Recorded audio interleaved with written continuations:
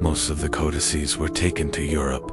They are now in libraries in London, Vienna, and Oxford. But their spirit still lives on in the mountains of Oaxaca. The jaguar claws of 8 deer happened in 1115, but its story is still told more than 1,000 years later. Perhaps this is the definition of a true legend. The legacy left to us by the Mixtecs goes beyond gold and precious stones. It reminds us of a part of humanity's shared heritage, the rise and fall of a civilization and a people's struggle for survival.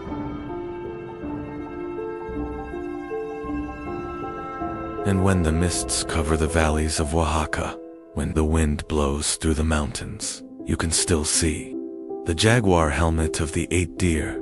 It's still there, still waiting, still telling its story. We are traveling through world history in chronological order, civilization by civilization, step by step across thousands of years. From the first cities to great empires, from forgotten kingdoms to legendary rulers. This journey has just begun. Join this journey through world history. Subscribe and explore the story of humanity with us. Today, beneath Mexico City, there was once a miracle 500 years ago, one of the largest cities in the world, yet built in the middle of a lake. Its people were not fishing in the water, they were building pyramids. And the inhabitants of this city demanded blood every day so that the sun would not die.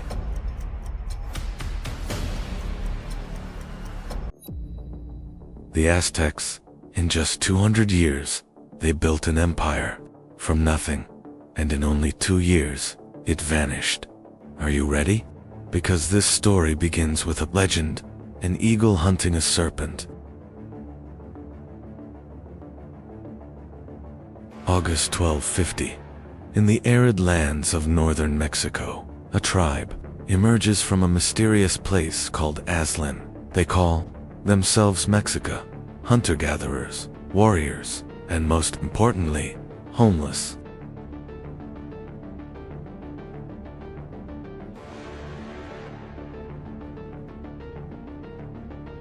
For centuries they migrated. Everywhere doors were slammed in their faces. Why? Because these men simply did not want peace. The war god Huitzilopochtli had told them, "You are the chosen people, but there is no paradise without bloodshed."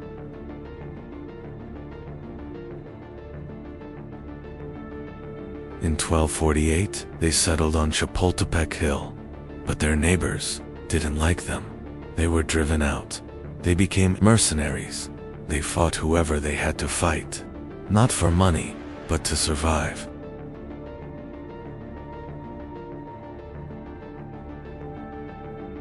In 1325, a miracle happened.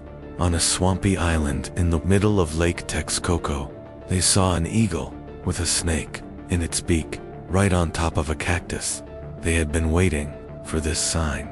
This would be Tenochtitlan, the heart of present-day Mexico City.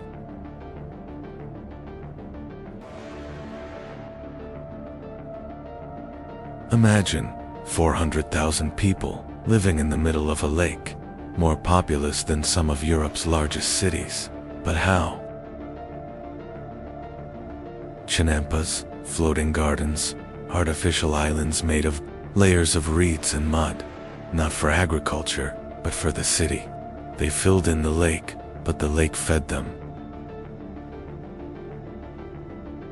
16 kilometers of aqueducts bringing water from the Sierra Madre Mountains, razor-sharp streets, 4 main gates, and in the center, Templo Mayor, a 45-meter-high twin temple, one to the war god Huitzilopochtli, the other to the rain god.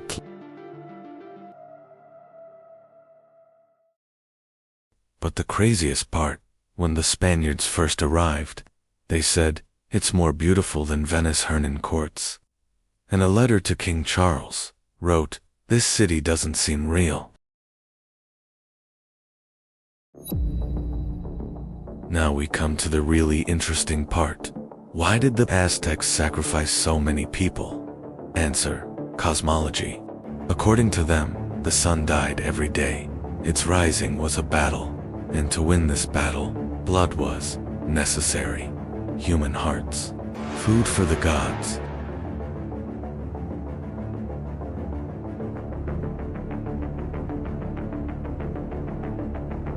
But how was this ritual performed? The sacrificial animal was first carried ceremonially for 4 days. It was painted and adorned with feathers. On the last night, it was carried up the 114 steps of the Templo Mayor. At the top, 2 priests waited. One held it by the head, the other by the feet, and they laid it on the stone altar. An obsidian blade would be inserted below the rib cage, and the heart would be removed while it was still beating. The heart would be placed in a stone bowl and offered to the god. The body, it would be thrown down the stairs. Sometimes their heads were cooked and served to the nobility. It was an honor. But it wasn't just religious, it was political too. At the opening of the Templo Mayor in 1487, Emperor Quetzalcoatl sacrificed 20,000 captives. It lasted for days. Why so many? Because it was a display, a show of force, a message: don't oppose us. Their wars were not about land, but about people. They were called the Flower Wars, ritual wars, just for capturing prisoners.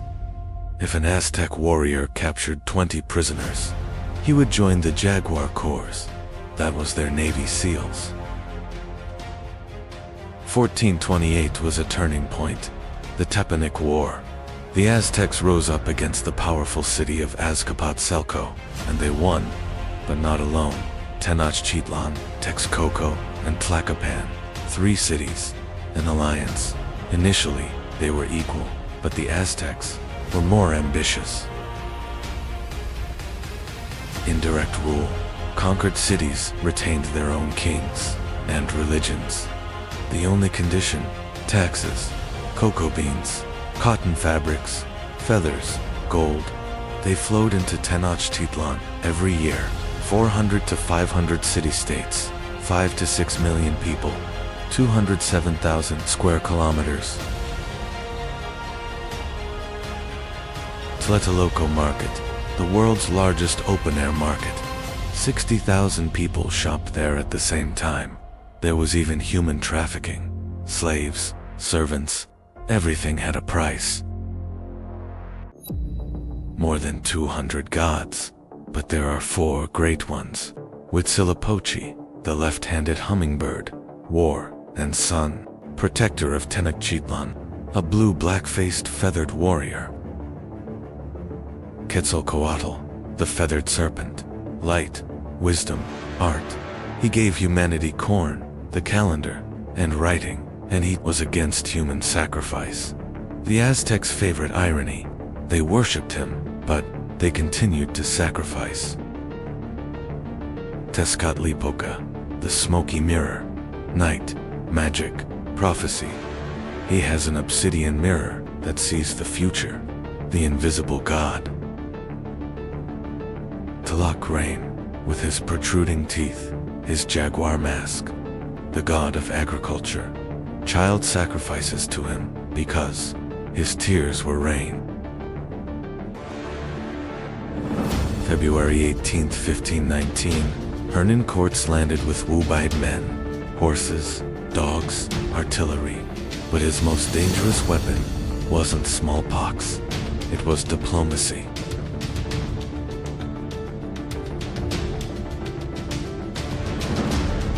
The Aztecs had many enemies. The people of Tlaxcala had never submitted. Courts formed an alliance with them, thousands of native warriors. Now this is not just a Spanish invasion, but a civil war.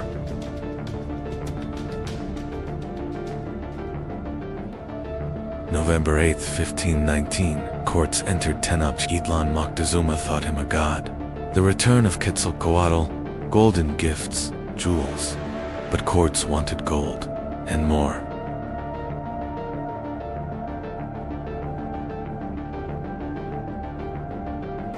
Junio 1520, Moctezuma died. Who killed him? It's still debated, but the city revolted. The Spaniards fled. La Noche Triste, the sad night. Half of them died, but they returned. August 13th, 1521. 75 days of siege, famine, smallpox. 25% to 50% of the population died. The last emperor, Cuauhtémoc, was captured. Tenochtitlan fell.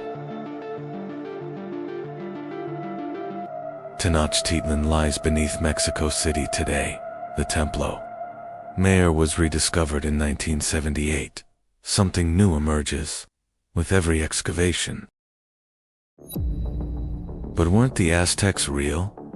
Mexico's name comes from Mexica, the eagle and snake on their flag. Chocolate, corn, tomatoes, avocados, they all come from them. They built an empire in 200 years. It was gone in 2 years. But 500 years later, we're still talking about it. That's real power.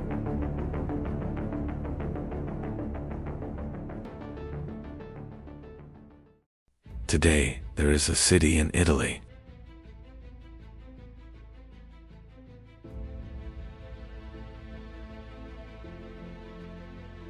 Tourists take photos. Cafes are full.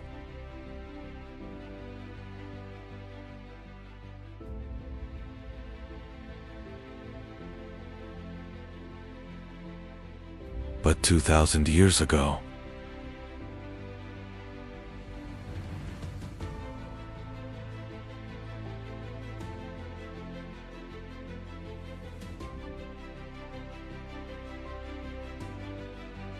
Rome.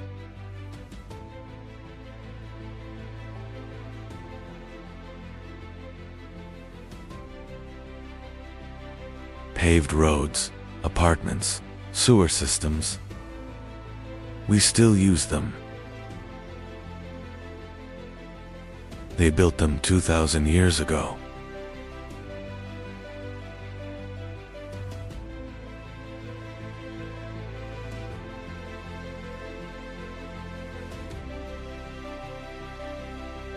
But the craziest part, this empire was not built in one day. It did not collapse in one day either. And when it collapsed, the world was plunged into darkness. Are you ready?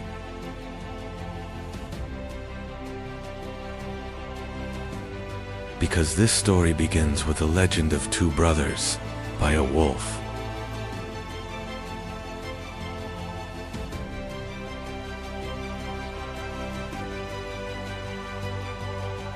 (753 BC), the Italian peninsula. 7 hills on the banks of the Tiber River, Palatine Hill. Here is a shepherd's tent. Inside are 2 infants, Romulus and Remus. According to legend, a king named Amulius wanted to kill his nephew. The babies were thrown into the river, but a wolf found them and nursed them. Then, a shepherd adopted them.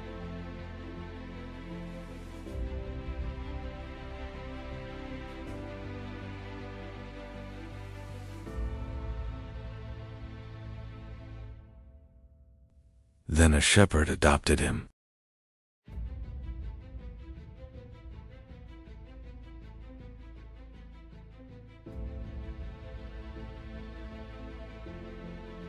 Years later, the brothers wanted to settle on these hills, but where? Remus chose Palatine Hill. Romulus chose Aventine Hill. They asked the gods. They counted the distances as the crow flies. Romulus saw 12. Remus saw 6. Romulus won.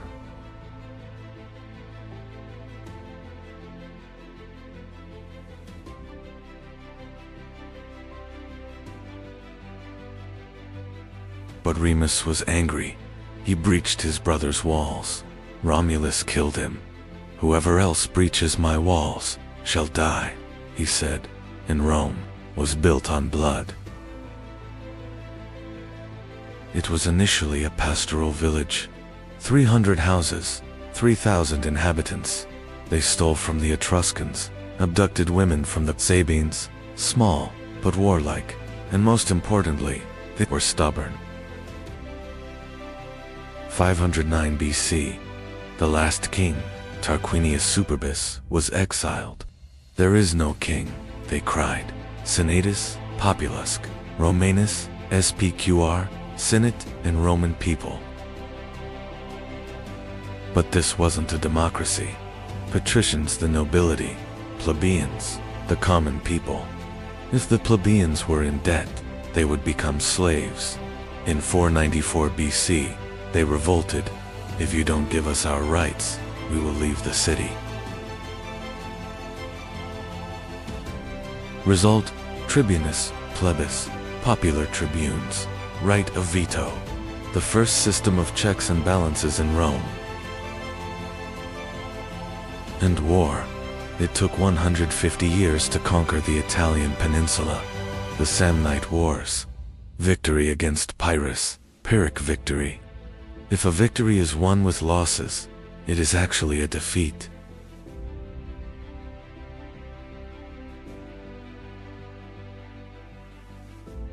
In 264 BC, Rome was the master of Italy, but a danger lay across the sea: Carthage. Carthage, modern Tunisia, founded by the Phoenicians, masters of maritime trade. Unlike Rome, rich, cultured, but with a mercenary army.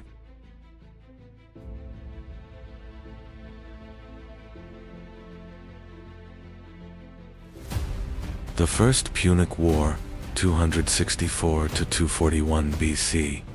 23 years. Naval battles. Rome formed its first fleet, Corvus Crow. They lowered bridges from the ships, turning the naval battle into a land battle. Victory. Sicily and Sardinia became Roman territories. But the greatest danger was yet to come: Hannibal.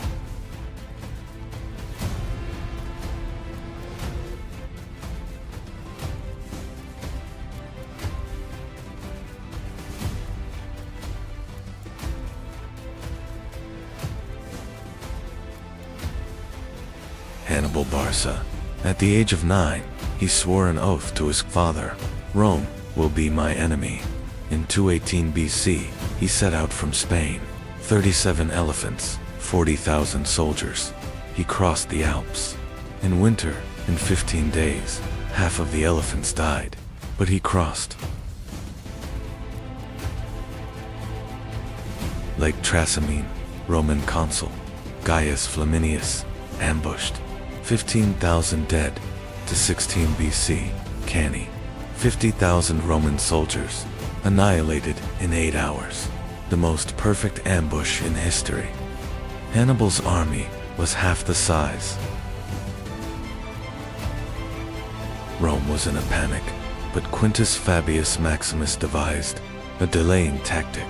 He didn't fight, he had tried it. Fabian tactics are still used today. 202 BC, Zama Scipio, Africanus. Hannibal defeated. The Second Punic War ends. Rome masters of the Mediterranean.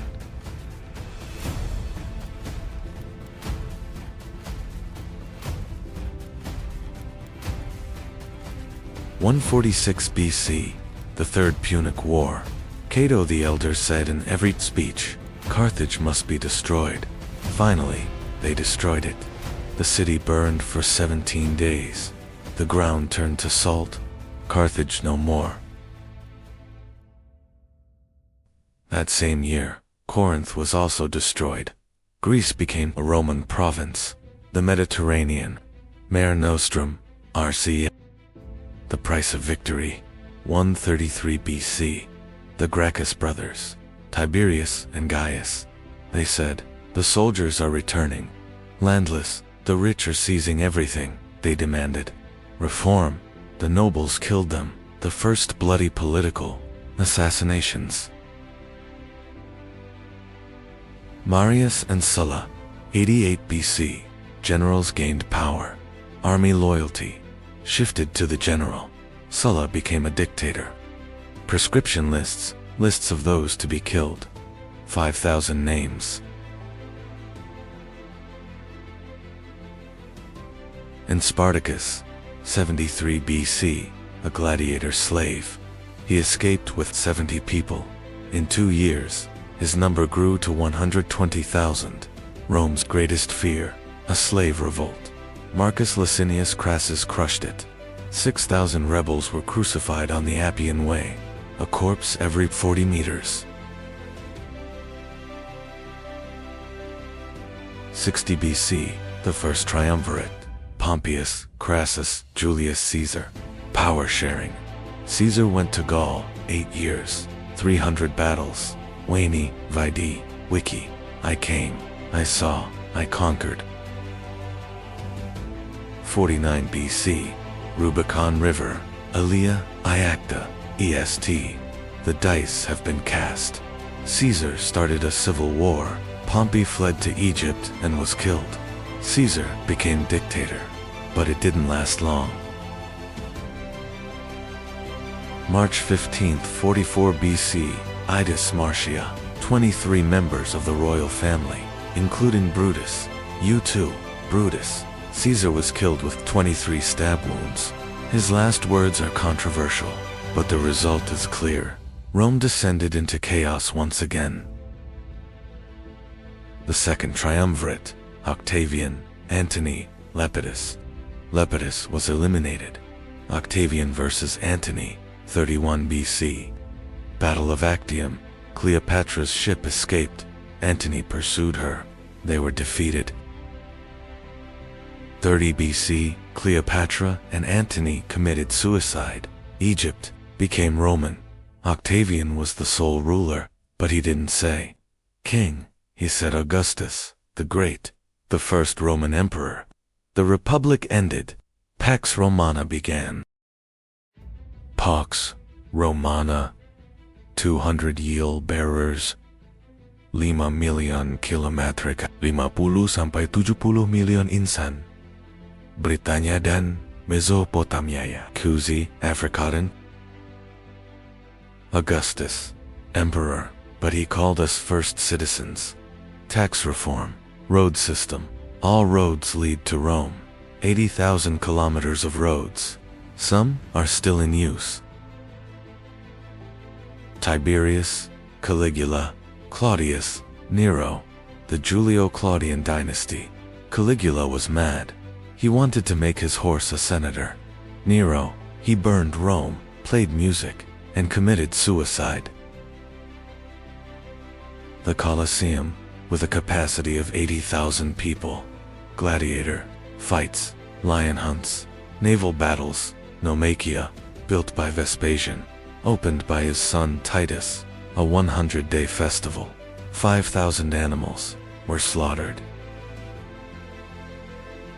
Trajan, 98 to 117 AD. The empire at its greatest extent. Dacia, Romania conquered. Gold mines, Trajan's Forum. Remember me like this. Hadrian 117 sampai 138 AD. Hadrian's Wall, defended Britain, admirer of Greece. Restored the temple in Ephesus and temples in Athens.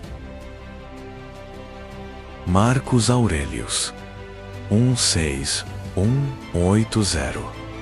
Age, philosopher emperor, author of On Myself. Stoic, life is a battle, long and varied. Only patience and courage save. But the golden age was coming to an end. Commodus, Marcus's son. He wanted to be a gladiator. He dressed like Hercules. He was strangled to death in 192. The empire began to crumble. The crisis of the 3rd century. 50 emperors in 50 years. Most were killed. Persians in the east, Germanic tribes in the north.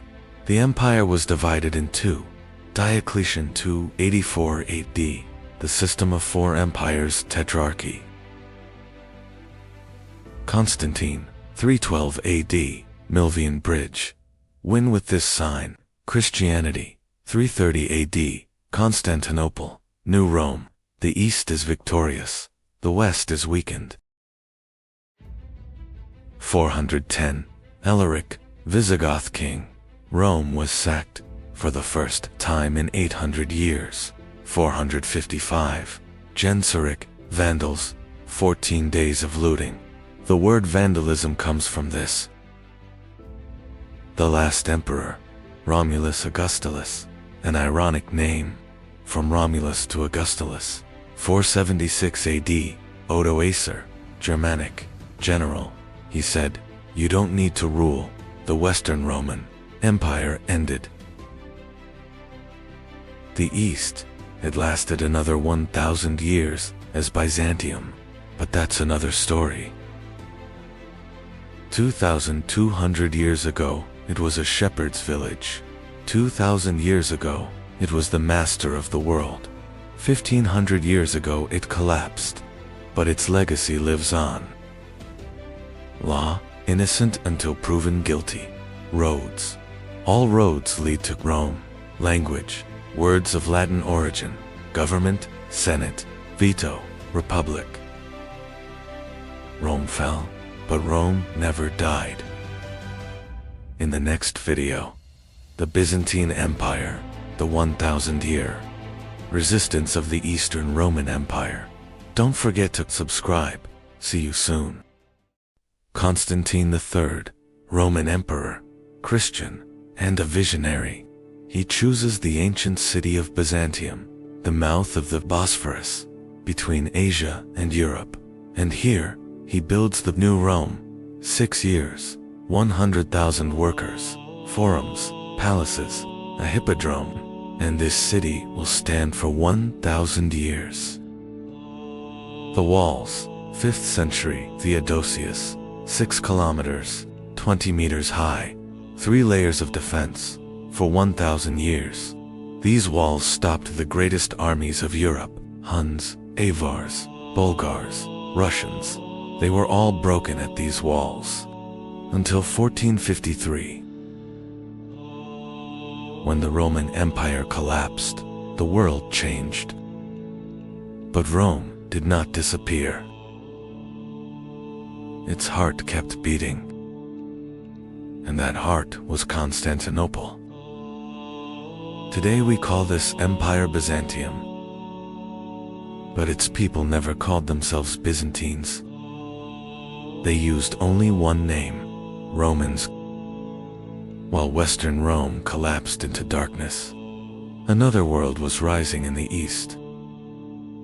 Rome's shift to the east was not an accident. Emperor Constantine understood the empire's future now lay in the east. So in the year 330, the capital moved away from Rome. The new capital would be Constantinople. This was not just a change of cities. This decision changed the destiny of Rome. Constantinople was not only a capital, it was one of the world's greatest trade gateways.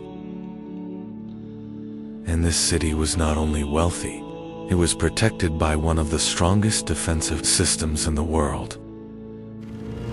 As Western Rome collapsed, central authority across Europe rapidly disintegrated. But in the east, Constantinople remained a powerful, imperial center. The city became one of the most important crossroads of trade between East and West. This trade network gave Byzantium enormous economic strength. Byzantium was powerful, not only militarily, but also through diplomacy. In the 6th century, Emperor Justinian became one of the most powerful rulers in Byzantine history. Justinian's greatest ambition was to restore the former borders of the Roman Empire.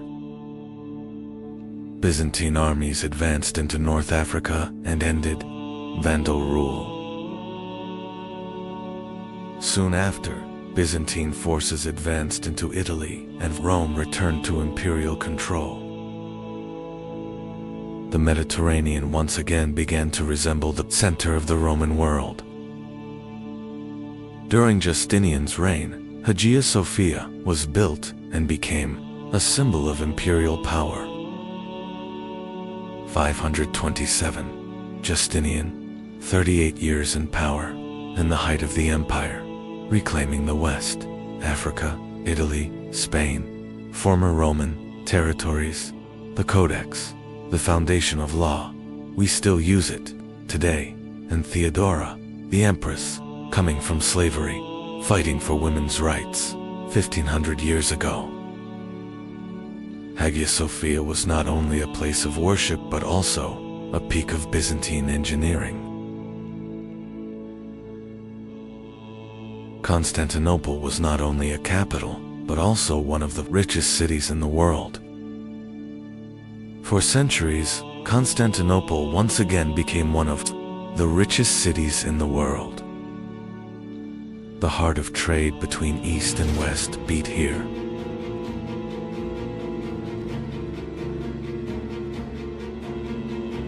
Eighth century, iconoclasm, icons banned, war within Christianity, and this war weakens the empire. 1054, the Great Rome and Constantinople, Catholic and Orthodox. They never united. In 1204, the Fourth Crusade, the Crusaders plunder the Christian city. Byzantium falls to its own brethren. 50 years of occupation, and then a resurgence, but weaker, always weaker. Justinian reorganized Roman law and left a lasting legacy. However, Byzantium entered long and exhausting wars with the Sasanian Persians in the east. After these wars, the Arab conquests began, and Byzantium lost important territories. Yet Constantinople survived thanks to its powerful defensive walls. Byzantium survived not only through war but also through diplomacy. The empire developed new military systems to defend its borders. But in 1071, the Battle of Manzikert became a major turning point for Byzantium. After the defeat at Manzikert, the gates of Anatolia began to close for Byzantium. Byzantine control in Anatolia rapidly weakened. During this period, Byzantium was forced to seek military support from the West. But the Crusader armies unexpectedly turned toward Constantinople. In 1204, Constantinople was captured by the Crusaders. The city was looted, and Byzantium suffered a devastating blow. Byzantium recovered, but it never regained its former strength. The 14th century, the Ottoman Empire, rising from Anatolia, Byzantium, now a city-state, just Constantinople and the Peloponnese, in 1451, Mehmed II, 19 years old, and his goal is clear. This city, April 1453, 80,000 Ottoman soldiers, 7,000 Byzantine defenders, and a 21-year-old emperor, Constantine XI, the last Roman emperor. Meanwhile, a new power was rising in Anatolia, the Ottoman state. Ottoman ships were transported over land into the Golden Horn. In 1453, Sultan Mehmed II arrived before the walls of Constantinople. This move neutralized the city's strongest defensive line.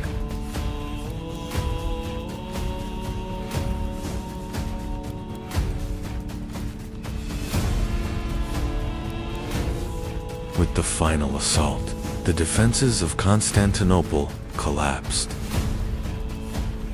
On May 29, 1453, Constantinople fell.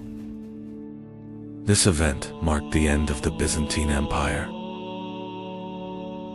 But Rome did not die, because Byzantium left a legacy: Orthodox Christianity, Russia, Greece, the Balkans, law, Justinian's Codex, the foundation of Europe, art, mosaics, icons, and Hagia Sophia.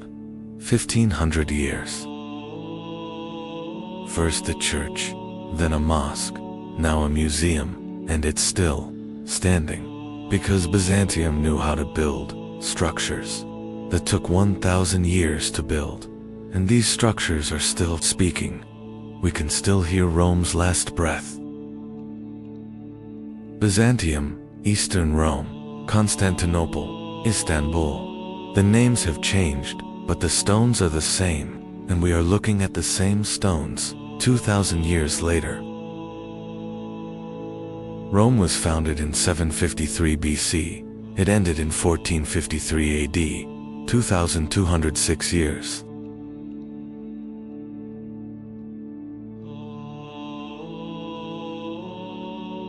Byzantium protected Hagia Sophia for 1,000 years. Istanbul is still situated between two continents. Hagia Sophia welcomes its visitors in all its splendor on Turkish soil. This great transformation, stretching from the last heir of Rome to the rise of the Ottoman Empire, was one of the most important turning points in history. We continue to trace the footsteps of world history together. Don't forget to subscribe to the channel and stay with us on this journey for the continuation of the series. The last queen of Egypt. The woman who changed the fate of Rome. And a ruler who influenced the two most powerful men of the ancient world. She was the last hope of a collapsing civilization. Cleopatra is often remembered for her beauty, but her true power was not her beauty. Cleopatra was born in Alexandria in 69 BCE, but she was not ethnically Egyptian, as many people believe. Cleopatra was a member of the Ptolemaic dynasty, established after the death of Alexander the Great. This dynasty ruled Egypt for nearly 300 years. Rome was rising, while Egypt struggled to survive. Cleopatra was only 18 when her father died. According to tradition, she ascended the throne, together with her younger brother. Sibling marriage was common in the Ptolemaic dynasty. This situation quickly turned into a civil war. Cleopatra was removed from the throne. At that moment, Julius Caesar arrived in Egypt. Cleopatra made one of the boldest political moves in history. Legend says she entered the palace hidden inside a carpet. This was not just a dramatic entrance. Cleopatra gained Caesar's support. With his help, she returned to the throne. This event changed not only the fate of Egypt, but also the future of Rome. From this union, a child was born, Caesar. But in 44 BCE, Caesar was assassinated in the Senate by a group of senators, including Brutus and Cassius. Cleopatra was once again alone. A new leader emerged in Rome, Mark Antony. Cleopatra formed an alliance with him. This alliance soon became a powerful partnership. Together they formed a major power in the Eastern Mediterranean. 10 years, 2 children, and a plan. Donations of Alexandria. 34 BC, Antony gives the East to Cleopatra's children: Egypt, Syria, Cilicia, Cyprus. This is Roman territory. and Rome is going mad. Octavian is spreading propaganda. Antony is a prisoner of a woman. The East is surrendering to a woman. Cleopatra was Rome's enemy, but the truth is, it was an alliance of two powerful people, and this alliance was a threat. But another leader was rising in Rome, Octavian. Rome was now divided.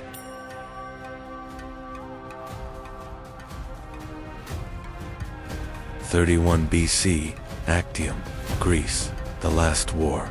Cleopatra and Antony, 500 ships, Octavian, 400. But the command is chaotic.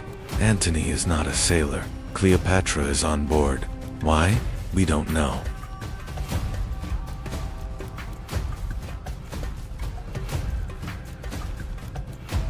A complete mess.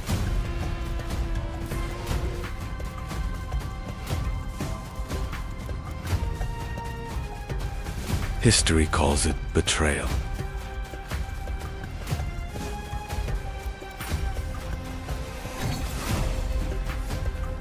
This conflict led to one of the most important naval battles in history, the Battle of Actium. Cleopatra and Antony were defeated. This defeat marked the beginning of the end for Egypt. Octavian was approaching with his armies. Octavian is approaching.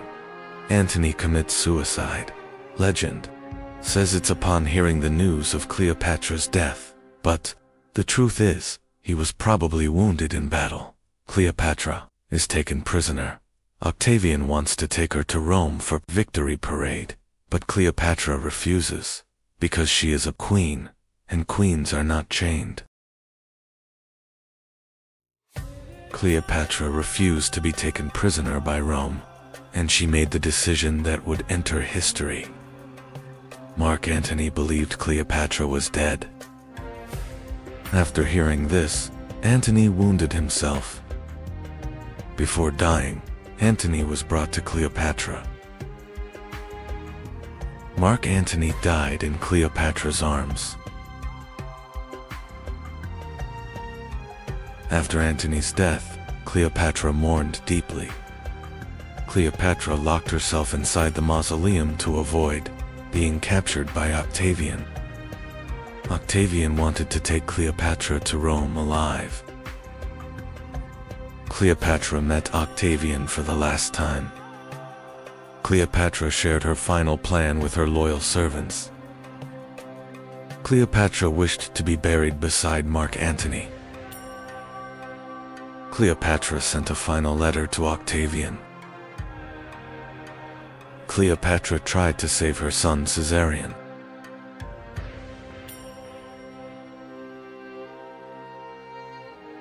Cleopatra remained with only her two loyal attendants. A basket of figs was brought to Cleopatra. Inside the basket was a cobra. Cleopatra took her own life. 30 BC, August 12th. Cleopatra, 39 years old. She is poisoned. The snake, legend, real, perhaps opium, perhaps a poisoned needle, but the result is the same. The last pharaoh dies, and Caesarion, 17 years old, ascends the throne, but only for 11 days. Octavian kills him, because Caesar's son is a threat. Egypt becomes a Roman province. 3,000 years of pharaohs come to an end. Charmian adjusted Cleopatra's crown and said, "This was a death worthy of a queen." Caesarion was captured and executed. When Roman soldiers entered the chamber, they found Cleopatra dead. Octavian received the news of Cleopatra's death. Cleopatra and Mark Antony were buried together. Egypt was no longer an independent kingdom. Egypt became one of the most important provinces of the Roman Empire. The age of the pharaohs had come to an end. Cleopatra's name continued to be remembered, even 2,000 years later. Cleopatra was not remembered only for her beauty. Cleopatra could speak 9 different languages. Cleopatra was the first Ptolemaic ruler to speak the Egyptian language. Cleopatra was a skilled diplomat. Cleopatra was the last ruler who tried to save her country. Cleopatra's story was not a love story. It was a struggle between empires. Most of what we know about Cleopatra comes from Roman historians. For this reason, Cleopatra's true story is still debated today. Roman historians portrayed Cleopatra as a threat. Cleopatra was not only a queen, but a powerful leader. History remembers not only rulers, but the decisions they made. Cleopatra. History remembers her for her beauty and intrigue, but she was also a diplomat, a linguist, a survivor. He reigned for 22 years. He formed alliances with 2 great Roman leaders, and he maintained control to the very end. Even his death was his own choice, because he was the last pharaoh, and pharaohs don't become slaves. Rome defeated her, but Cleopatra became a legend, and 2,000 years later, we're still talking about her, because she wasn't just a queen, she was the last. The last pharaoh, the first feminist, a legend. Follow the channel to explore world history in chronological order and continue this journey through time with us. Year 224. Rome faced a new enemy in the east. Its name was the Sassanid Empire, and it would become Rome's greatest rival for 4 centuries.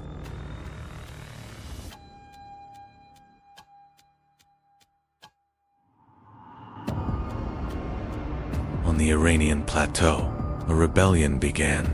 A local ruler named Ardashir challenged the 400-year-old Parthian Empire, and at the Battle of Hormozgan, he defeated the Parthian king and began a new era.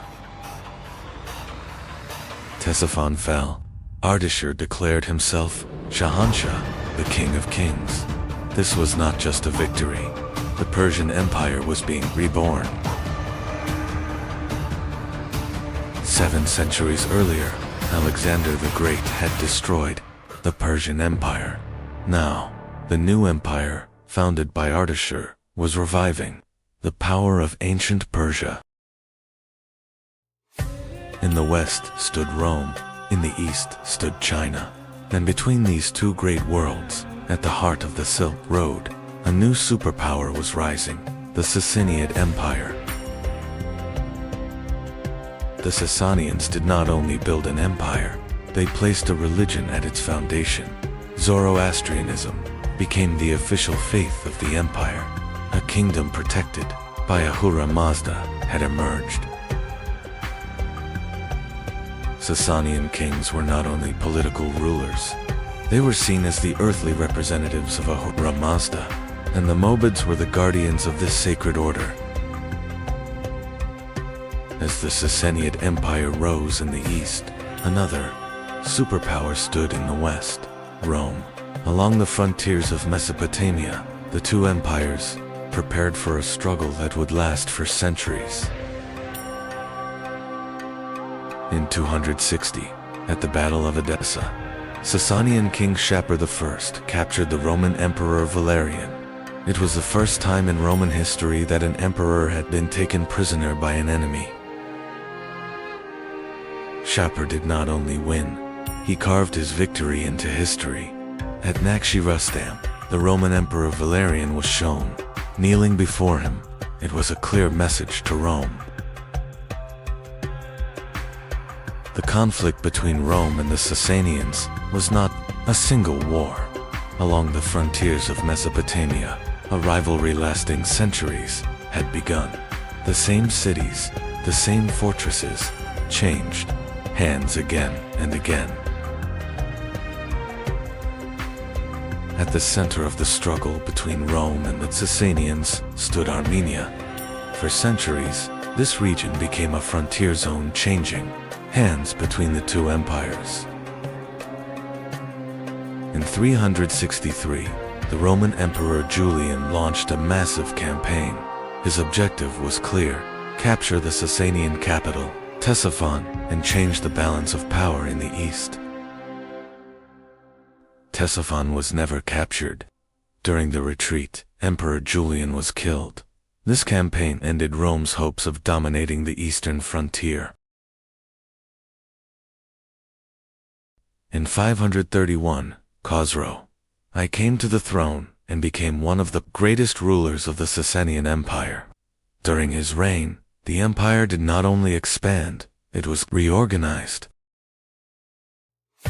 Khosrow I was not only a warrior, he reorganized the tax system, strengthened the army, and transformed the empire into a more centralized state.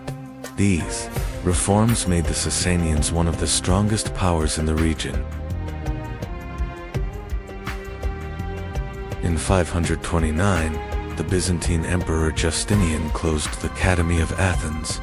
Some philosophers fled east to the Sasanian court.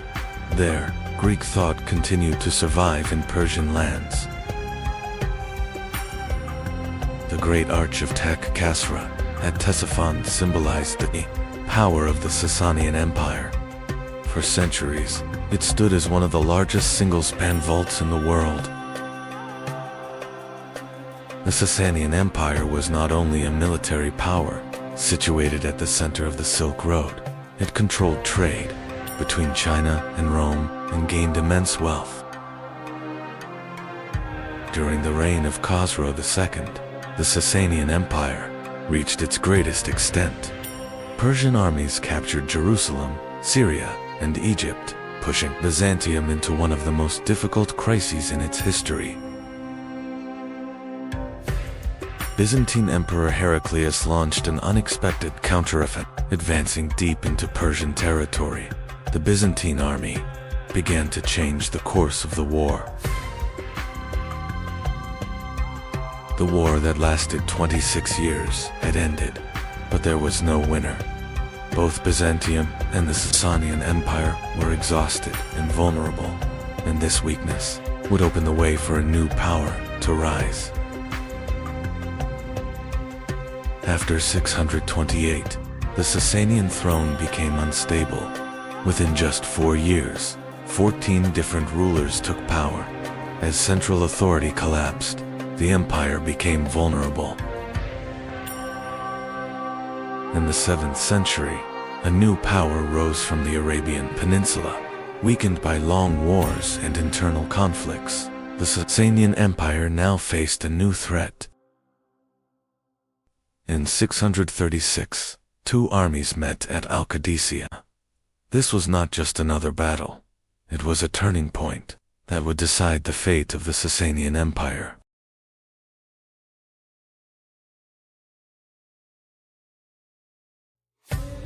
After Al-Qadisiyah, the Sasanian capital Ctesiphon fell.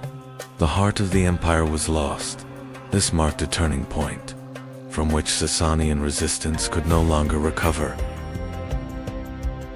In 642, at Nahavand, the Sasanian army made its final, major stand. But this battle, later known as the Victory of Victories, would mark the end of Persian resistance. In 651, the last Sasanian king, Yazdegerd III, was killed. With his death, the Sasanian Empire, which had ruled for more than 4 centuries, came to an end. The Sasanian Empire fell, but its legacy lived on. In Iranian identity, in the court culture of the Islamic world, and across medieval civilizations, the influence of the Sasanians endured for centuries. The Sasanian Empire had fallen, But history did not stop. In the same century, a new civilization was rising in Arabia, and this rise would change the balance of the world forever. The rise and fall of the Sasanian Empire was part of one of the greatest turning points in world history, and this story was only just beginning. The Sasanian Empire fell, but the system they built and the legacy they left behind continued to shape world history. One of the strongest elements of the Sasanian army was the Savaran cavalry. These heavily armored horsemen formed the backbone of the empire's military strength against Rome for centuries. The Sasanian army was not made up of cavalry alone. War elephants provided both physical and psychological superiority against enemy armies. Ctesiphon was not just a capital. It was the political and economic center of the Sasanian Empire, Rome's greatest rival in the East. The Sasanian Empire rested on a strong social structure. Priests protected religion, warriors defended the borders, officials governed the state, and farmers sustained the empire's economy. The Sasanian Empire fell, but its court traditions, administrative system, and political culture continued to live on during the Abbasid era. The Sasanian Empire had fallen, but Persian cultural identity did not disappear. The legacy of the Sasanians continued for centuries to come. The Sasanians created a powerful monetary system. The silver drachm became an important currency used not only inside the empire, but across the Middle East and Central Asia.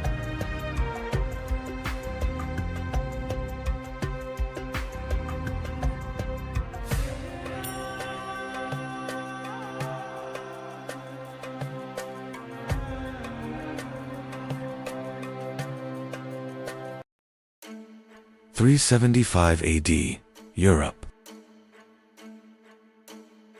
The Roman Empire has ruled for 400 years. The borders are secure. The forests are silent. And suddenly, a sound in the distance. The sound of horseshoes. So much, so fast. Huns.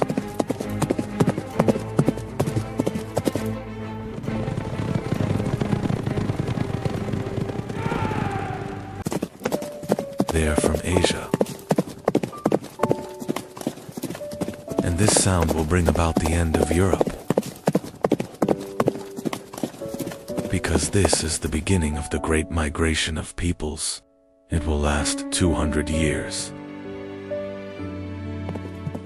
Vandals, Visigoths, Ostrogoths, Franks, Anglo-Saxons. They will all move. And Rome will fall. This is not just a migration. This is a chain reaction.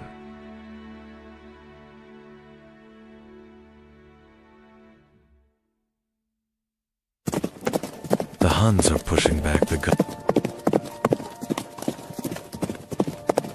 Goths, the Vandals, the Alans, and all of them towards Rome. 200 years, 5 million people. And in the end, the map of Europe will be redrawn.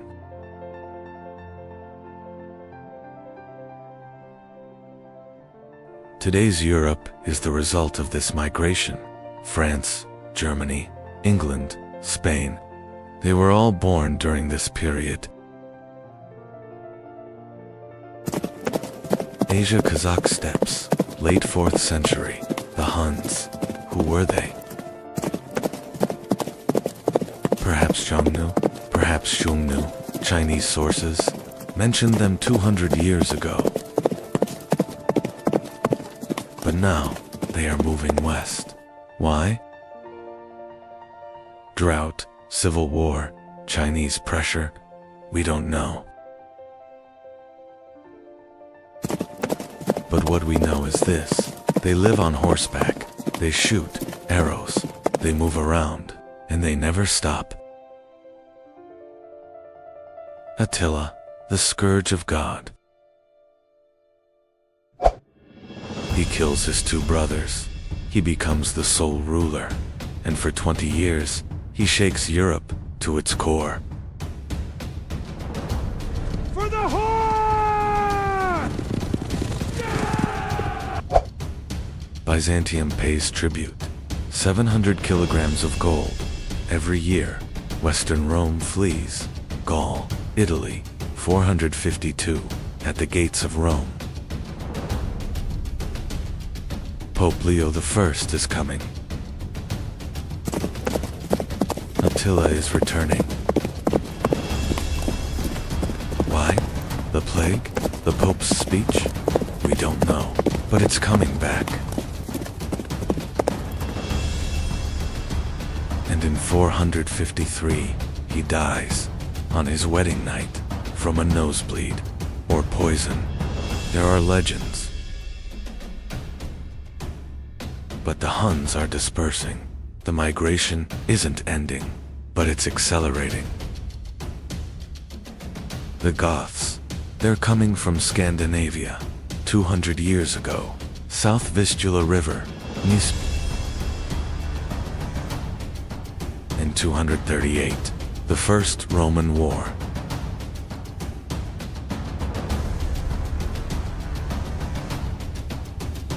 But at the same time, trade will continue. The Goths want Rome. And Rome wants the Goths. Soldier, refugee, buffer zone. This relationship will last 200 years, but in 376, it changes. The Huns are coming. 376, Fritigorn, Gothic king, reaching the Roman border. Refugees, hungry, and Rome is helping the refugees. But it's not enough. The hunger revolt begins in 300. Emperor Valens is dying. For the first time, an emperor is killed by barbarians. 410, Alaric, Visigoth king, he enters Rome. 3 days of looting. For the first time in 800 years, Rome has fallen. The world is in shock.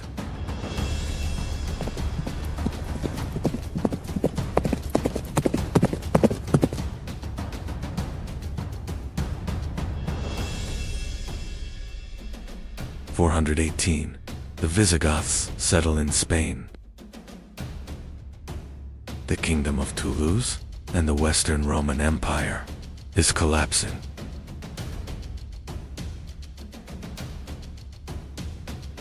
476. The last emperor, Romulus Augustulus, young puppet. The Ostrogoth general Odoacer dethrones him.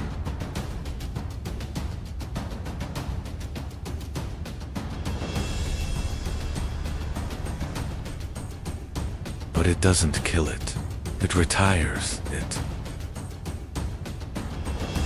The Goths are now in Italy, and the Western Roman Empire is coming to an end.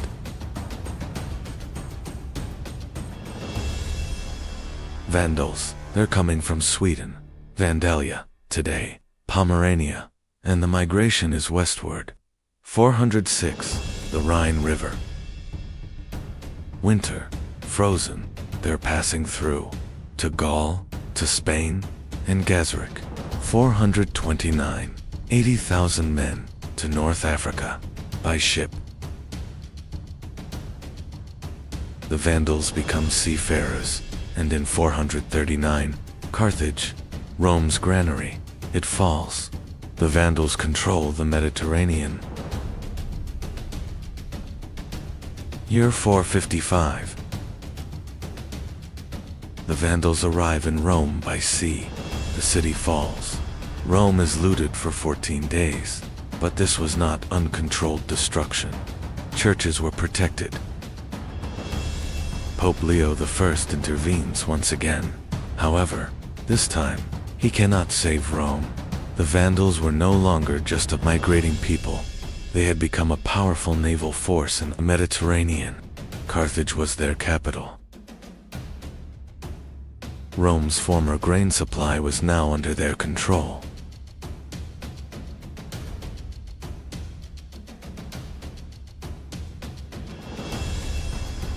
Gold and trade were strengthening Vandal power.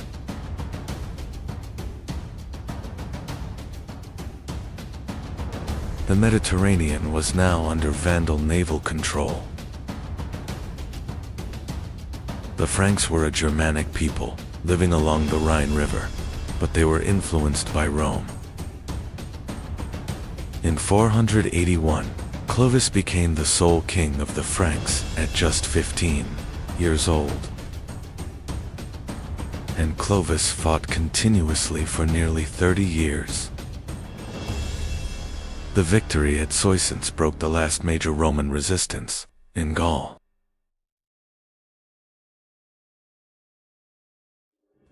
The Battle of Tolbiac became a turning point for Clovis. In 496, Clovis converted to Christianity. It was not only faith, it was strategy. The Roman Church and the Gallo-Roman population now supported Clovis. Clovis died, but the Franks continued to grow. And from this legacy emerged France, Germany, the Netherlands, and Belgium. In just 200 years, between 375 and 575, Europe became unrecognizable. Western Rome collapsed. The Eastern Roman Empire survived, but reduced in power. New kingdoms emerged: Visigothic Spain, Ostrogothic Italy, Frankish Gaul. The Vandals, Burgundians, Alans, Herulian Gepids. Some disappeared, others faded into history. This transformation was not only political. Language, culture, and religion changed. Christianity spread. The Pope grew. Stronger, Rome returned. Not as an empire, but as a church. Today, France, Germany, England, Spain, and Italy. All of them were born in this period.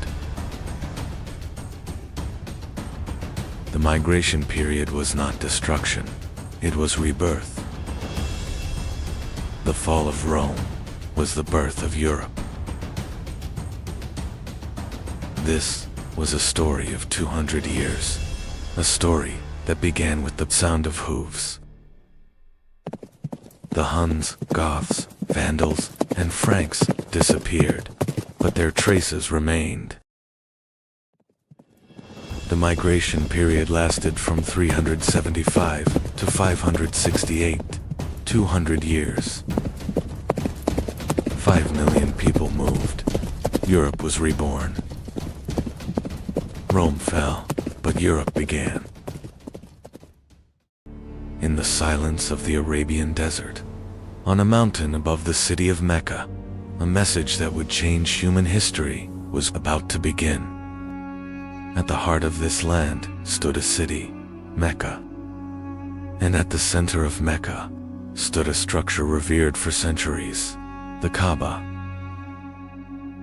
In the early 7th century, the Arabian Peninsula, a land of vast deserts, tribal rivalries, and intersecting trade routes. In this land, a message would emerge that would change the course of world history.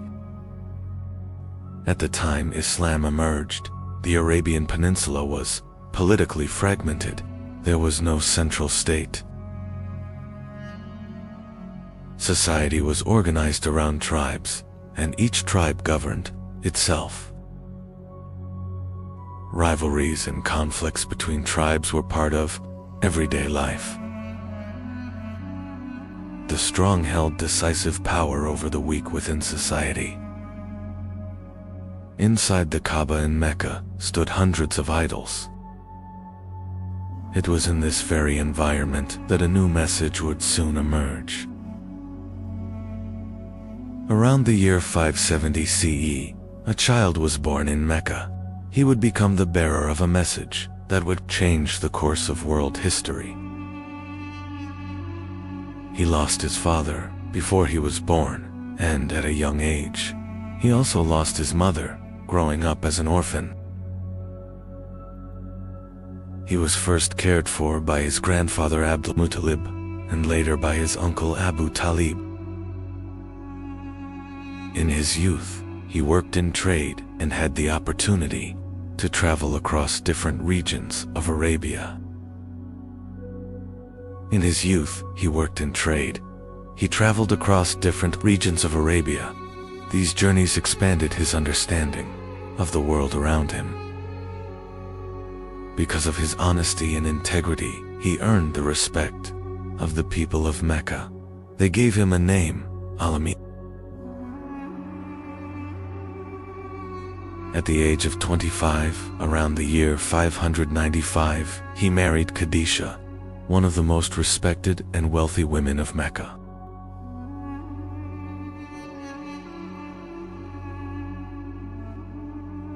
The year was 610. He had withdrawn to the cave of Hira, near Mecca. There an event was about to unfold that would change the course of human history. One night, inside the cave of Hira, the first revelation began that would change the course of human history. And that night, the first word was revealed. Read. After that night, as he descended from the mountain, nothing would ever be the same again. He returned home that night. He was deeply shaken and trembling. He asked his wife Khadijah to cover him. His wife Khadijah comforted him. She reassured him and stayed by his side. She told him this was not something to fear.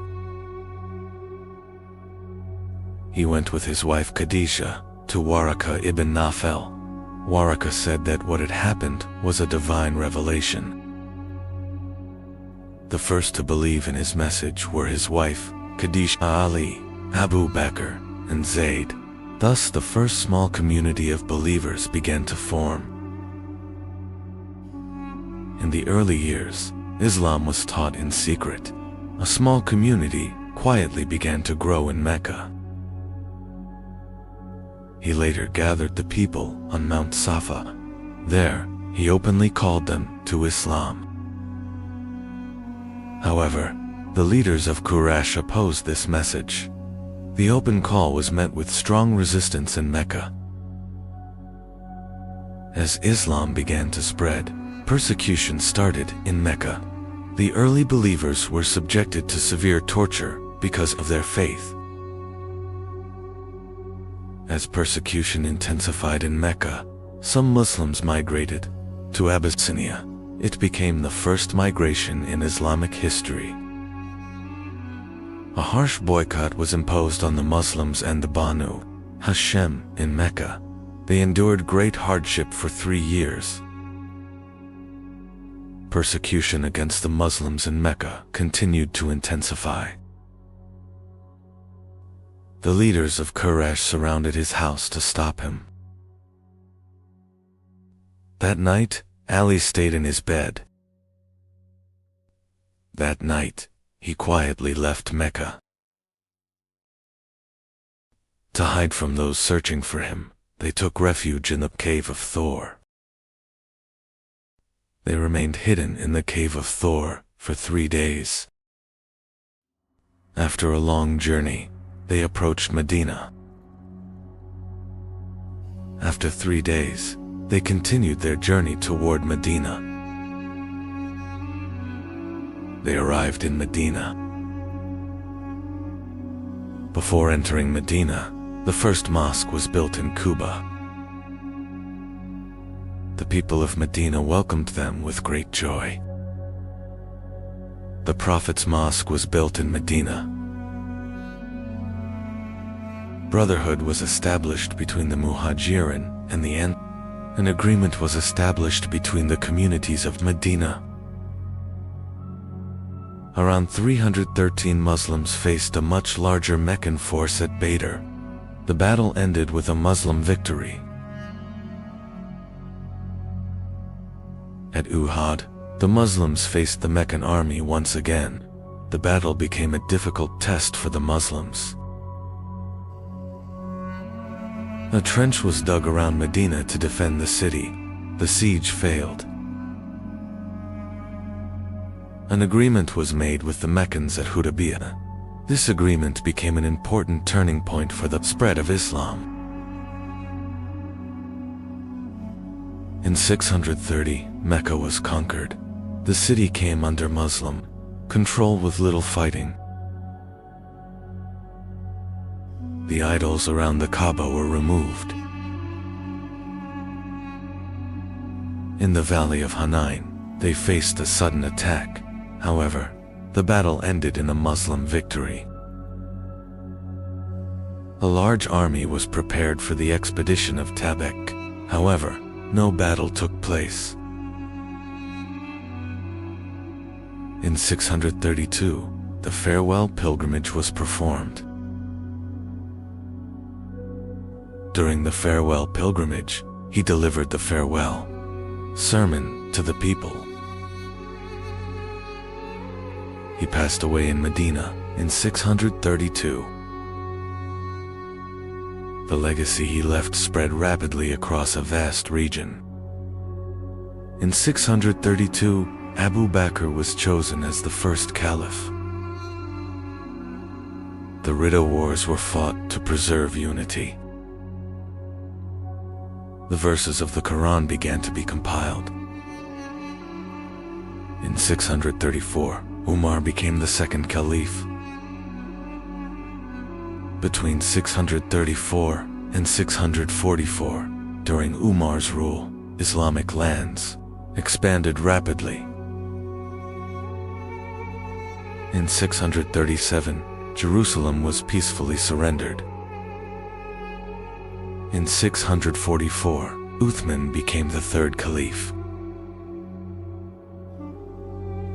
During Uthman's rule, copies of the Quran were prepared and sent to different regions. In 656, Uthman was martyred. In 656, Ali became the fourth caliph. In 656, the Battle of the Camel took place. In 657, the Battle of Siffin took place between the forces of Ali and Muawiyah, the governor of Syria. This battle was a continuation of the political crisis that began after the martyrdom of Uthman. It became one of the major turning points of the Rashidun period. It was followed by the arbitration event and the emergence of the After the Battle of Siffin, an arbitration took place between the two sides. This development led to new divisions in the Islamic world. After the arbitration that followed the Battle of Siffin, a group separated from Ali's army and became known as the Kharijites. This development led to new divisions in the Islamic world. In 658, the Battle of Nahrawan took place between Ali and the Kharijites. In 661, Ali was martyred. Thus, the Rashidun period came to an end. Abu Bakr was known for his honesty and loyalty. He became the first caliph and preserved unity during one of the most difficult periods of Islam. Umar was known for his justice and strong leadership. During his rule, the Islamic State became a major. Uthman was known for his kindness and generosity. During his rule, copies of the Quran were distributed to different regions. Ali was known for his courage, wisdom, and justice. He became one of the most important leaders in Islamic history.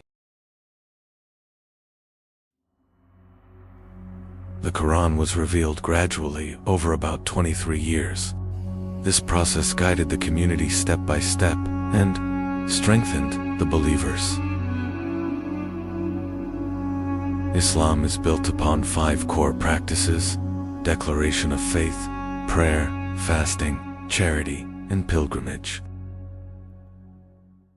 Islam encourages reading, cleanliness, goodness, and justice. It emphasizes protecting the weak and carrying responsibility. Within society, to be a Muslim, one must declare with the tongue and believe with the heart. The Quran clearly declares that there is no God but Allah and that Muhammad is his messenger. This belief forms the foundation of Islam. Islam is a faith built upon justice, compassion, knowledge, and good character. For centuries, it has continued to guide the lives of millions of people. In 661, after the death of Ali, a new era began in the Islamic world.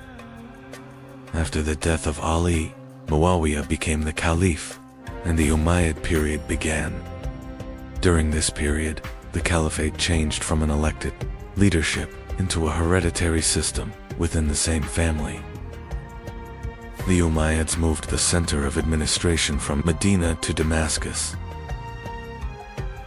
Damascus soon became the political center of the Islamic world. During Muawiyah's rule, the state administration was reorganized and the central authority was strengthened. During Muawiyah's rule, a disciplined and powerful army was established. During Muawiyah's rule, a strong naval fleet was established, increasing the influence of the Islamic State in the Mediterranean. During the Umayyad period, naval conflicts with Byzantium began to shift the balance of power in the Mediterranean. In 680, after Muawiyah, his son Yazid became caliph. Thus, the caliphate turned into a hereditary system passed from father to son. In 680, Hussein and a small group with him were surrounded. In Karbala, this event became a turning point that left a deep impact on Islamic history. During the Umayyad period, Muslim armies advanced westward and brought much of North Africa under their control. In 711, the Muslim army, led by Tariq ibn Ziyad, crossed into Al-Andalus, marking the beginning of a new era in Europe. With the conquest of Al-Andalus, Islam reached the European continent, and a new civilization began to emerge in the region. During the Umayyad period, Muslim armies advanced eastward and reached the Transoxiana region of Central Asia. Under the command of Muhammad ibn Qasim, Muslim armies reached the region of Sind, bringing Islam to the Indian subcontinent. During the reign of Abd al-Malik, Arabic became the official state language, and the first Islamic coins were introduced. These reforms strengthened central authority. In 691, the Dome of the Rock was built in Jerusalem. It became one of the most important monuments of early Islamic architecture. During the reign of Al-Walid I, the Umayyad Mosque of Damascus was built. It became one of the most important symbols of Umayyad power and early Islamic architecture. During the Umayyad period, the Islamic State expanded across a vast territory stretching from Al-Andalus in the west to Central Asia in the east. During the Umayyad period, trade routes expanded, and major cities became important economic centers. Toward the end of the Umayyad period, the Abbasids began to gain strength and opposition movements spread rapidly.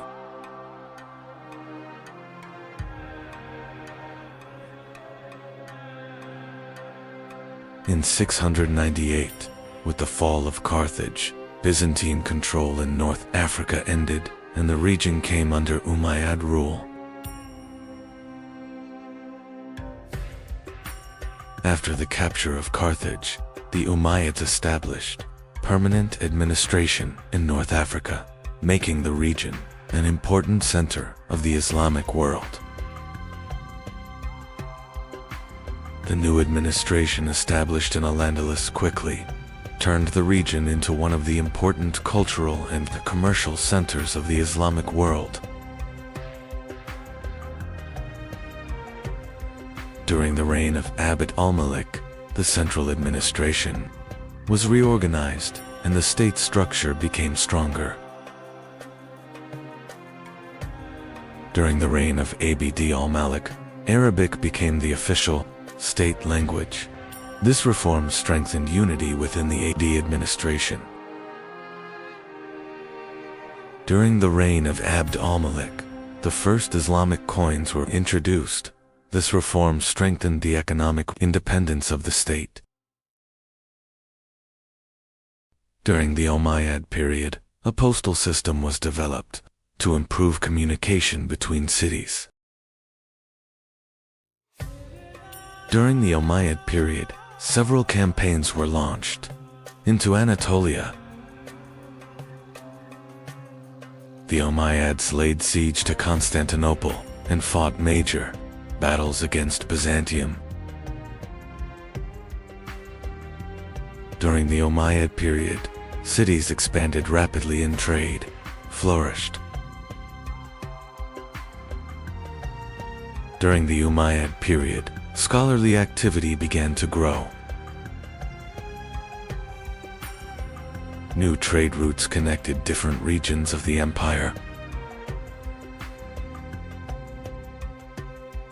During the Umayyad period, the Islamic State expanded across 3 continents. During the reign of Al-Wal, major construction projects were carried out in cities.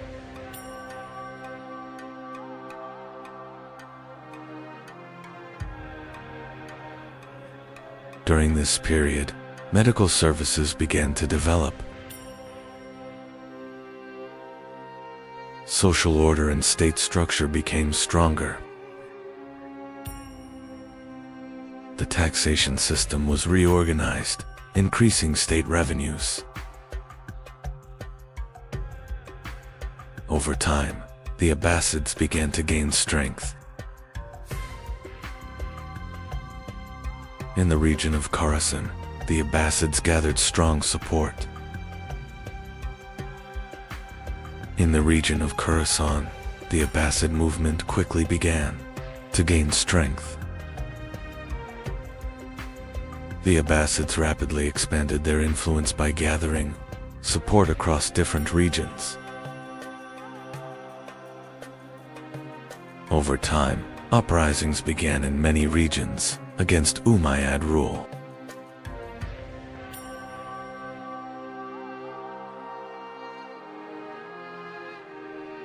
Abbasid armies advanced westward and began a major struggle against Umayyad rule.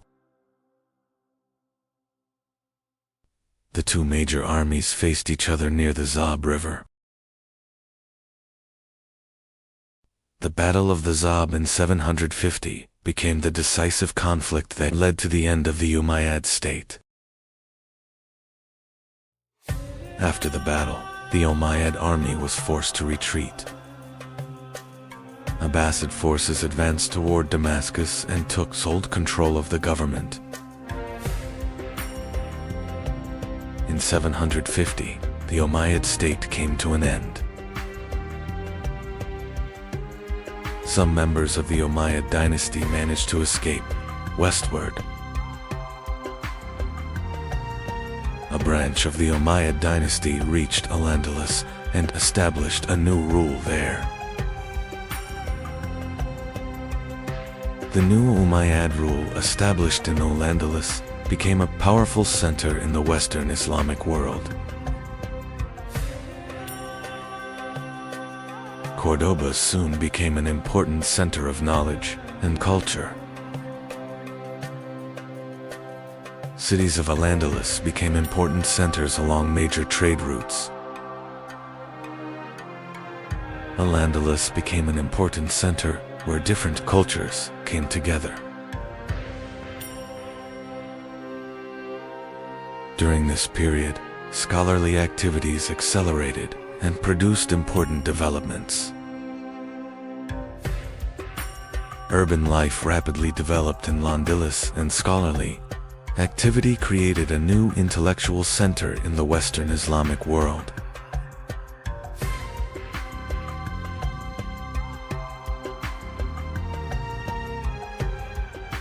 The Umayyads left lasting architectural achievements that became an important part of Islamic civilization.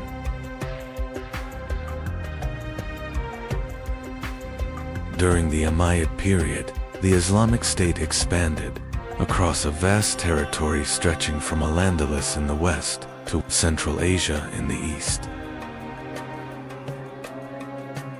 The Uhayyid period played an important role in the political, cultural, and economic development of Islamic civilization.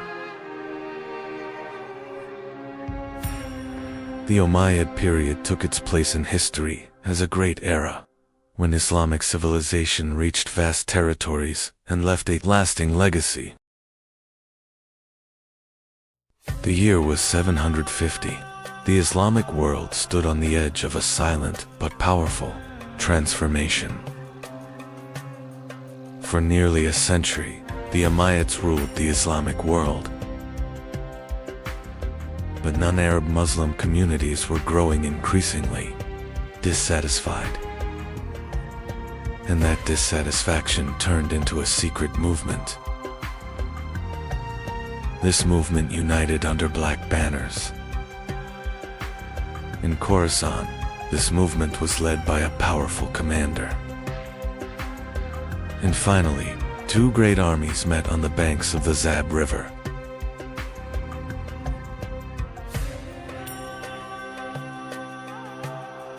This battle was not just a defeat.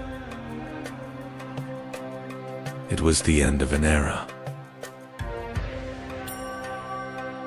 A new era had begun, and the Abbasids had entered the stage of history.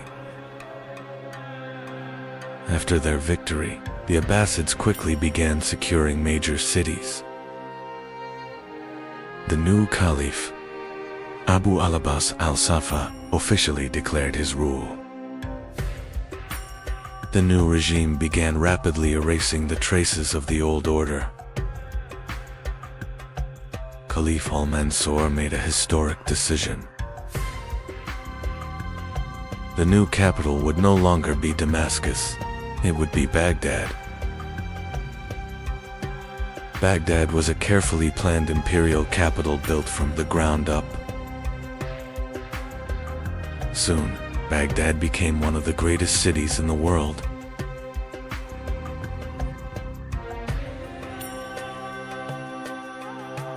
During the reign of Harun ar-Rashid, Baghdad became one of the most powerful cities in the world. Baghdad was no longer just a capital city. Baghdad had become the center where the world's trade routes met. At the House of Wisdom, texts from across the world were being translated. The knowledge of ancient Greece was being rediscovered. Al-Khwarizmi was transforming the foundations of mathematics. Astronomers studied the skies to understand the universe. Ibn Sina was writing one of the most important medical works in history. Early forms of modern hospitals were emerging in Baghdad. Baghdad had become one of the greatest centers of knowledge in the world. Under the Abbasids, Baghdad had become one of the brightest cities in human history. But the central authority of the Abbasids slowly began to weaken. In distant provinces, governors began making their own decisions. In North Africa, central authority was gradually fading. In the West, Al-Andalus had become a completely independent power. In Baghdad, the balance inside the palace was beginning to change. The caliphs relied on Turkic soldiers to secure their safety. But over time, these soldiers began influencing palace politics. The caliphs were gradually becoming symbolic leaders. In the 10th century, the Ubayyids entered Baghdad and took control. The caliphate continued, but real power was now in their hands. In the 11th century, a new power began rising from the east. This power was the Seljuk ruler Tughril Beg was advancing rapidly westward. The Seljuks quickly took control of Persian lands. Meanwhile, Baghdad had become politically weakened. The city was under Ubayyid control. In 1055, the Seljuk army entered Baghdad. Tughril Beg placed the caliph under his protection. And thus, the Seljuk sultans became the political leaders of the Islamic world. During the Seljuk period, the caliphs continued as religious leaders. But political power now belonged to the Seljuk sultans. The Seljuks restored order by building a strong administrative system. One of the architects of this system was Nizam al-Mulk. The Nizamiya madrasas he founded transformed the education system. These madrasas created a new educational network, the Islamic world. Under the Seljuks, the Islamic world regained strong political stability. But a new threat was emerging from the West. The Crusades pushed the Islamic world into a new struggle.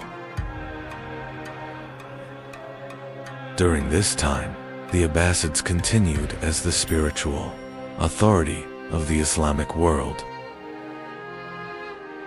In the 13th century, a new and powerful threat rose from the east.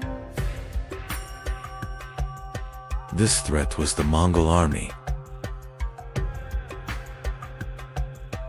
At the head of the Mongol army stood Hulagu Khan. The Mongol army was advancing toward Baghdad.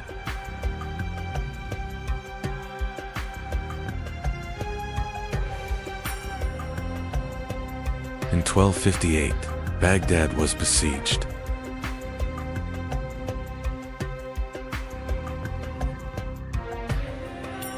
The city fell quickly.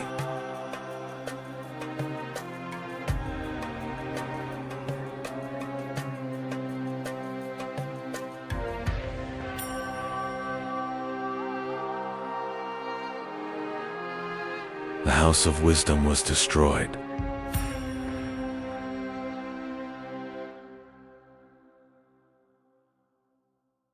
The Tigris River flowed dark with ink for days.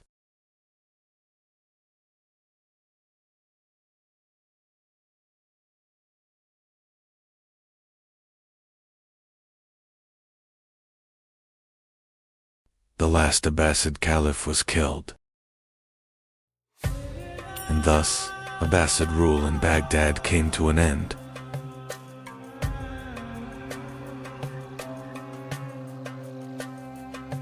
Baghdad had fallen.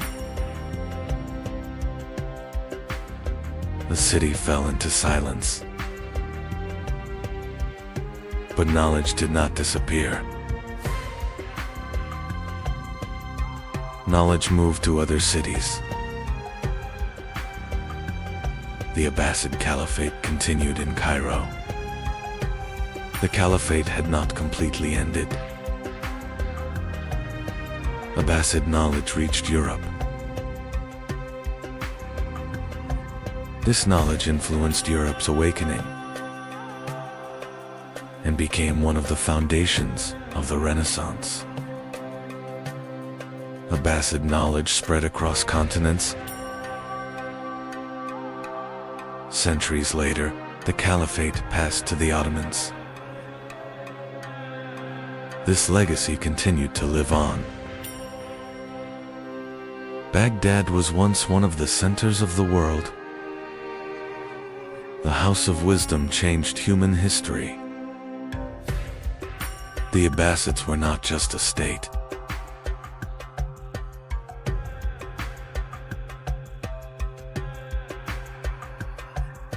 They were a bridge of civilization. And history never forgot them.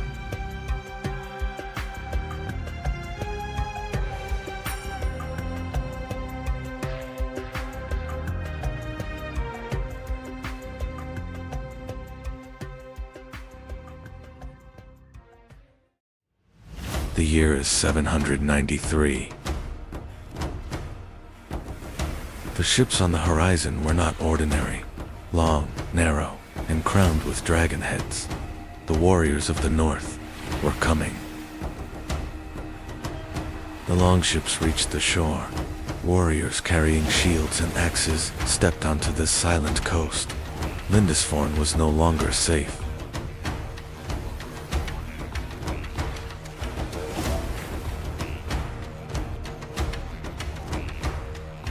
A monk wrote in his chronicle, "God protect us from the fury of the Northmen."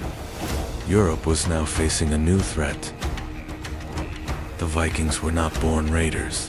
It was the harsh geography they lived in that pushed them toward the sea. Narrow lands, long winters, and limited resources forced northern people to search for new horizons. Population was growing in Scandinavia. Land was limited. For young warriors, the path to wealth and glory now lay across the sea. The Vikings' greatest strength was not only their warriors, but their ships. Long ships could cross open seas and travel deep inland through shallow rivers. The Vikings did not raid England alone. Soon they reached the coasts of France, the Baltic, and the rivers of Eastern Europe. The northern warriors were now everywhere across Europe. In 845, Viking ships sailed along the Seine River. The northern warriors had reached the heart of Europe. Their target was Paris. King Charles the Bald was forced to pay a large tribute to save Paris.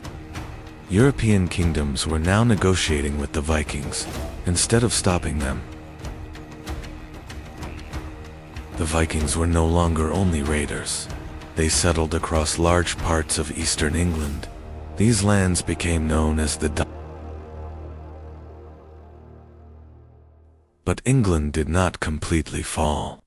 King Alfred the Great of Wessex managed to stop the Viking advance. His resistance changed the future of England. Some Vikings turned east instead of west. Traveling along great rivers, they reached Byzantium. They were now known as the Varangians.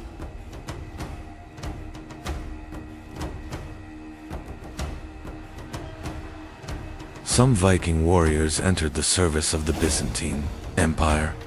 In Constantinople, they became the emperor's most trusted guards. This elite unit was known as the Varangian Guard. The Vikings were not only raiders, they explored new lands and settled there. Iceland became one of the most important colonies founded by the northern people.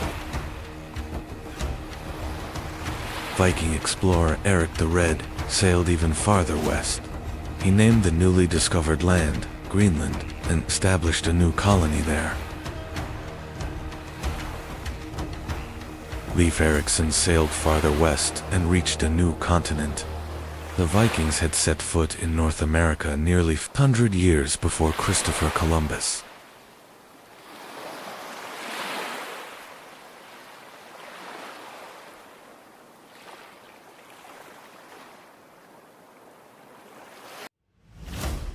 The Vikings were not only warriors, they built powerful trade networks stretching from the Baltic to the Black Sea, transporting furs, silver, and valuable goods.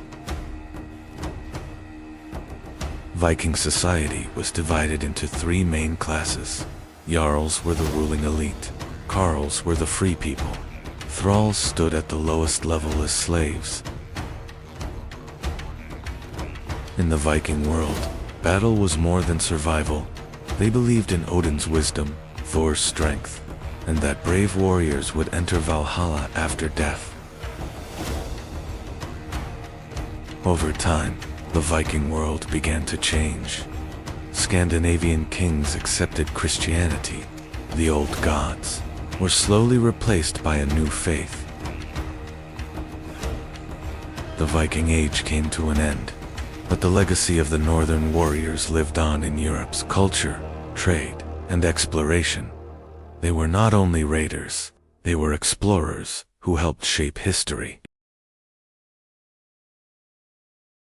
One of the most mysterious figures in Viking history was Ragnar Lothbrok. According to some sources, he was a great warrior. According to others, only a legend. Ragnar Lothbrok later turned toward the shores of England, but this time, the campaign would not end as he expected.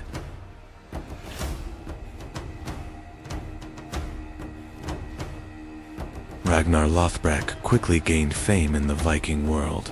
His raids across England and Frankish lands made his name legendary among northern warriors. Ragnar was not only a warrior. Under his leadership, many Viking warriors united. Across the northern world, his name became associated with great expeditions. Ragnar Lothbrok sailed toward England one last time, but this time he did not command a great army. This journey would change his fate. Ragnar Lothbrok was captured in England. By order of King Alella, he was thrown into a pit of snakes. But his death did not end the Viking raids. It marked the beginning of a much greater army. Ragnar's death caused great anger in the north. His sons gathered one of the largest Viking armies in history to take revenge. In 866, the great heathen army reached the shores of England. This was no longer a raid. It was the beginning of a permanent invasion. The great heathen army quickly captured the city of York. The city would now be known as Jorvik and became a major center of Viking power in England. The great heathen army quickly began to shake the Anglo-Saxon kingdoms. Northumbria, Mercia, and East Anglia fell under Viking control. Much of England was now in the hands of northern warriors. Much of England had fallen to the Vikings, but the kingdom of Wessex still stood. King Alfred formed the last line of defense against the Viking advance. In 878, at the Battle of Edington, Alfred's army stopped the Viking leader Guthrum. This victory became a turning point that prevented England from falling completely under Viking rule. After the victory at Edington, Alfred and the Viking leader Guthrum agreed on the Treaty of Wedmore. England was now divided between two worlds, the south, under Anglo-Saxon control, and the east under Viking rule. In 1066, William, Duke of Normandy, invaded England. This conquest was not only a change of kings, it was the return of the Viking legacy to England. The Norman descendants of the Vikings reached not only England, but also the Mediterranean. In southern Italy and Sicily, they established new kingdoms and shaped the politics of southern Europe. In 1066, Viking King Harald Hardrada launched his final campaign into England, but he was defeated at the Battle of Stamford Bridge. This defeat marked the end of the Viking Age. The Vikings changed Europe not only through war, but through the legacy they left behind.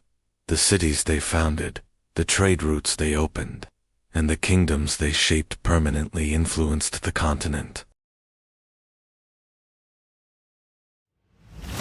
The Vikings became the first Europeans to reach North America. The settlement at Vinland was short-lived, but it marked the first known European journey across the Atlantic. The Vikings were not only raiders, they were traders, explorers, warriors, and the legacy they left behind changed the course of European history.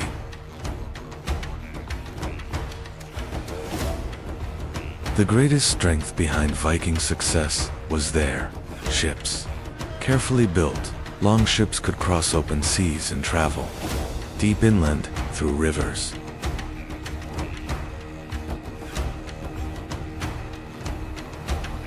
The Vikings were not only brave, they were skilled navigators. Using the sun, the stars, and signs from the sea, they were able to travel across the open ocean.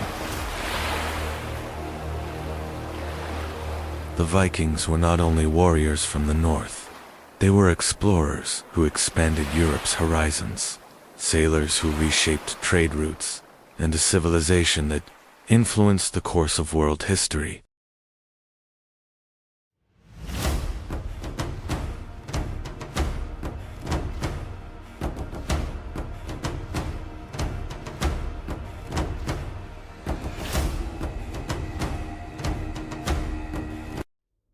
In the 11th century, the Great Seljuk Empire was the most powerful state in the Middle East. In Baghdad, the Abbasid Caliph remained in place, while real political power was held by the Yet, in the rugged mountains of northern Persia, a different movement was beginning to emerge.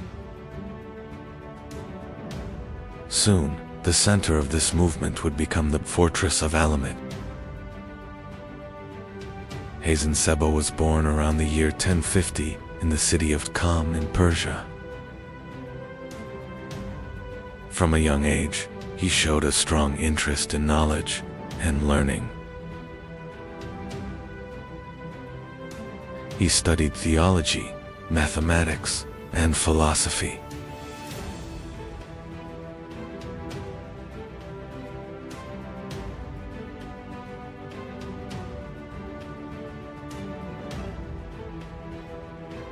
He studied theology, mathematics, and philosophy. During his early years, Hazen Seba encountered the teachings of the Islam. To understand this teaching better, he set out on a journey to Cairo. At that time, Cairo was one of the most important centers of learning under the Fatimid Caliphate. There, Hassan Sabr met important figures of the Ismaili movement. However, political struggles within the Fatimid court made Hassan Sabr's position increasingly difficult. As a result, he was forced to leave Cairo. Hassan Sabr began his journey back toward Persia.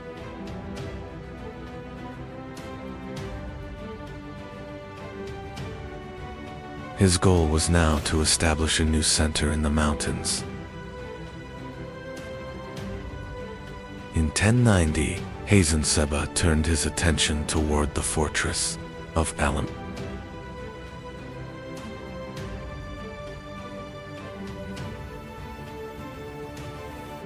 The fortress was captured not through battle, but through careful strategy.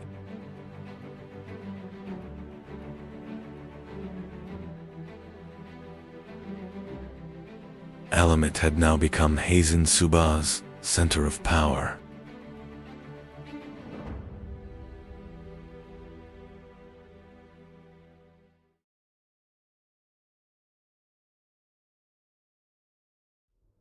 Soon, this fortress would become the center of a new state.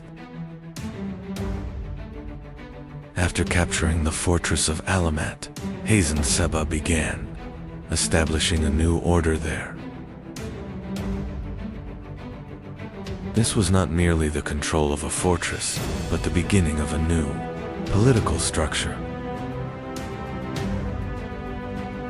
Soon, other mountain fortresses around Alamut joined this growing network.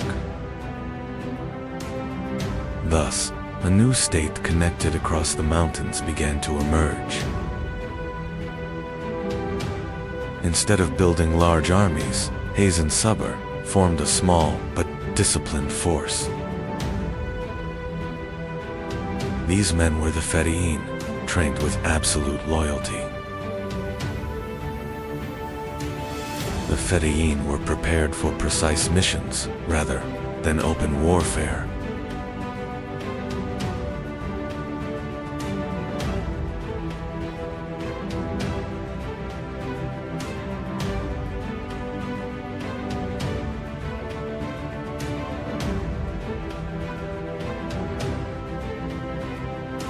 This system quickly made Hassan Sabr's power felt across the region. At this time, the Great Seljuk Empire was the dominant political power across Persia and the surrounding regions. One of the most powerful figures of the Seljuk state was the vizier Nizam al-Mulk. The Seljuk administration viewed Hassan Sabr's movement as a serious threat.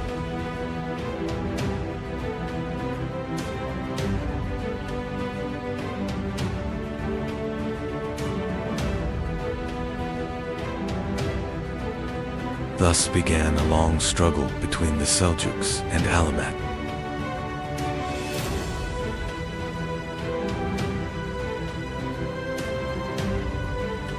In 1092, the Seljuk vizier Nizam al-Mulk was attacked during a journey.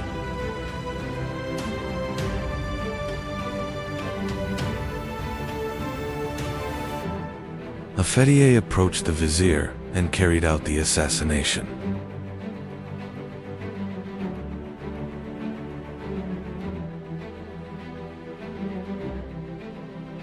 This event caused a major shock across the Islamic world.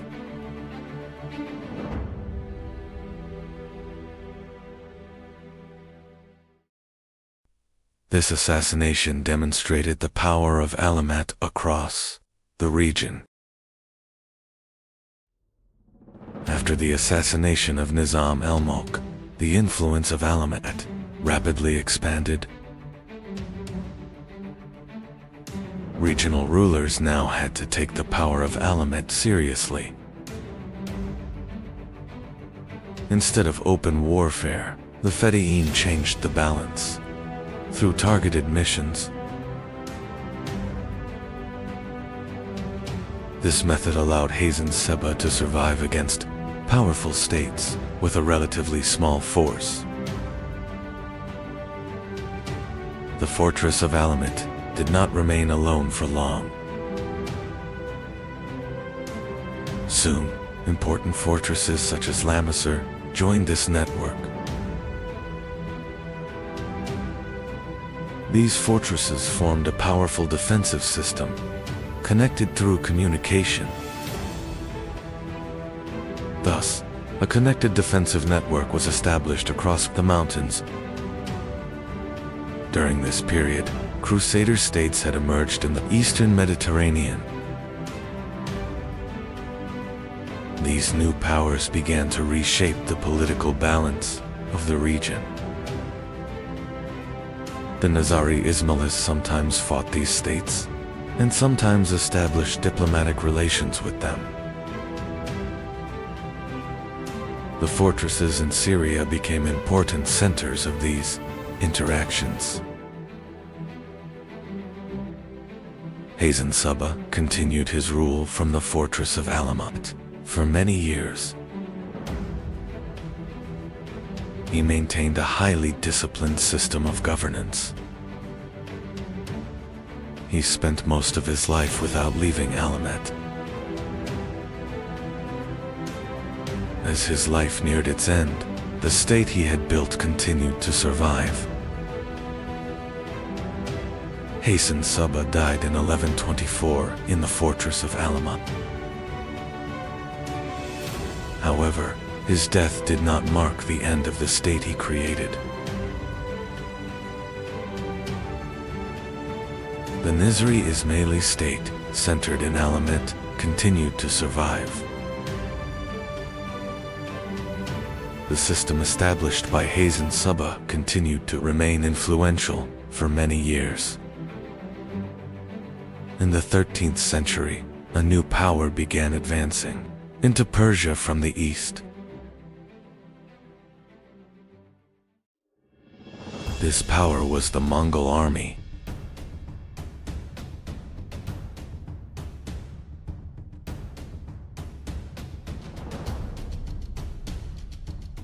The Mongol forces were commanded by Hulagu Khan.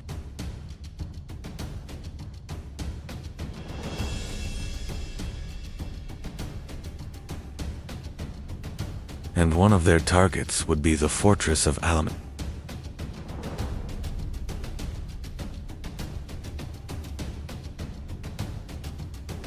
In 1256, Mongol armies advanced toward Alamut. The fortress of Alamut, which had resisted for decades, was placed under siege. In the end, the fortress of Alamut fell to the Mongols. Thus, the state founded by Hazen Seba came to an end. In one of the harshest lands on earth, a child was born. His name was Temujin. No one knew his future, but his destiny was not ordinary.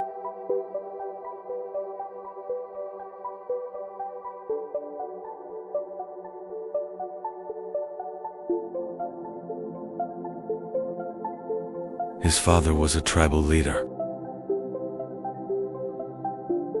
but his enemies killed him. Temujin and his family were abandoned. They had to survive. Temujin and his family were abandoned by their tribe. He grew up fighting hunger.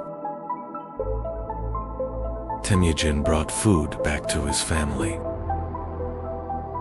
He was already carrying the burden of responsibility.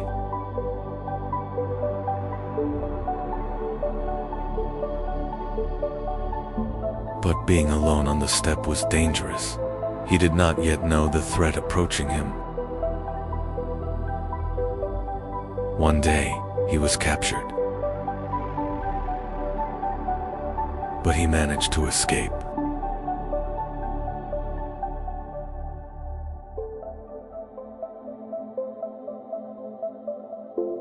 Now he was alone. But he had a great vision. And that vision would change the world. Young Temujin found a powerful ally. His name was Jamuka. They grew up together. They fought together. Temujin began gathering loyal warriors. He was no longer alone. But leadership was not easily earned. Jamuka was chosen as leader. Temujin chose a different path. He chose ordinary warriors over nobles. This decision changed everything. Old friends were now rivals. An inevitable war was approaching. The steppe became a battlefield. And Temujin would not turn back. Temujin began to fight. The steppe was his battlefield. Many tribes joined him. His army was growing rapidly.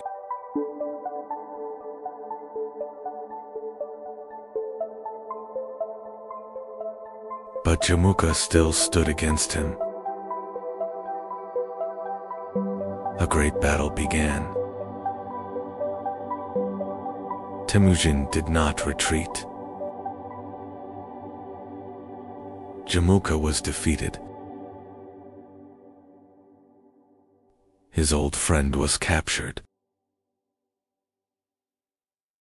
And their destinies changed. Now the tribes were uniting. A great Kurultai was called. A new leader would be chosen. All eyes turned to Temujin. The tribes supported him. And the decision was made. A new era was beginning.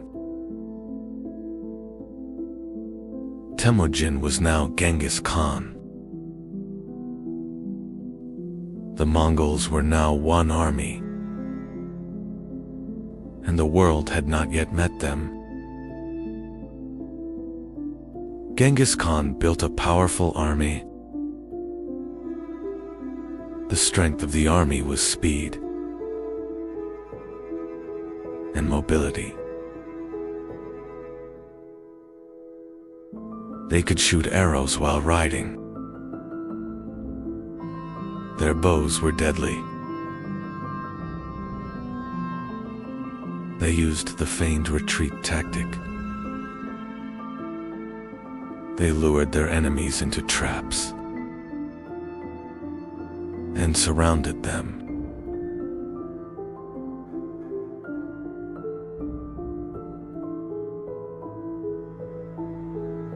The army was disciplined. Every unit was organized. Orders moved quickly. A relay system was created. This system sped communication. Scouts gathered intelligence. Plans were prepared in advance. Now borders would be crossed. In 1211, Genghis Khan invaded northern China. The first target was China. The Mongols advanced against the Jin dynasty. The war was just beginning. In 1215, Zhongdu was captured. Zhongdu, Bugian-Kopeki. New cities were targeted. Northern China was now under Mongol control.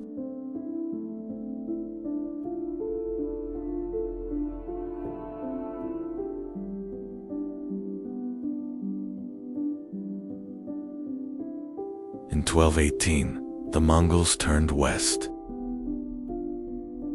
A Mongol trade caravan arrived in Ot.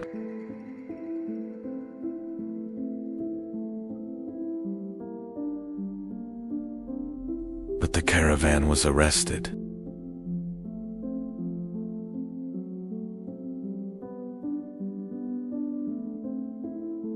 The envoys were executed.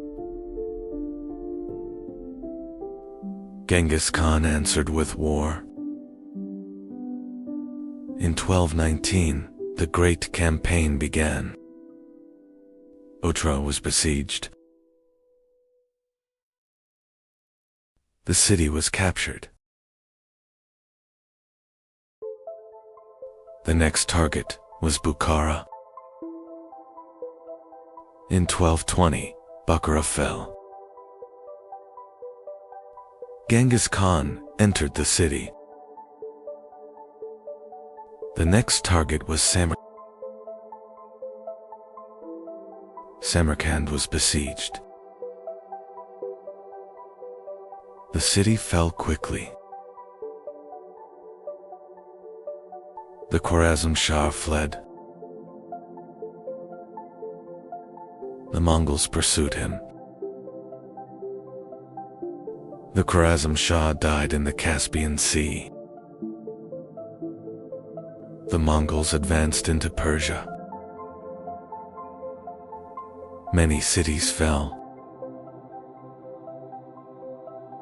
The Mongols continued westward. Now the world knew them. The Mongol army crossed the Caucasus Mountains.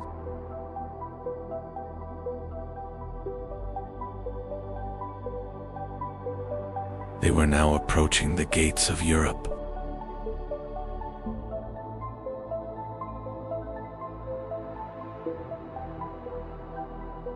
Mongol scouts were watching the Rus principalities.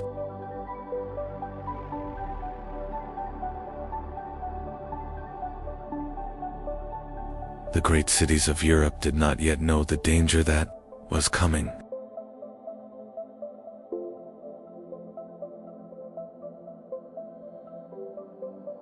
Mongol reconnaissance forces moved across the Russian steppe.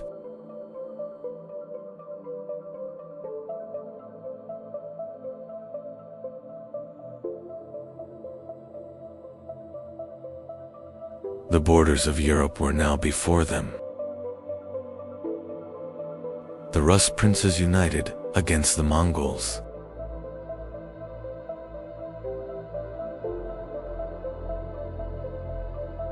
Europe was preparing a common defense for the first time.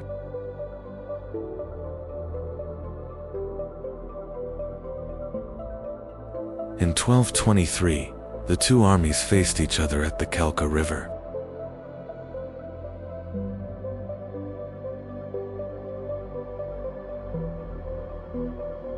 This confrontation marked the beginning of a new era for Europe.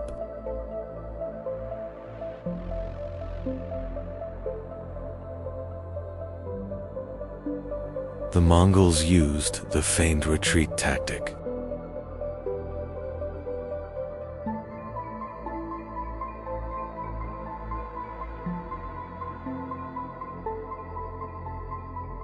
They were drawing the Rus army into a planned trap.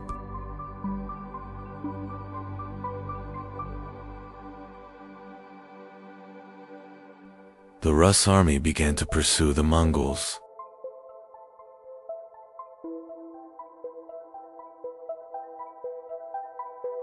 But this advance was leading them into a trap.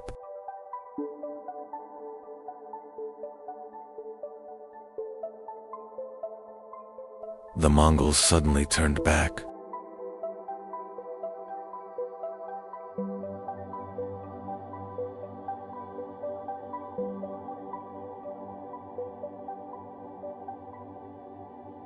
The Rus army was now surrounded. The Rus army suffered a devastating defeat.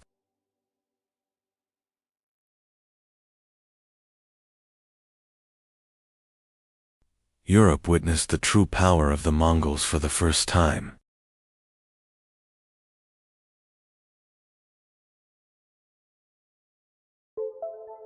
This victory was the result of Subutai and Jeeb's strategy.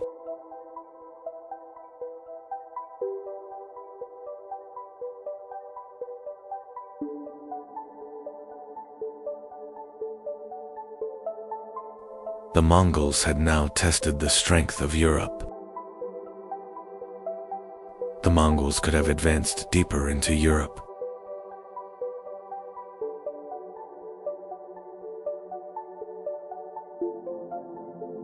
But this campaign was only a reconnaissance mission.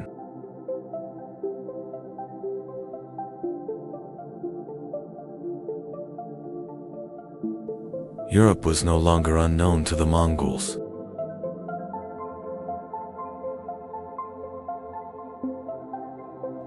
This reconnaissance laid the foundation for future invasions.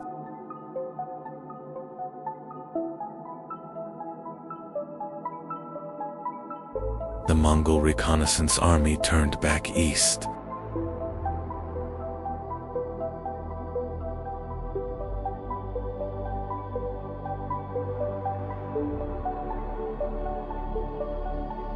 The knowledge they gathered would shape future campaigns.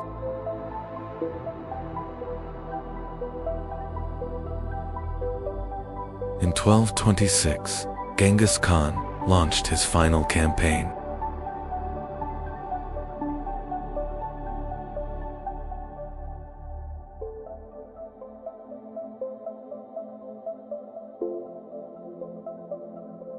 The target was the Western Shaya Kingdom.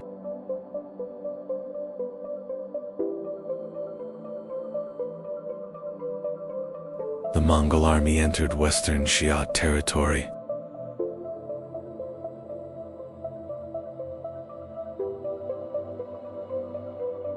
Soon, major cities were placed under siege.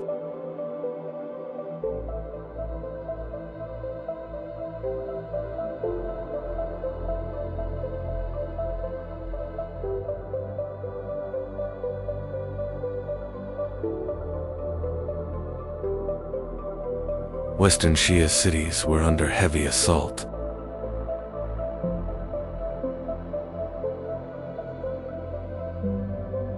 The Mongols were tightening the siege ring. During the Western Xia campaign, Genghis Khan fell ill.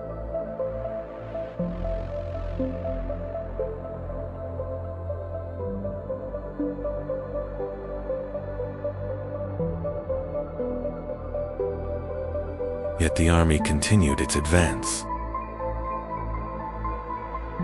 In 1227, Genghis Khan died.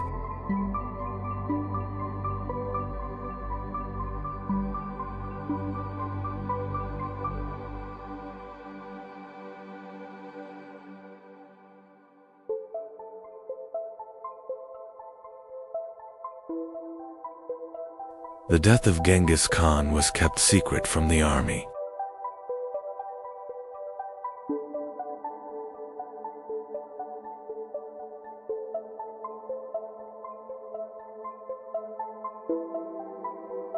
The campaign continued until the mission was complete.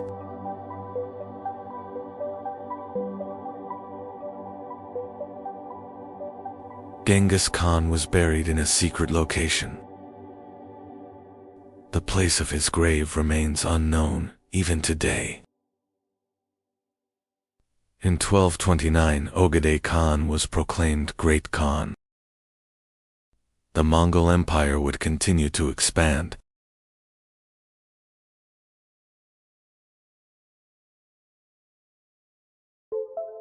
Ogedei Khan made Karakorum the capital of the empire.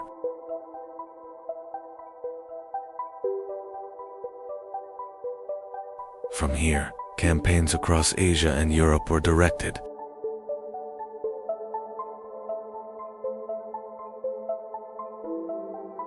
In 1236, Beta Khan launched a great campaign toward the west.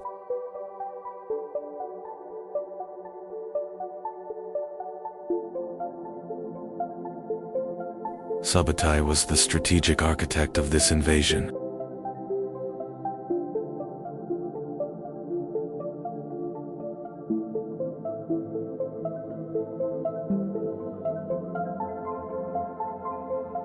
The Mongols defeated the Volga Bulk.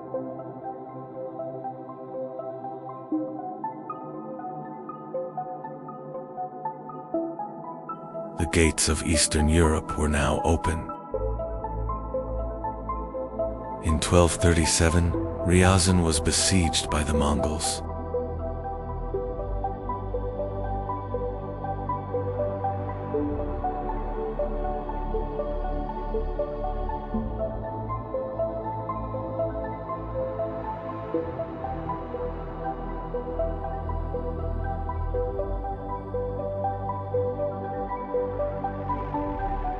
The city was completely destroyed in a short time.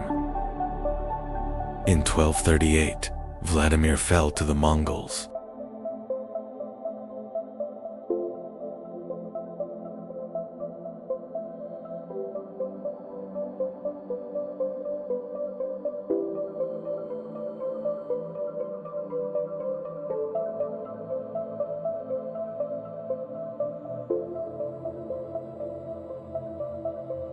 The resistance of the Rus principalities began to collapse rapidly. In 1238, Moscow was burned by the Mongols.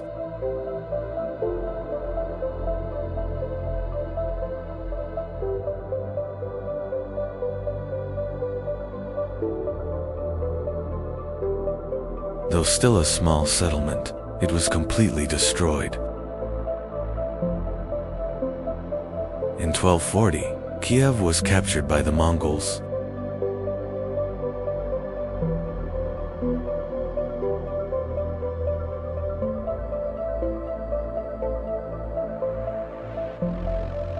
One of the greatest cities of Eastern Europe had fallen.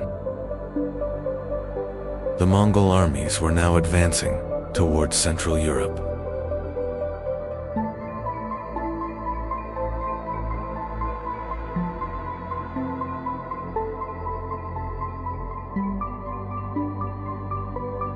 Poland and Hungary had become the next targets. In 1241, European knights faced the Mongols at the Battle of Lignita. But once again, the Mongol army proved superior.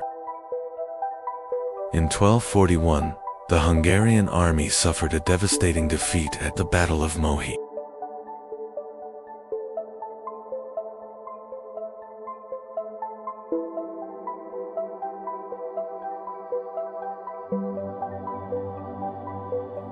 The Mongols had now reached the gates of Central Europe.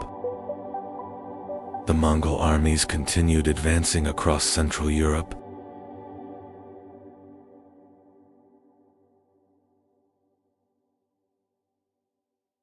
Europe now appeared defenseless.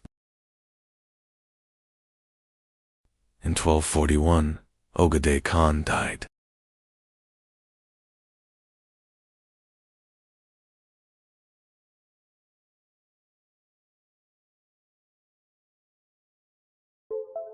The Mongol army had to return for the Kurultai assembly.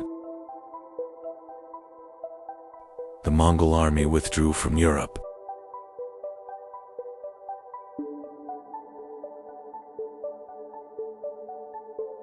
But this was not a defeat. Beta Khan established the Golden Horde in the Western Territories.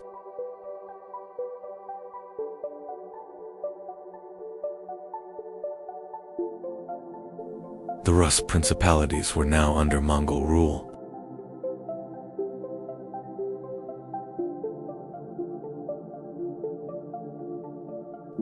The Mongol Empire became the largest land empire in history.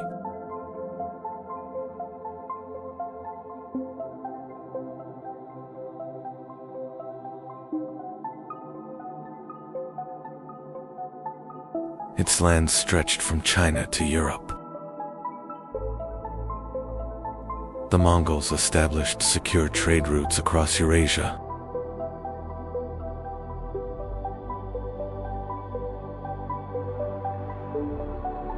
This period became known as the Pax Mongolica.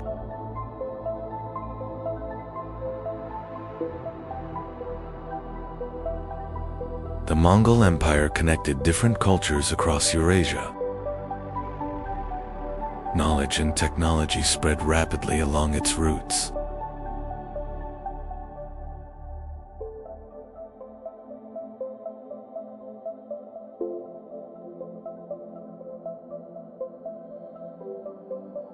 Thanks to Mongol roads, travelers like Marco Polo reached Asia. The world was becoming more connected. The Mongols did not just build an empire. They changed the course of the world. Across the Eurasian steppe, a new power was rising. This power was not just a state. It was the legacy of the greatest land empire the world had ever seen. And this legacy would give rise to the Golden Horde. In 1227, Genghis Khan died. After his death, the Mongol Empire was divided among his sons. The western lands were entrusted to the lineage of Jochi. And this legacy would soon give rise to the Golden Horde. Under Batu Khan's leadership, Mongol armies began advancing westward.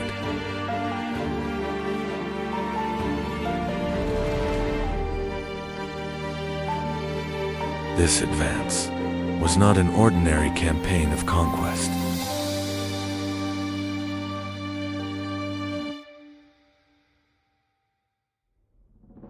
This advance was the beginning of a wave that would change Europe forever. And the first target was the Rus principalities. Soon, Mongol armies reached Kiev.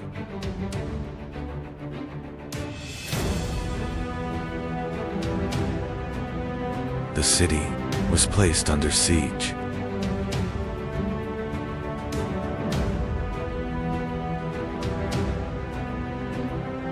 And Kiev fell to the Mongol armies.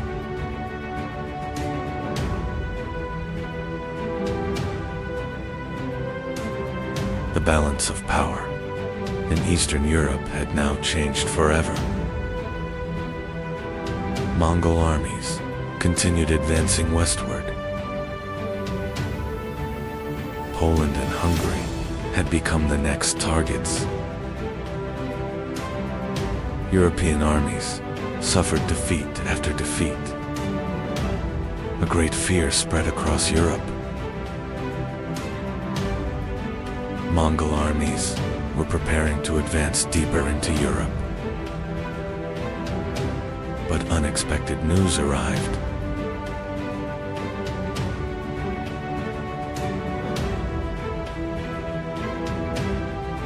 The great Khan, Gidai, had died. And Batu Khan was forced to withdraw his armies. Batu Khan established a new center along the Volga River. This center was the city of Sarai. Sarai soon became the capital of the Golden Horde.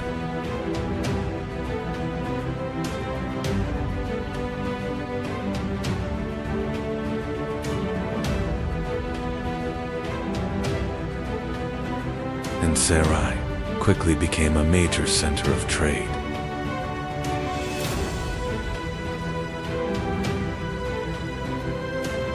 The Golden Horde established dominance over the Rus principalities. But this dominance was not direct occupation. The Rus principalities began paying tribute. Through this system, the Golden Horde controlled vast territories efficiently. The northern branch of the Silk Road passed through Golden Horde territory. These routes connected the east and the west.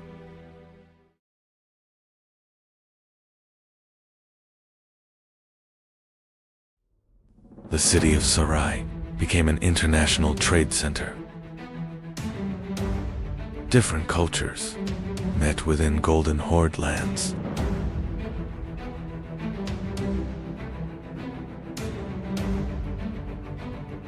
Over time, the structure of the Golden Horde began to change. Turkic steppe communities became increasingly influential within the state.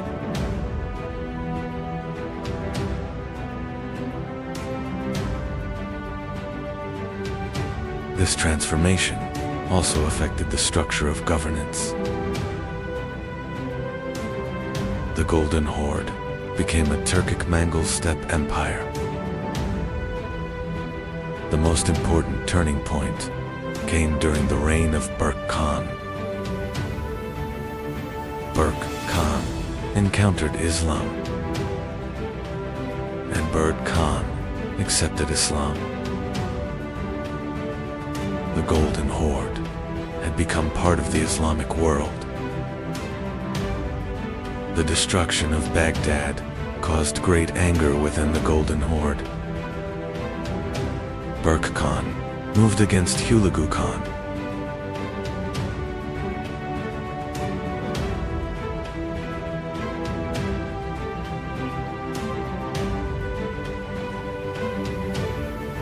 For the first time, Mongol armies fought against each other. This war created a major fracture within the Mongol world. The Golden Horde became a powerful center north of the Black Sea. Crimean ports became major centers of international trade.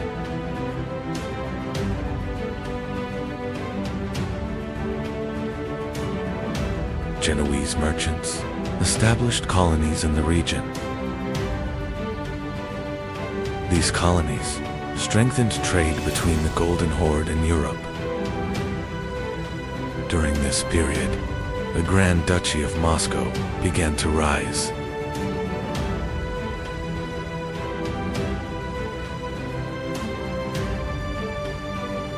At first, Moscow was a principality under Golden Horde authority. But over time, Moscow grew stronger.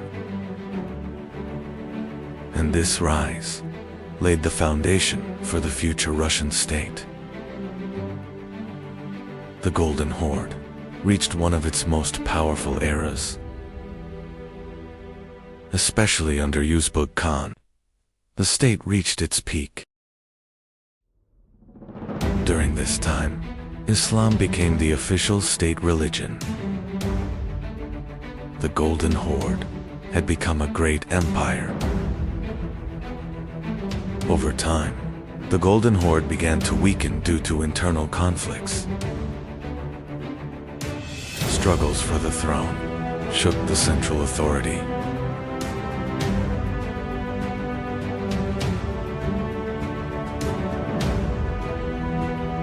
This situation allowed the principalities to grow stronger. The power of the Golden Horde began to fragment.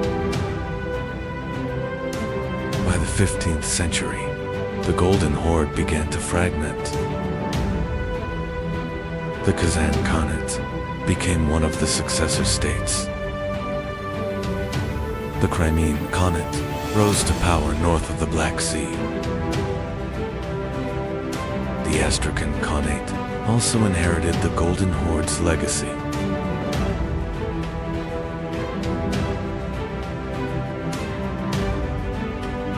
During this period, Moscow gradually became independent. The Golden Horde lost its former strength. The political balance of Eastern Europe was changing once again. Yet the legacy of the Golden Horde continued for centuries.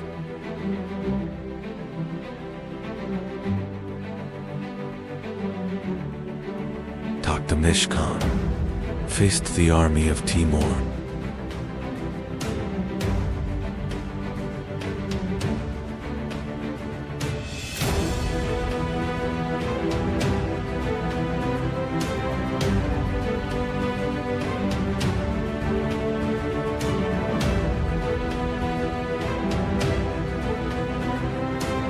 This battle became a disaster for the Golden Horde.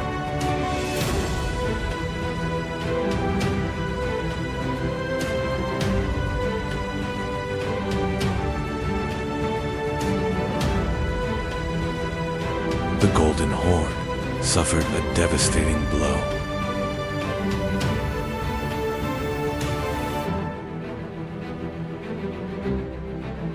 And Timur advanced into Golden Horde territory.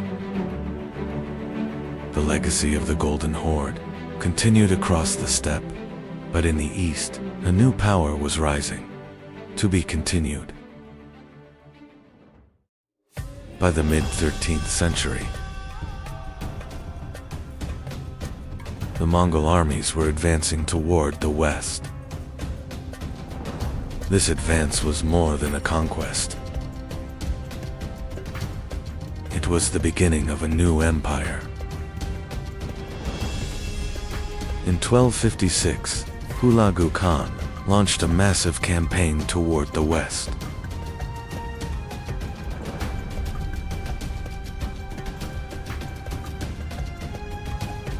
His goal was to bring Persia and the Middle East under Mongol rule.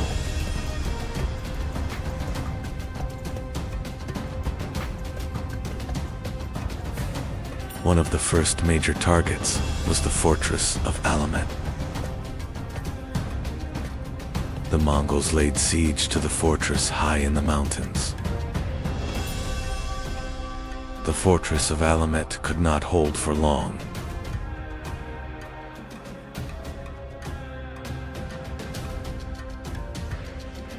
The Mongol army captured the fortress in a short time.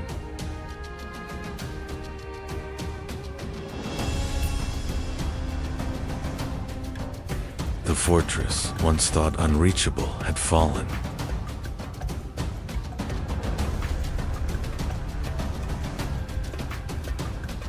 Now the gates of Mesopotamia were open to the Mongols. The Mongol army was now advancing toward Baghdad. For centuries, Baghdad had been the heart of the Islamic world. But now, the city faced an approaching and unprecedented danger. The Mongol armies arrived before the walls of Baghdad.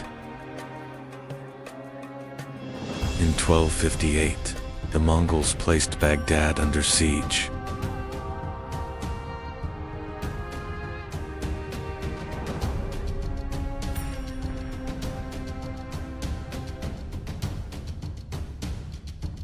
The siege quickly began to overwhelm the city's defenses.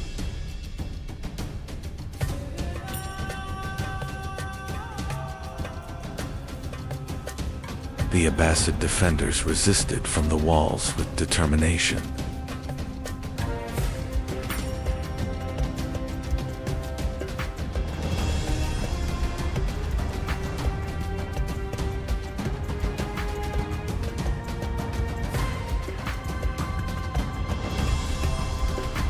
But the city would not be able to hold much longer.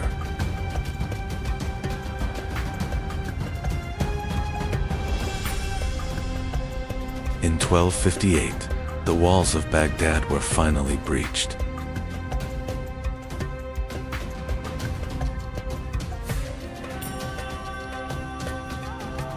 The Mongol army entered the city.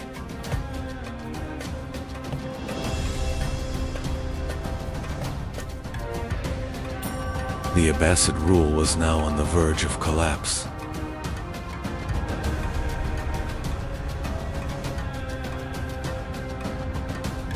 With the fall of Baghdad, the Abbasid Caliphate came to an end. After the fall of Baghdad, Hulagu Khan established a new state. This state would become known as the Ilkhanate stretched from Persia to Anatolia. The new state controlled the trade routes between East and West. After the fall of Baghdad, the Ilkhanate army continued, advancing westward. One by one, the cities of Syria began to fall under Ilkhanate control. But the next target of their advance was Egypt. Now they faced a powerful opponent, the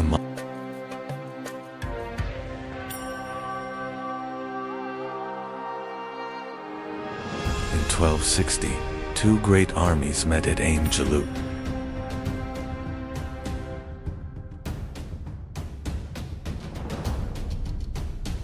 The Mamluk cavalry launched their attack against the Mongol army.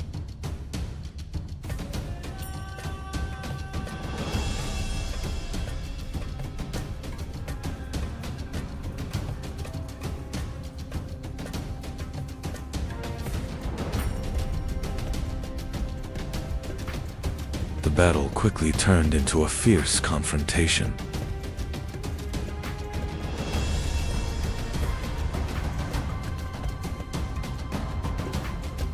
This battle stopped the Mongol advance in the Middle East.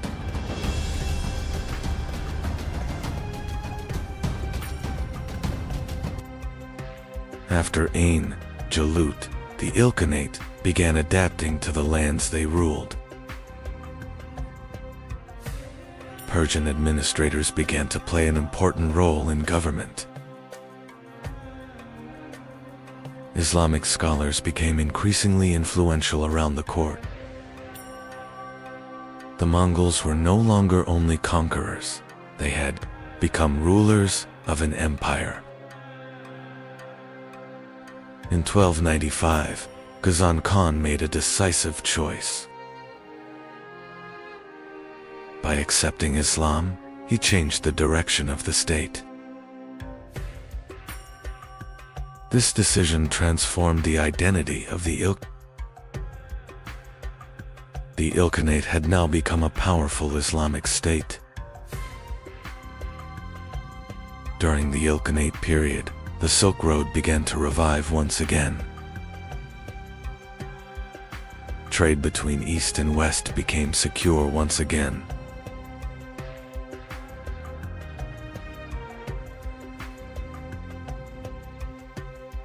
The Ilkhanate administration secured control over the trade routes. These routes made the Ilkhanate one of the most important powers in the region. In 1335, after the death of Abu Said Bahadur Khan, the balance began to change.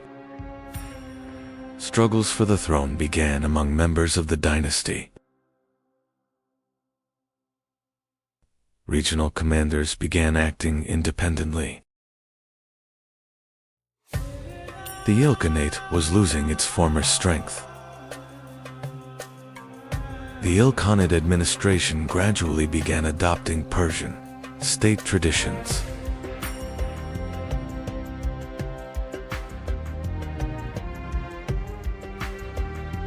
The Karakoyunlu Turkmen began rising across Persia and eastern Anatolia. The Koyunlu soon became one of the major powers of the region.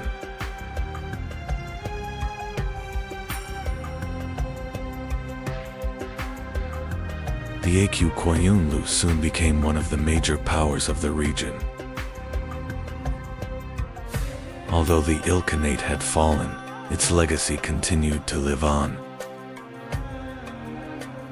Cities, trade routes, and centers of learning continued to survive. Movement along the Silk Road continued.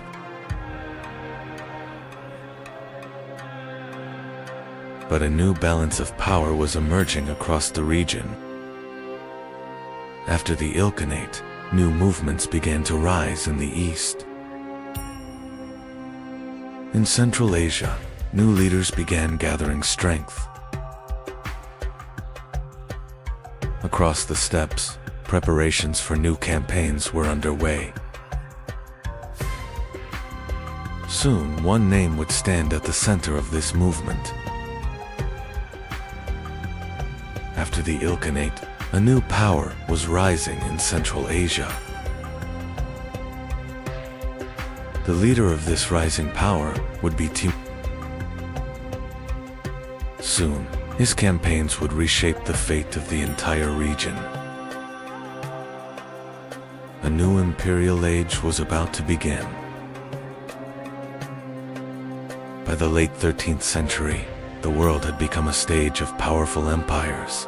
In the west, the Byzantine Empire still survived around Constantinople. Across Anatolia, the Anatolian Seljuk state was weakening under Mongol pressure. To the south, the Mamluk Sultanate stood as the only force able to stop the Mongol advance. In the north, the Golden Horde ruled the vast steppe lands beyond the Black Sea. Further east, the Chagatai Khanate controlled Central Asia, and in the far east, the Yuan Empire dominated China. At the center of this world stood the Ilkhanate, but its power would not last forever. Soon, a new conqueror would rise from Central Asia. His name was Timur. In the 13th century, the Islamic world was facing a major crisis. From the east, the Mongols were advancing.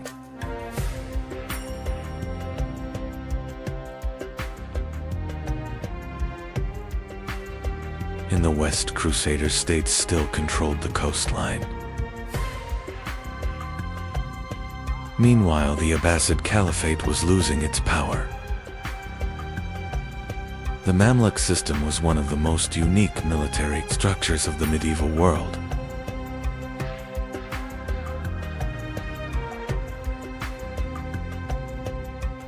Mamluks were recruited at a young age and trained in specialized military academies in Cairo.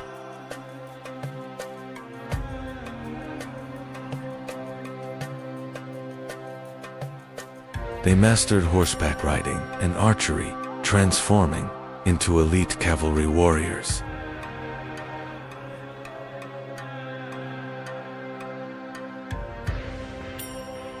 Their loyalty was not to families, but directly to their commanders. At first, the Mamluks were not independent. They served within the Ayyubid state, founded by Saladin.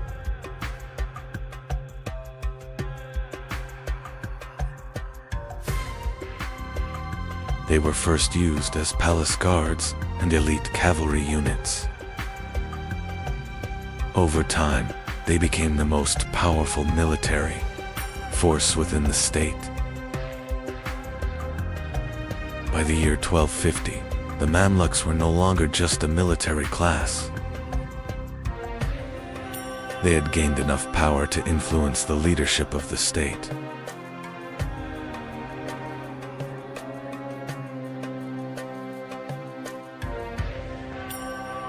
In 1250, they seized control and established their own state.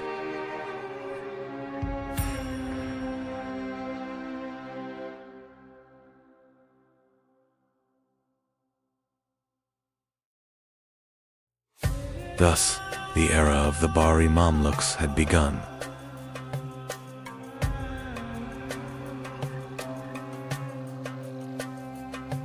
In 1258, Mongol armies reached Baghdad, the capital of the Abbasid Caliphate. Soon, the city was placed under siege.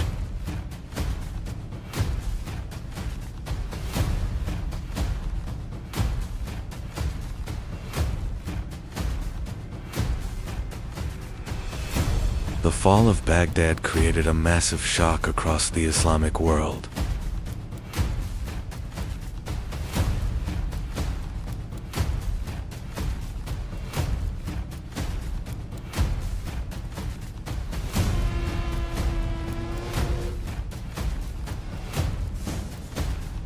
The Mongol armies continued advancing, and Syria became their next target.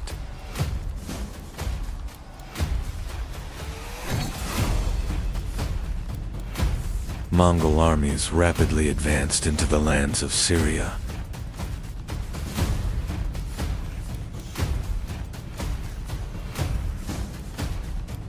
Damascus and the surrounding cities fell under serious threat.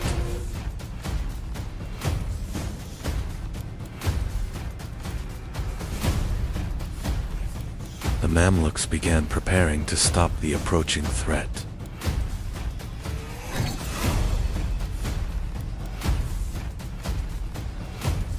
The Mamluk army marched north, preparing to confront the Mongols.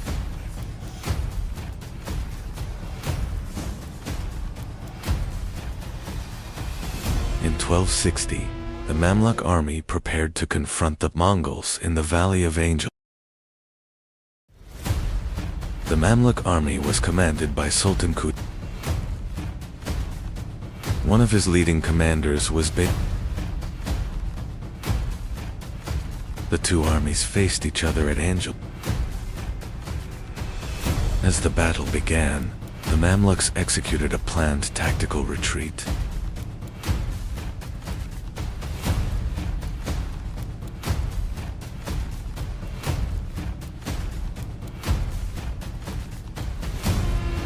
Mongol forces began pursuing the retreating Mamluk troops.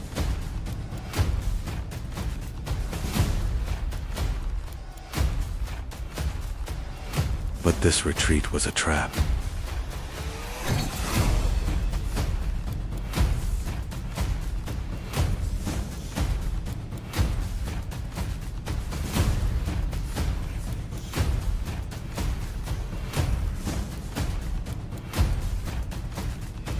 The Mamluk forces launched a sudden counterattack, surrounding the Mongol army. At Angjalut, the Mamluk army successfully stopped the Mongol advance.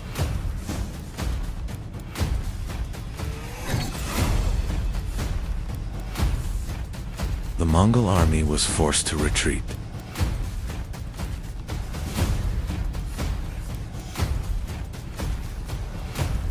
This victory was more than just the outcome of a battle. It became a turning point that changed the course of history. With the victory at Ain Jalut, the Mongol advance into the Middle East was halted. The Mamluks secured control over Syria and Palestine. Mamluk commanders began shaping the new balance of power in the region. The Mamluks had now become the dominant military power of the region. After the victory at Ain Jalut, one of the most important leaders of the Mamluk army emerged. That leader was Sultan Baybars soon took control of the Mamluk Sultanate. Under his leadership, the Mamluk Sultanate entered a new era of strength. Sultan Baybars first secured the frontier against the Mongol threat. Defensive positions along the Syrian frontier were strengthened. Mamluk commanders reorganized the defense of the region. This prevented the Mongols from advancing once again. Sultan Baybars did not fight only against the Mongols. Crusader fortresses along the Levant coast still posed a serious threat.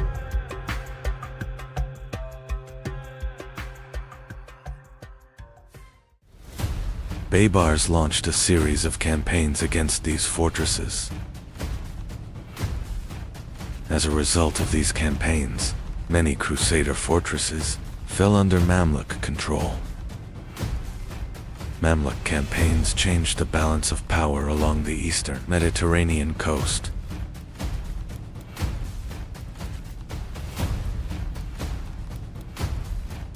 Crusader fortresses gradually became isolated. The Mamluk army turned toward the last major Crusader strongholds in the region. Thus, Mamluk dominance along the eastern Mediterranean coast began to take shape.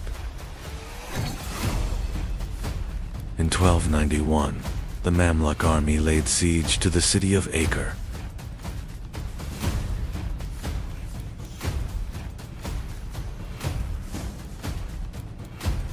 The city was the last major Crusader stronghold in the eastern Mediterranean.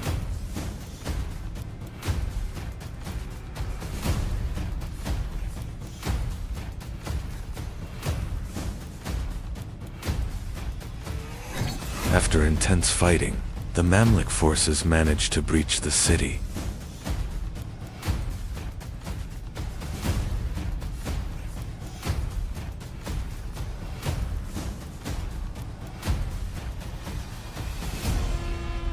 With the fall of Acre, Crusader presence in the region came to an end. During the Mamluk period, Cairo became one of the most important cities in the world. The city became a major center of international trade. Madrasas were established, and intellectual life flourished. Cairo became the political and cultural center of the Islamic world. The Mamluk army was one of the most disciplined military forces of its time. Each Mamluk soldier was a skilled horseman and expert archer. These cavalry units provided exceptional mobility on the battlefield. Thanks to this military structure, the Mamluks remained one of the most powerful armies in the region for a long time. Over time, a new era began within the Mamluk Sultanate. During this period, the ruling class was largely of Circassian origin. Although the political structure changed, the military strength remained. The Mamluks continued to be one of the most powerful states in the region. By the late 15th century, the Ottoman Empire began to rise rapidly in power. The Ottomans were expanding from Anatolia toward the Middle East. This expansion made a direct confrontation with the Mamluks inevitable. Thus, a new era of conflict began between the two great powers. In 1516, the Mamluks and the Ottomans faced each other at the Battle of Marj-Deby. The Ottoman army gained a significant advantage with its advanced weaponry. The Mamluk army suffered a heavy defeat in this battle. This defeat marked the beginning of the end for the Mamluk Sultanate. After the victory at Marj-Deby, the Ottoman army advanced toward Cairo. Cairo was the final major center of the Mamluk Sultanate. In 1517, the Ottoman army captured the city. Thus, the Mamluk Sultanate came to an end politically. In the 14th century, across the harsh and unforgiving steppes of Central Asia, a child was born who would change the fate of the world. No one knew This child would one day shake empires. His name would be Timur. For a child growing up on the steppe, survival was not a choice, but a necessity.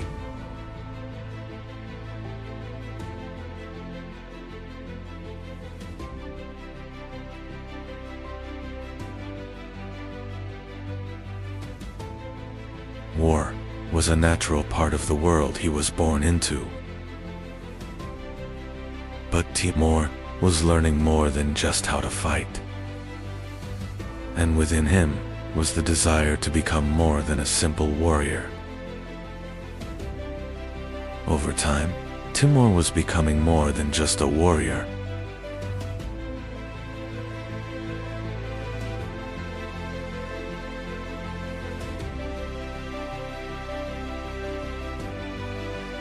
Alliances were formed, and just as quickly, they were broken.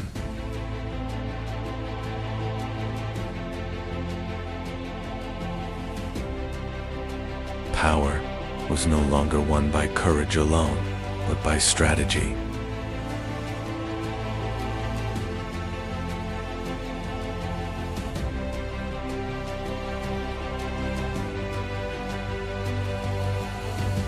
And Timur had learned the rules of this game. Semir was becoming the center of Timur's power. One by one, the tribes began to gather around him. And in time, Timur declared his own destiny. He was no longer just a leader, but the ruler of a rising empire. The goal was no longer survival, but conquest. Cities were besieged, and those who resisted paid a heavy price.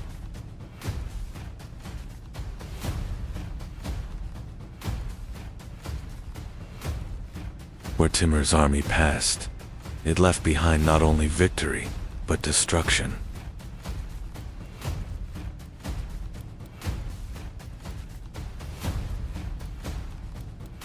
And Timur knew that fear was the most powerful weapon of all.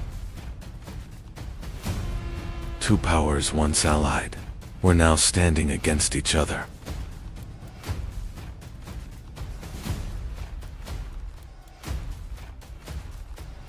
The steppes became the stage for one of history's greatest clashes.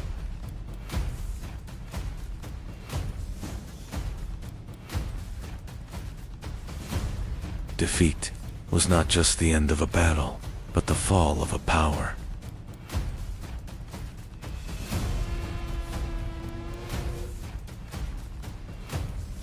And Timur was no longer just a conqueror, but a force-shaking countenance. Timur's army was now advancing into the heart of India.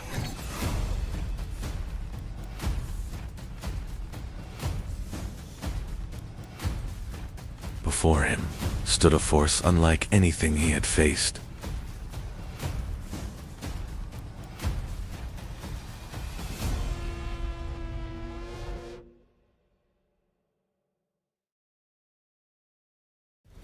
But the outcome did not change. The city fell.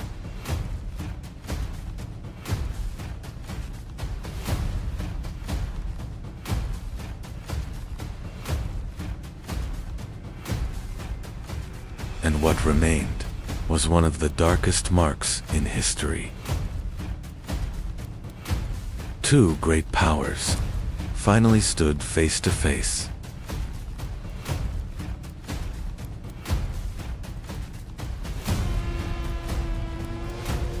The plains of Ankara became the stage for one of history's most critical battles.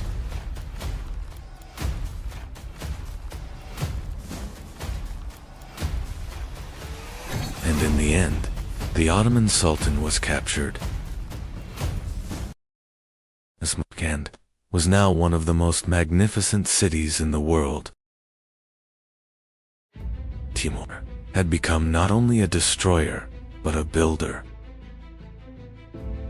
Mines gathered from conquered lands, turned this city into a center of knowledge. And the empire was larger than ever before. Timur's empire was growing larger with every passing year. Conquered lands were merging into a vast and unstoppable power. The roads were now under his control. Trade, power, and wealth flowed within his borders.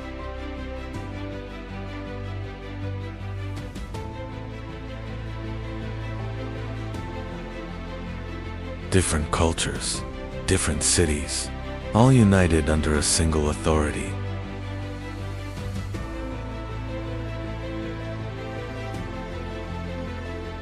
And Timur had no intention of stopping. For him, a border was simply the next target. Timur's victories were not won only on the battlefield. He was conquering the minds of his enemies. His name was enough to spread fear before he even arrived. Many cities chose to surrender without a fight.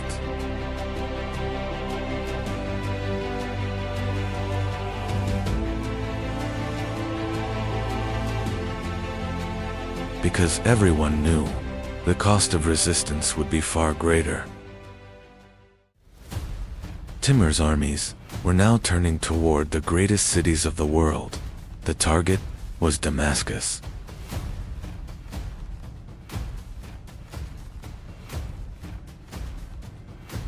Strong walls were not enough to stop his advance.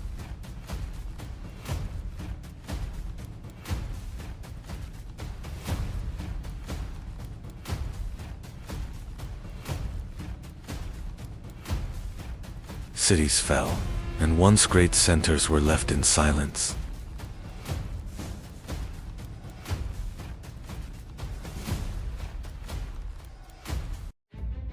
And Timur was no longer just a conqueror, but a force that reshaped history.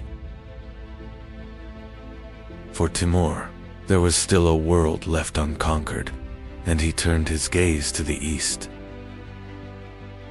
Hedef Dunyanin and Büyük Medina Larindam, Biridi, Kin.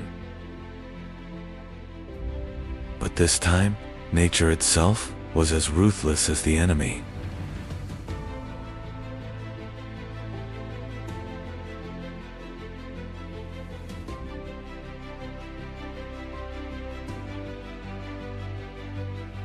And Timur was marching toward the greatest campaign of his life. As the journey dragged on, the army began to weaken. The cold was taking its toll on everyone. And Timur was facing the limits of his power for the first time.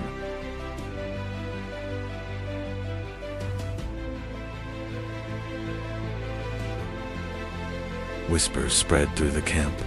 The generals were uneasy. Something was changing.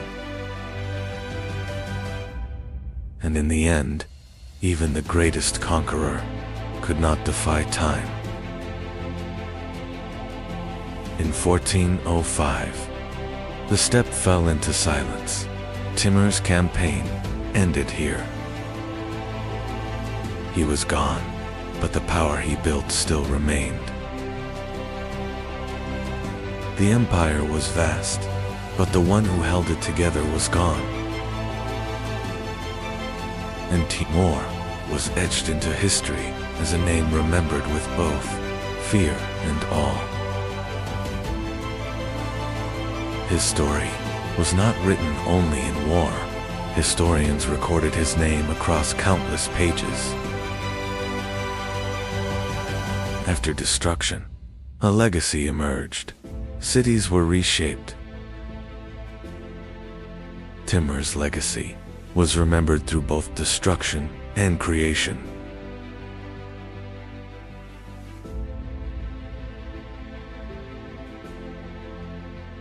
And today, his name still echoes as one of history's most powerful legacies.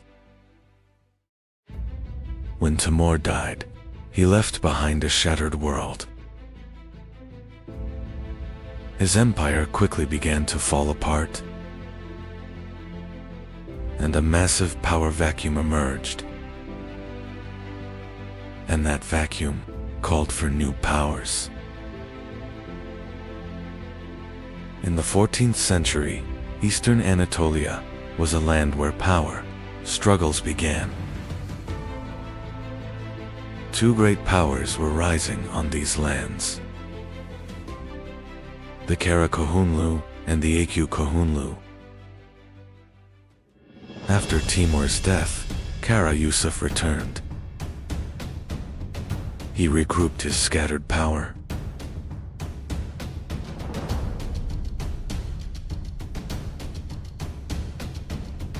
And he captured Tabriz.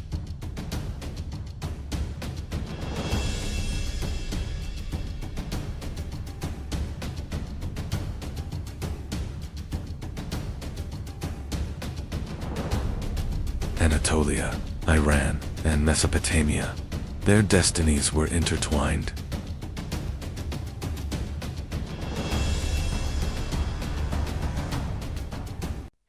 The Karakohunlu state was reborn. After Kara Yusuf, Sian Shah ascended the throne. Under his rule, the Karakohunlu state expanded rapidly. Many key cities, including Baghdad, were captured. During his reign, the Karakohunlu experienced their golden age. Sihan Shah was more than just a ruler. He was also a poet.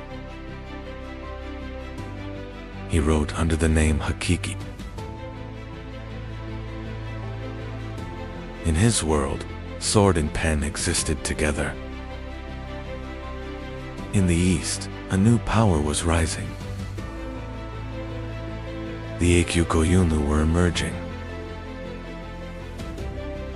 Their foundations were laid by Kara Uluk Osman. But their true power had yet to come. A new leader entered the stage. That leader was Uzenhazen. He watched his rival patiently,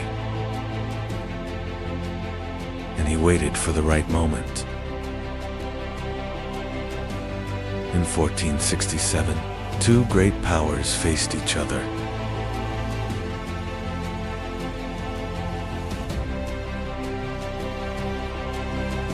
The battle was fierce and brutal.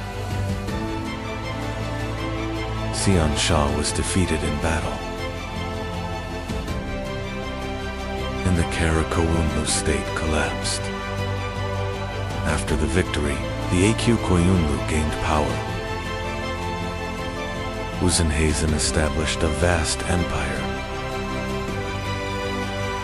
Tabriz became the capital of the Akukohunlu state. The state reached its peak during his reign. But in the west, a new power was rising. This power was the Ottoman Empire.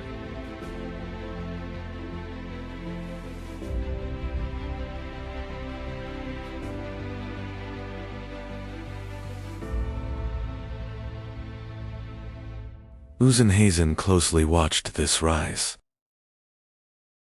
Tension between the two great powers was rising. The Ottoman army was disciplined and powerful.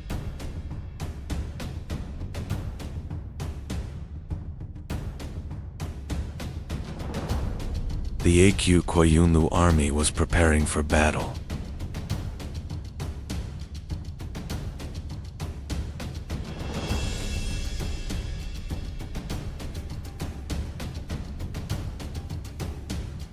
The two armies faced each other.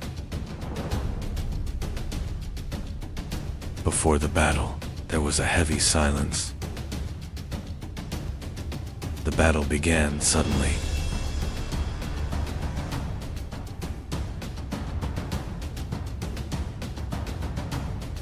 The clash quickly turned into chaos.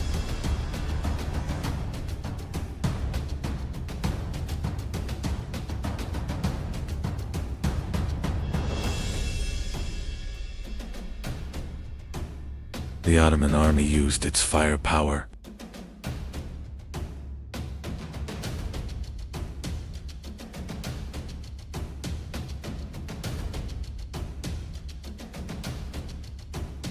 The A.Q. Koyunlu army was pushed under pressure. The balance of the battle had shifted.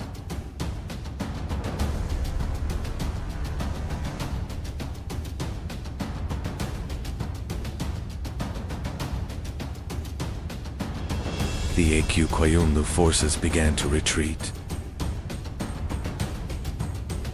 The battlefield turned into a scene of devastation, with hundreds fallen and order completely shattered. This defeat permanently ended the military dominance of the A.Q. Koyunlu state. After the defeat at Otluk Belli, succession struggles began within the A.Q. Koyunlu court. Power struggles among members of the dynasty intensified.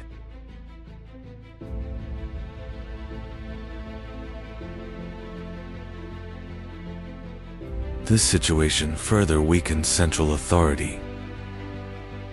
The state was now shaken more by internal conflict than by external enemies. As the A.Q. Koyunlu weakened, a new power was emerging in the east.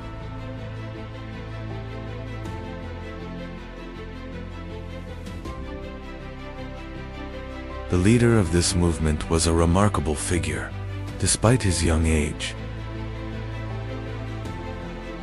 He quickly gathered a large following.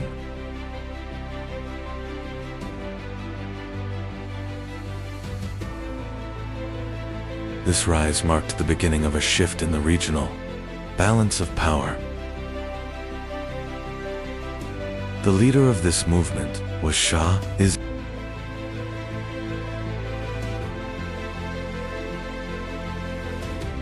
He quickly formed a disciplined force.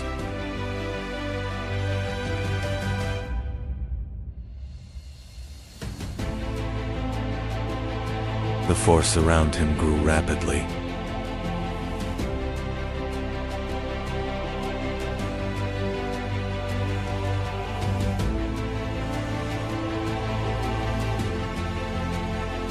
This force moved directly against A.Q. Koyunlu dominance.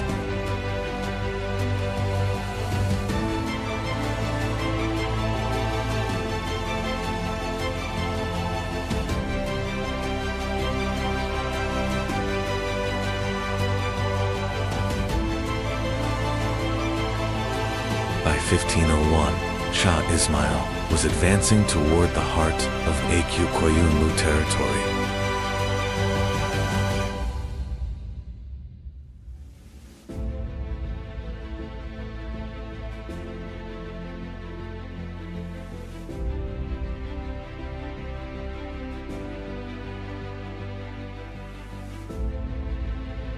Tabriz was aware of the approaching threat.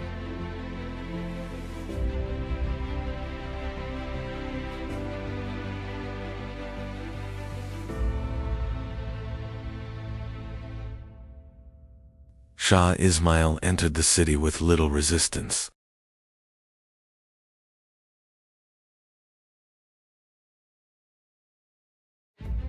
With the capture of Tabriz, A.Q. Koyunlu rule came to an end. After the capture of Tabriz, a new political order began to take shape. Shah Ismail quickly established central authority. The state was built upon a strong administrative system. Thus, the Safavid state officially emerged. The end of the A.Q. Koyunlu and Kara Koyunlu era led to a new balance of power in the region.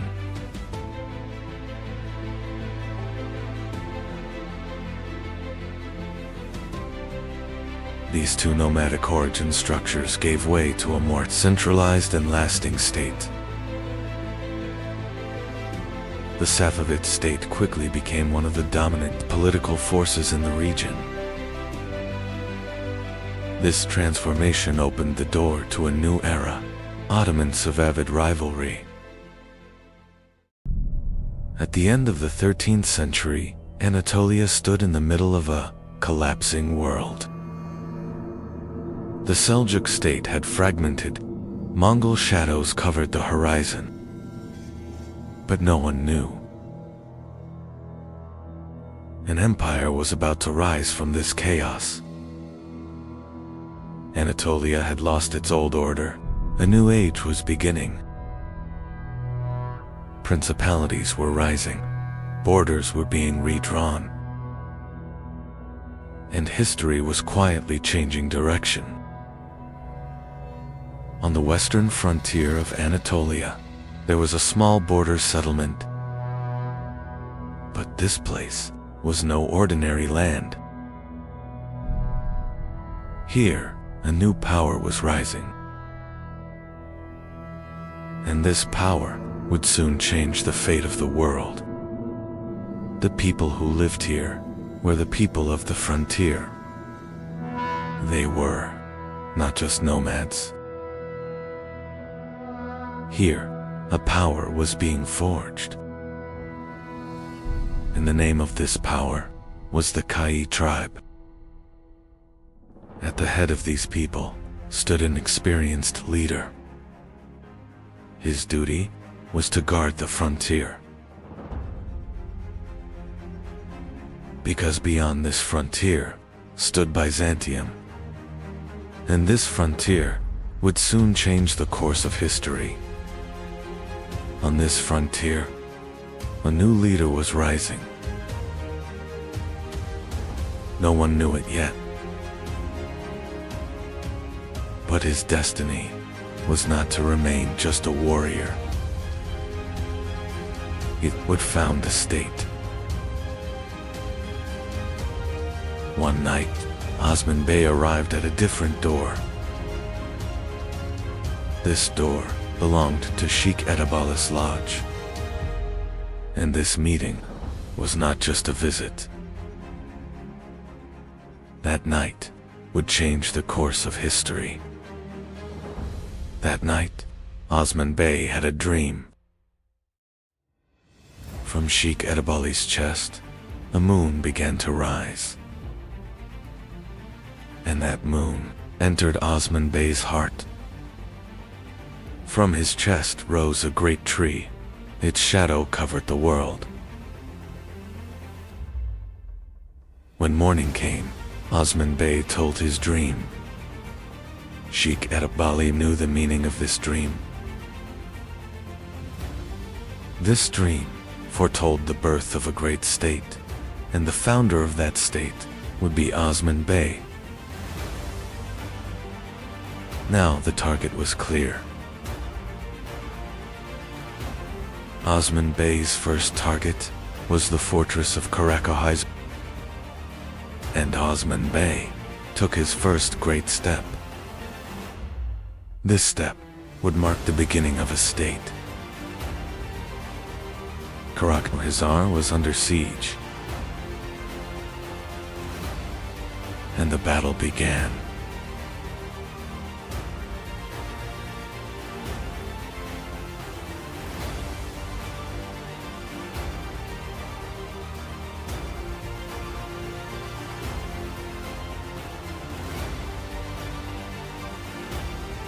Soon after, Chronological was conquered,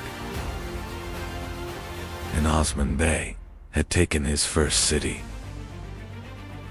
Chronological was now under Osman Bey's control, and the Ottoman banner rose over a fortress for the first time. In this fortress, the khutbah was proclaimed in Osman Bey's name. This moment was the declaration of a state's birth. By this time, Seljuk authority in Anatolia was fading, and the frontier lords began making their own decisions. Osman Bey, too, was now acting in his own name.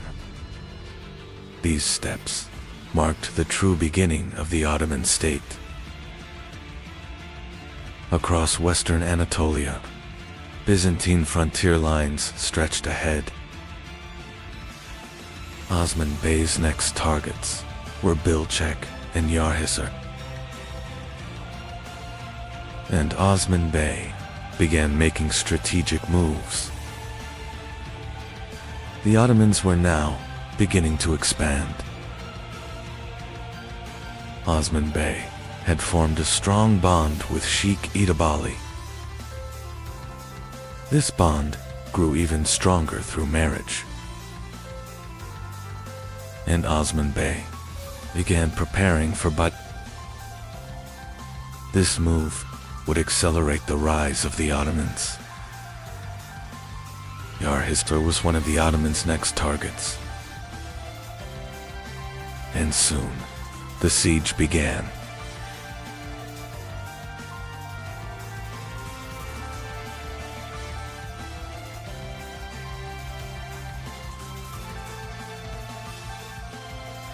The Ottomans were now the rising power of the region.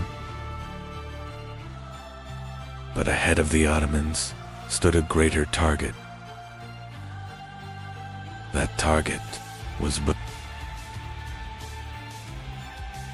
and Bursa would become the first great capital of the Ottomans. But the conquest of Bursa had not yet begun. Across western Anatolia, Byzantine defenses were weakening. Ottoman pressure was steadily increasing. New warriors were gathering around Osman Bey. The Ottomans were now one of the strongest frontier principalities. The Byzantine Empire sought to stop the Ottoman advance. And the two armies met at Koyunhisar. The outcome of this battle would change the balance in Anatolia.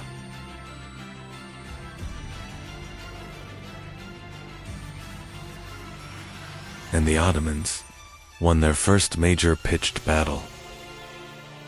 After Koyunhisar, the balance in Anatolia had changed. Byzantine defenses began to withdraw. And before the Ottomans, a great objective was rising. That objective was Bursa. The rise of the Ottomans was only just beginning. The next destination was Bursa. And the Ottoman army continued its march westward. To be continued. The year is 1204. The Fourth Crusade was no longer heading to the Holy Land, but toward one of the richest cities in the world.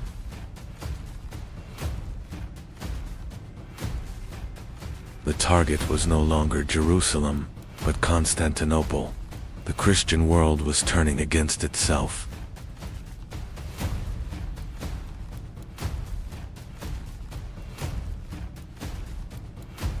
This attack was not driven by faith alone.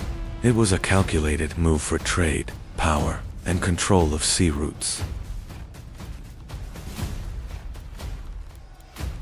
And at the center of this plan stood a rising maritime power, Venice.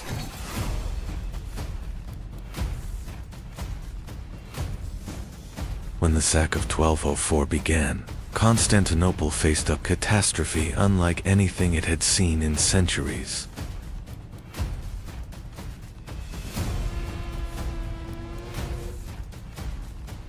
Churches were looted, sacred relics were stolen, and the wealth of Byzantium was loaded onto ships.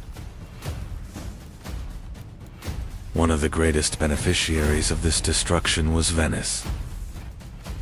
Constantinople had fallen, Byzantium was shattered, and the Latin Empire had been established within the city.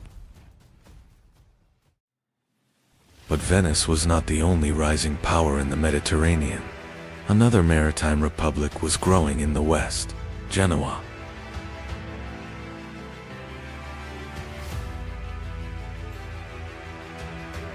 Through trade networks and powerful banking families, the Genoese accumulated enormous wealth.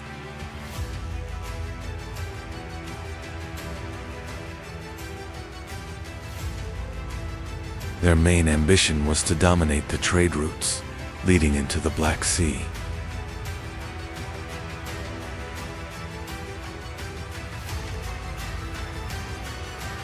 And soon, a rivalry that would last for centuries began between Venice and Genoa. By the 13th century, Mediterranean trade had become one of Europe's greatest sources of wealth. Spices, silk, grain, and precious goods. Every product arriving from the East generated immense profit.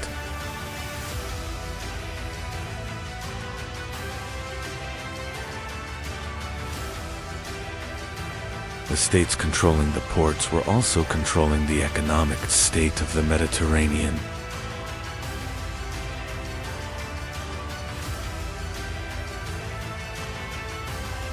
That is why the rivalry between Venice and Genoa became far more than a simple struggle for trade.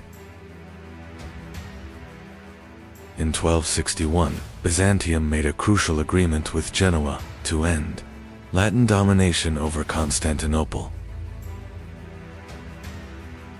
Emperor Michael VIII, Palaiologos, agreed to grant the Genoese major trading privileges. That same year, Constantinople was recaptured and the Byzantine Empire was restored.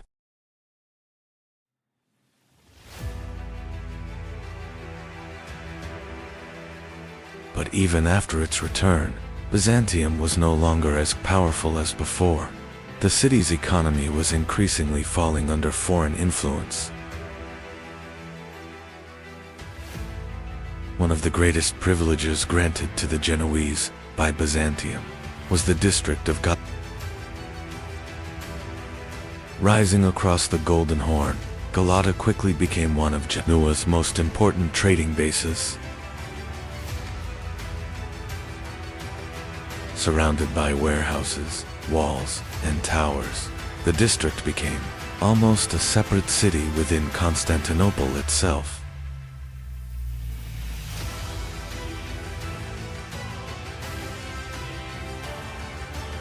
The trade of the Byzantine capital was no longer fully under Byzantine control. Genoa's true power expanded even further through access to Black Sea trade. The port of Kaffa in Crimea became one of Genoa's most important trading centers. Silk, furs, grain, and slave trade, wealth flowing from the Black Sea enriched Genoa.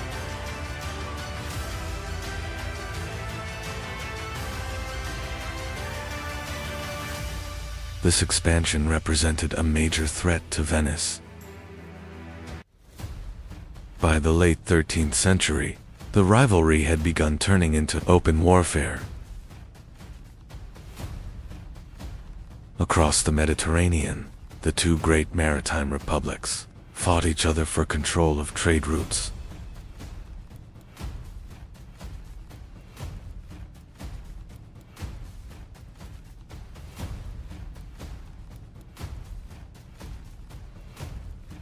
At the Battle of Cursola, in 1298, Venice suffered a devastating defeat.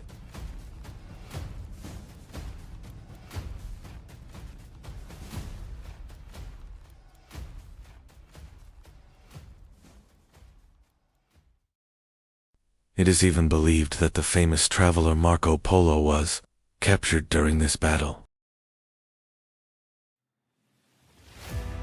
Despite the defeat at Cursola, Venice recovered rapidly.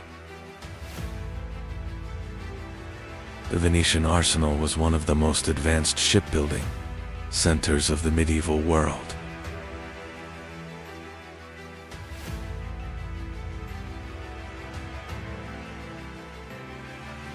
The warships produced their restored Venice's dominance at sea.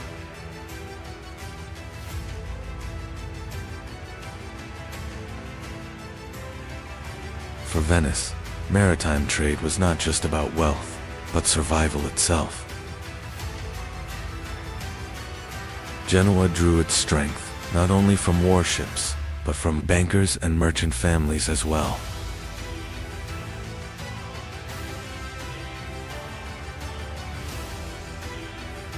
The city's wealthy families built vast trade networks across the Mediterranean and accumulated enormous fortunes. Genoese ships transported valuable goods from the Black Sea into Europe.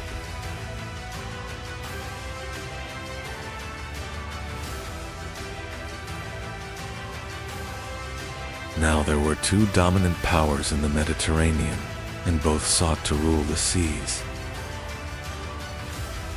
By the 14th century, the Byzantine Empire was far from its former glory. Much of the city's trade had fallen under the control of Venetian and Genoese merchants. The Byzantine emperors struggled to maintain balance between the two maritime powers. But this policy of balance only made the empire increasingly dependent. At that very moment, a new power was rising in Anatolia, the Ottomans.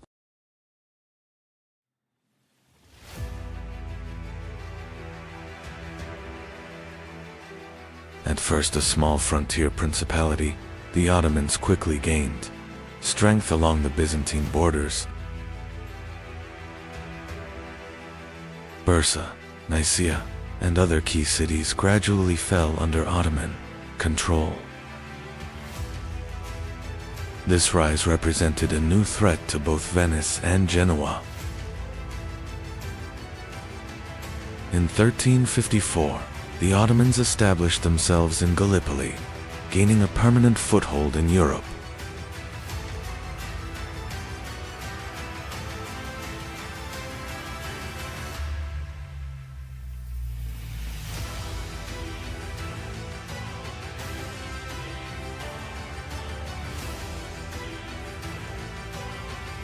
This development marked a major turning point for Byzantium.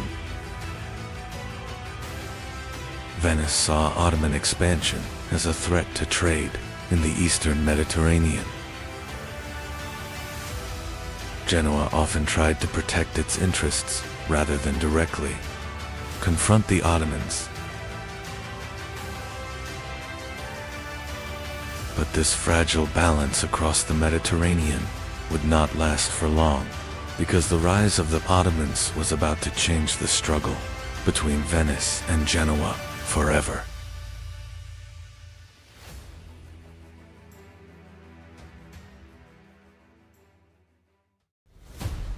In 1378, one of the greatest wars between Venice and Genoa began, the War of Chioggia.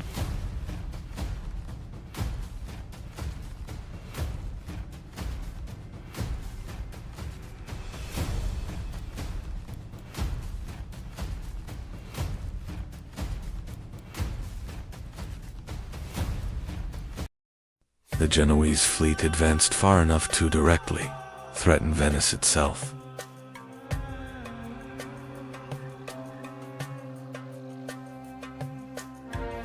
But Venice refused to surrender and prepared for a final massive counterattack.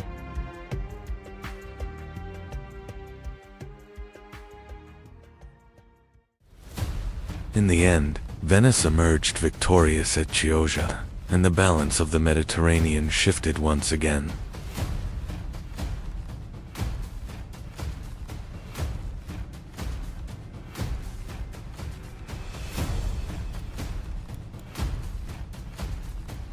After the War of Chioggia, Genoa struggled to maintain its former power.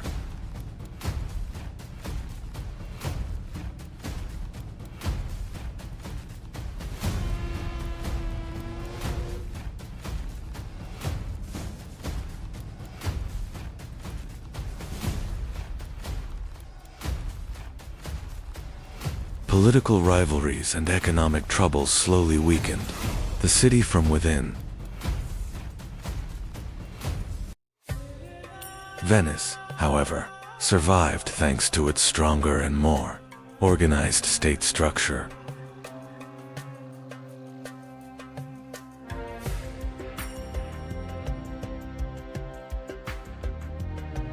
But the true rising power in the Mediterranean was no longer Venice or Genoa.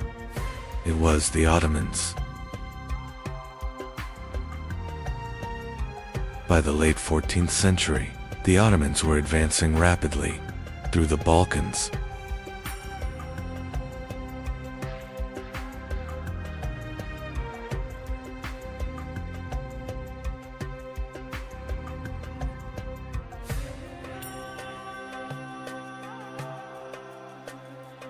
Meanwhile, the Byzantine Empire continued to shrink, leaving Constantinople increasingly isolated. Venice grew deeply concerned about Ottoman influence in the Aegean and Eastern Mediterranean. Genoa continued building cautious relations with the Ottomans in order to protect its trade.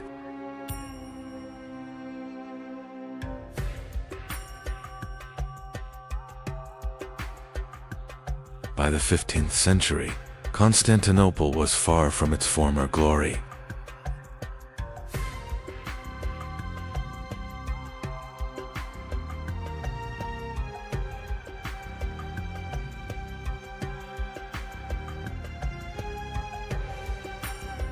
The once great empire now survived only around its capital. Venetian and Genoese merchants still dominated much of the city's trade.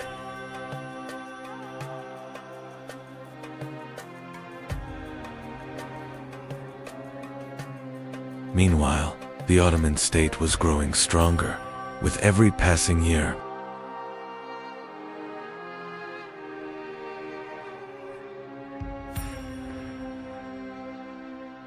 In 1451, the young Sultan Mehmed II ascended to the throne. The new Sultan immediately began preparations to conquer Constantinople.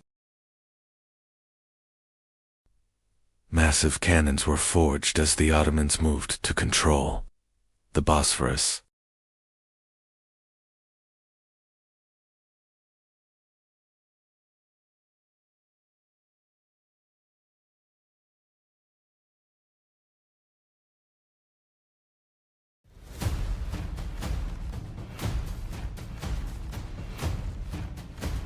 Constantinople knew that a great siege was approaching. In the spring of 1453, the Ottoman army arrived before the walls of Constantinople.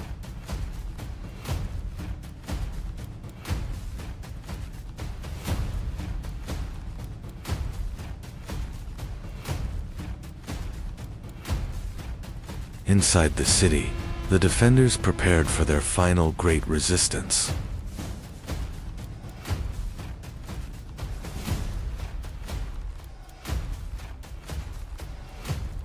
The Genoese commander, Giovanni Giustiniani, became one of the key figures in the defense.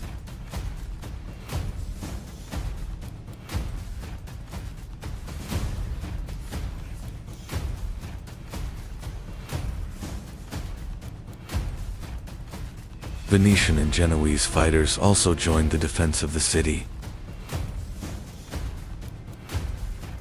For days, Ottoman cannons relentlessly bombarded the walls of Constantinople.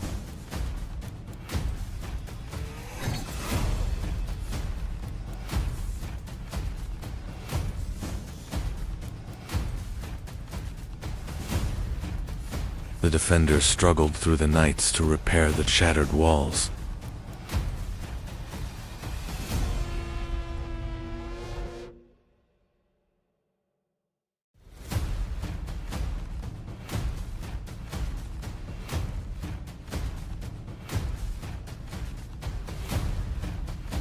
But the move that changed the fate of the siege was the transport of Ottoman ships over land.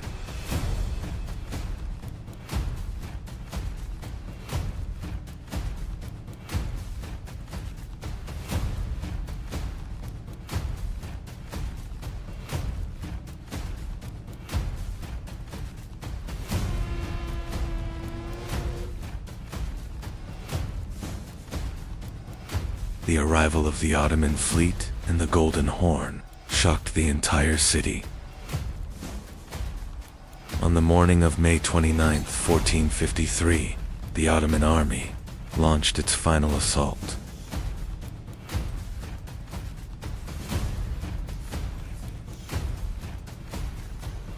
The defenders resisted on the walls until the very last moment.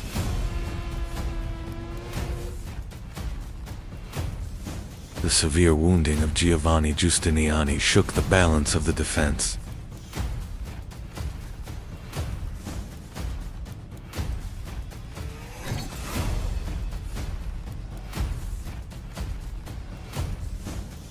And at last, the walls of Constantinople were breached. As Constantinople fell, chaos spread throughout the city. The young Sultan Mehmed II had opened the gates to a new era. The Genoese colony of Galata had now fallen under Ottoman rule as well. 1453 marked not only the end of Byzantium, but the end of the old Mediterranean order itself. Constantinople was now the new capital of the Ottoman Empire. For Venice and Genoa, the balance of power in the Mediterranean had completely changed.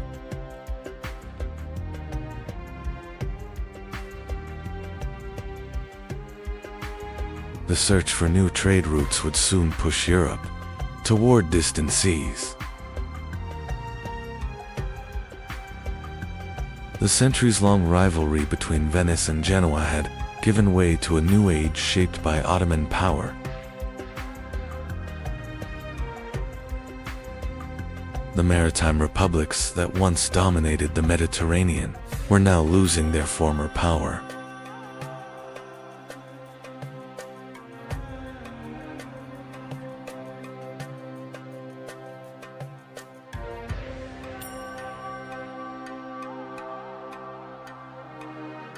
Trade routes were changing, and new empires were rising.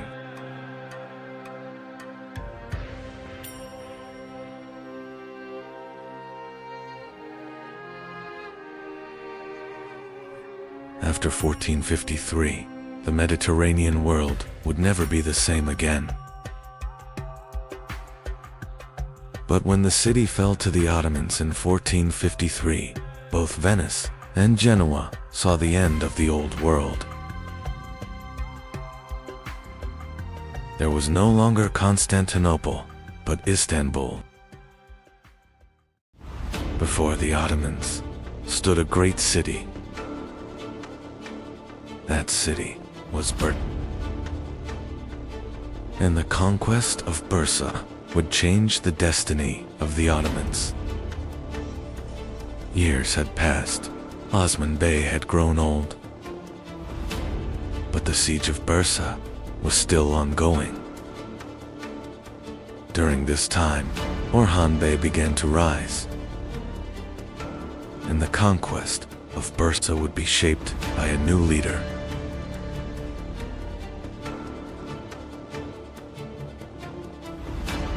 Bursa was one of the most strategic cities in Anatolia. The city was a major center of trade. But Bursa was protected by strong defensive walls. And the conquest of Bursa would change the destiny of the Ottomans. The Ottoman army began preparing siege positions around Bursa. The city's connection to the outside world began to be cut off. The siege of Bursa would be a long struggle. Orhan Bey was patiently waiting for the right moment.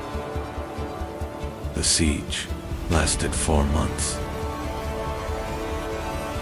was completely isolated from the outside world.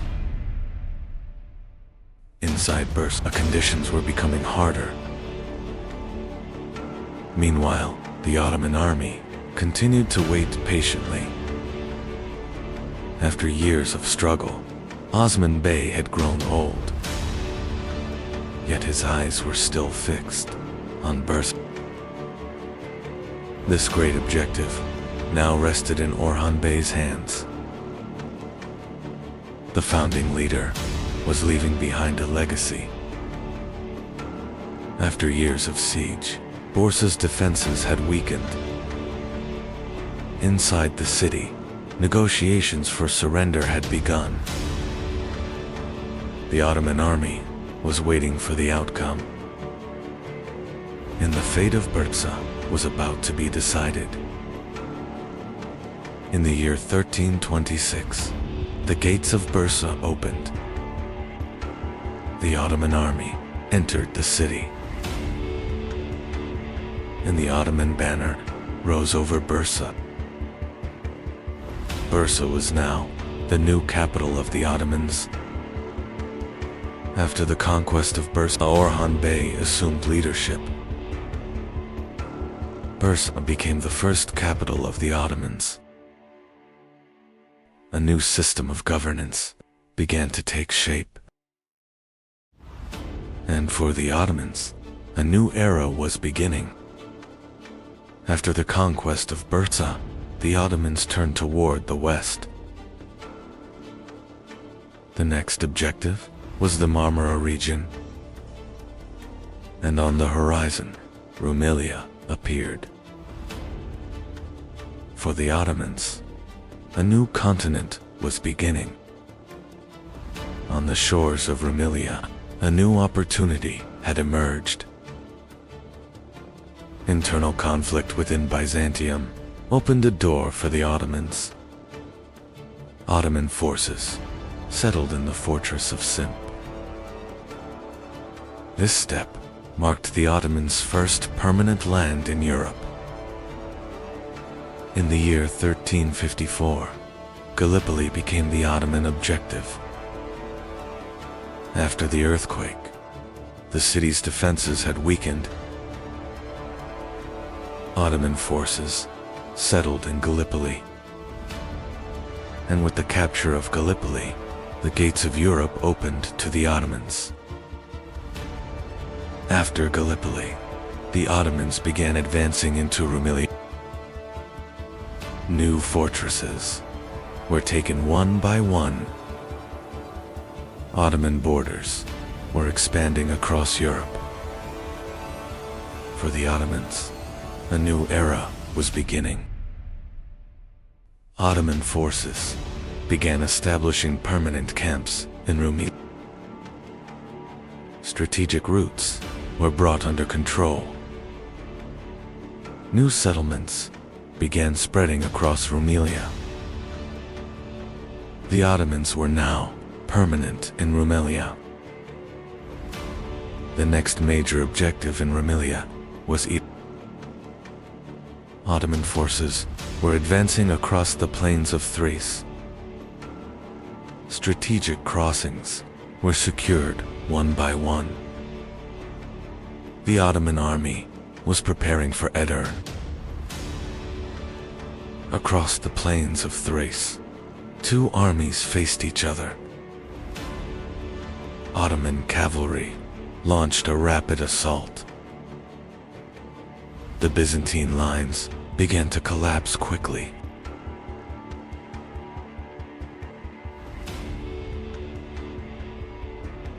This victory opened the road to Edirne. In the year 1361, the Ottoman army reached Edirne. Soon after, the city gates opened. The Ottoman army entered Edirne. Edirne was now the Ottomans' new center in Europe. With the capture of Edirne, Ottoman administration moved into Europe. Edirne was becoming a new capital. The Ottomans had now established a strong center in Europe. And for the Ottomans, the gates of the Balkans had opened. After Edirne, the Ottomans advanced deeper into the Balkans. Frontier fortresses became the next targets. Some fortresses surrendered without resistance. In Rumelia, Ottoman order began to take shape.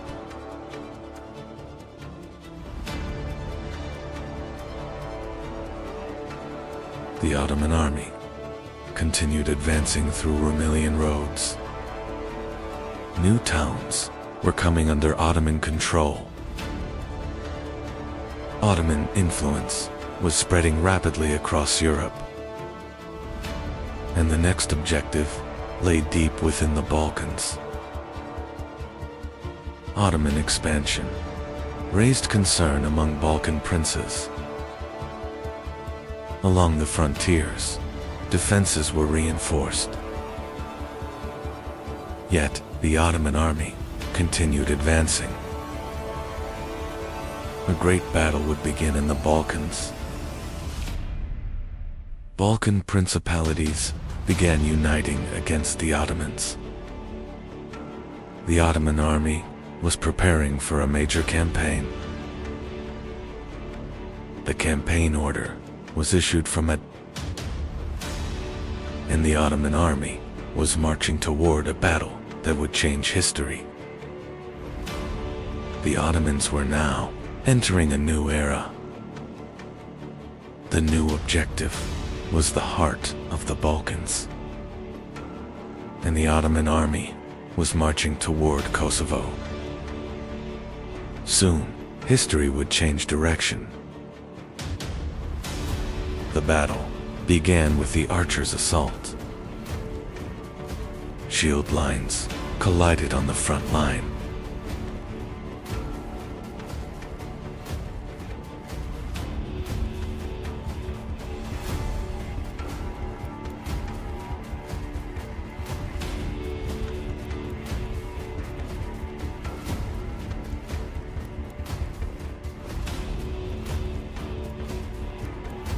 Ottoman cavalry struck from the flank. The balance of the battle shifted in favor of the Ottomans. The Balkan lines began to withdraw. Ottoman central forces continued advancing. The battlefield came under control. Victory was now within reach. On the field of Kosovo, the battle had ended.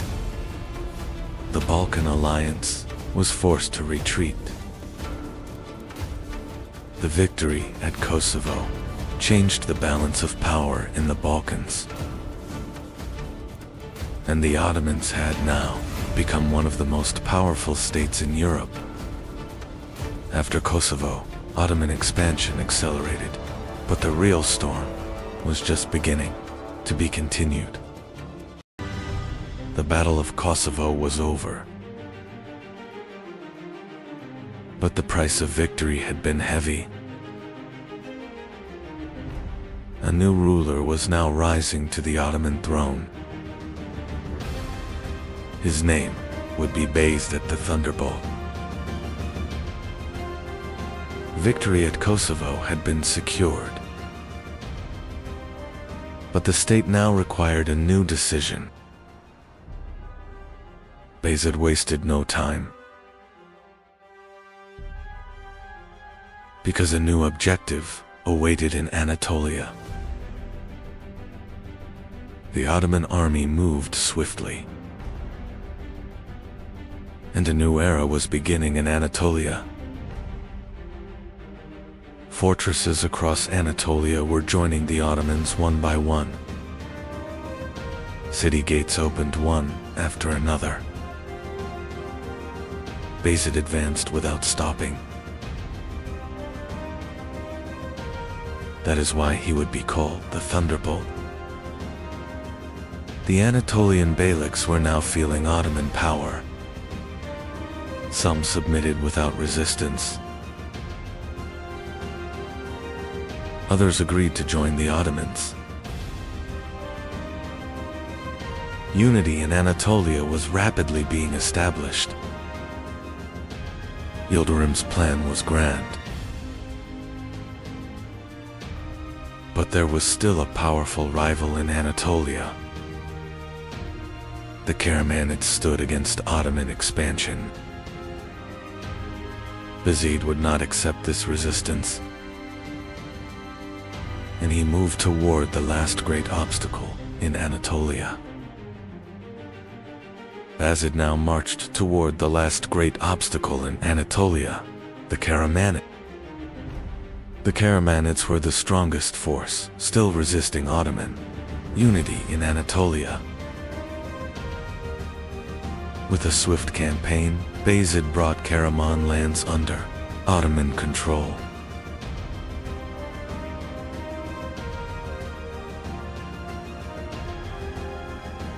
Now, no major power remained in Anatolia to challenge Ottoman authority.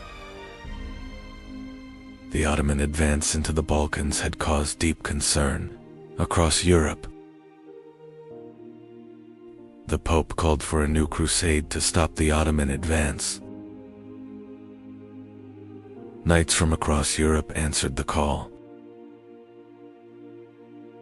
A massive crusader army began marching toward the Ottomans. As soon as he learned of the crusader advance, Bayezid moved with remarkable speed. He quickly gathered his army and marched toward Nicopolis without delay. Bayezid's rapid advance caught the crusader army unprepared. As soon as he learned of the crusader advance, Bayezid moved with remarkable speed. He quickly gathered his army and marched toward Nicopolis without delay. Bayezid's rapid advance caught the crusader army unprepared. Near Nicopolis, the battle had begun. The first lines collapsed into brutal close combat. As they advanced, the knights began losing formation.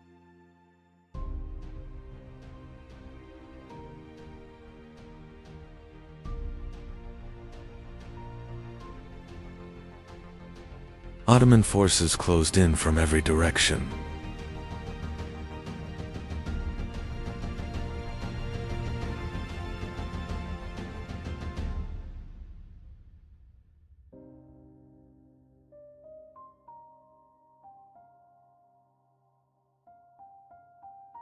Bayezid ordered the counterattack.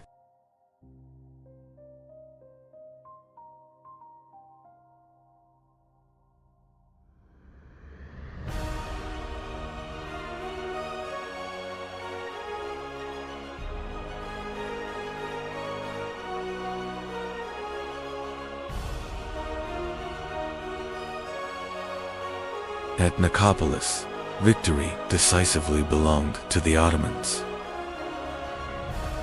News of the defeat at Nicopolis quickly spread across Europe.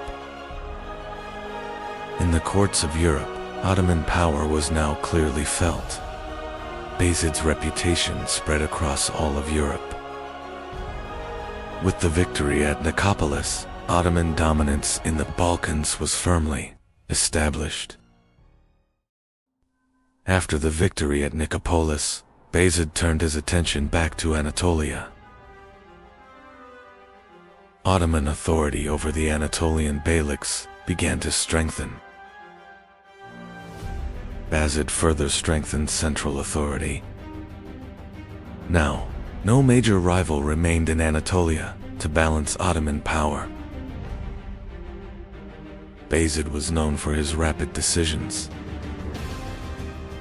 His army could move with remarkable speed under his command. For this reason, he was called the Thunderbolt. Under his rule, the Ottoman Empire reached the height of its power.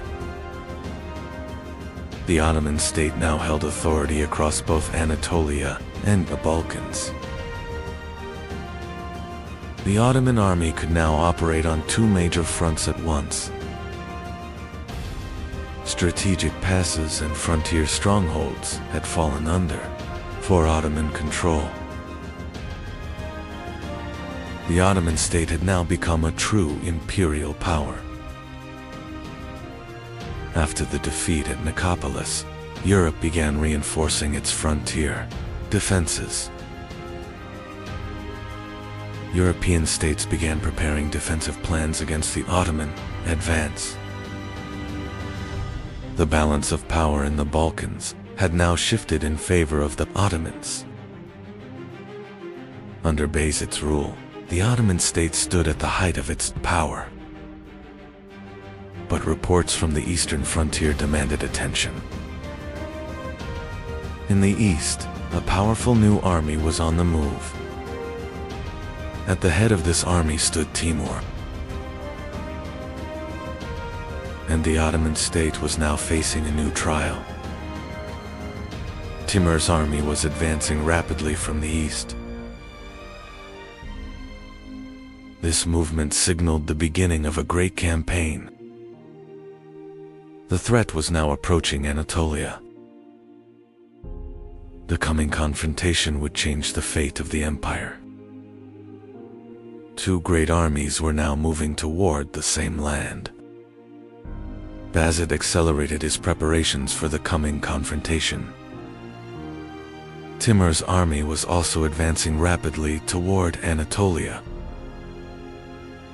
The great confrontation had become inevitable. Envoys began traveling between the two rulers. Bayezid was clarifying his decisions for the coming confrontation. Timur continued, preparing for the Anatolian campaign. War had now become inevitable. Timur's army began crossing into Anatolia. This advance created great movement across Anatolia. Timur directed his army deeper into Anatolia. The great confrontation was now very close. Some Anatolian beyliks began making contact with Timur. Some beyliks joined Timur's side. These developments created serious tension within the Ottoman army. Even before the battle began, the balance had started to shift. Bayezid moved his army toward Ankara. Commanders were making final preparations before the battle. The two great armies were about to meet on the plains of Ankara. The historic confrontation was about to begin. In 1402, the Ottoman state and Timur's empire confronted each other on the plains of Ankara. During the battle, several Anatolian beyliks joined Timur's side. This development seriously weakened the Ottoman battle formation. The Battle of Ankara ended in a major defeat for the Ottoman state.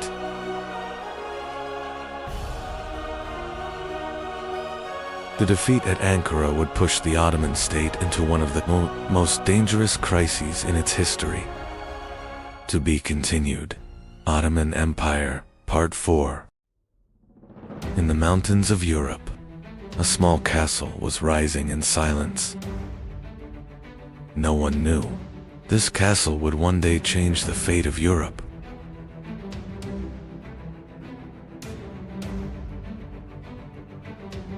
The name of this family would become Habsburg. And for centuries, kings, emperors, and armies would live beneath their shadow. At the center of Europe stood the Holy Roman Empire. But this was not a single unified state. Hundreds of duchies, kingdoms, and princes were fighting for power. And the Habsburgs were searching for a way to rise within this chaos. In 1273, a decision was made that would change the balance of Europe. Rudolf of Habsburg was elected king of the Romans. Many nobles never expected him to rise this far. But in that moment, the true rise of the Habsburgs had begun. But standing before Rudolf was still a great obstacle.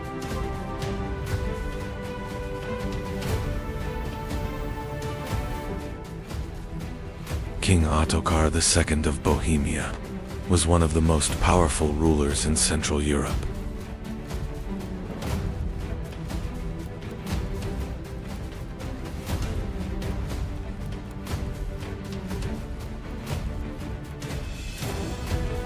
In 1278, the two armies met on the plains of Marchfeld.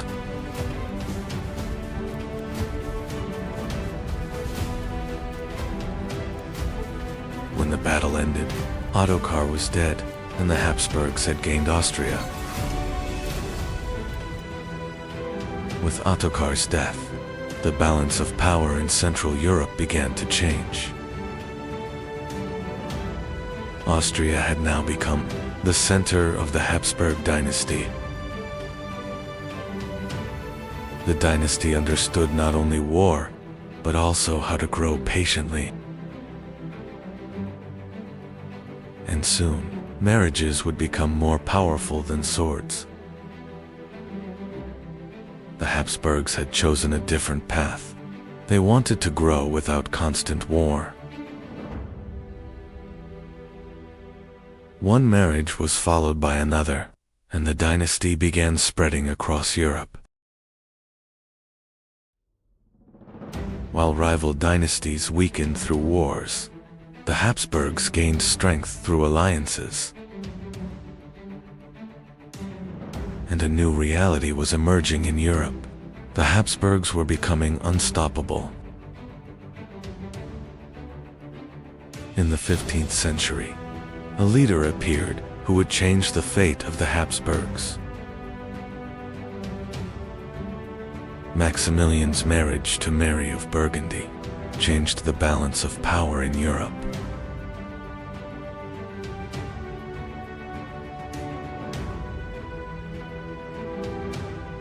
Because with this marriage, Europe's richest cities passed to the Habsburgs.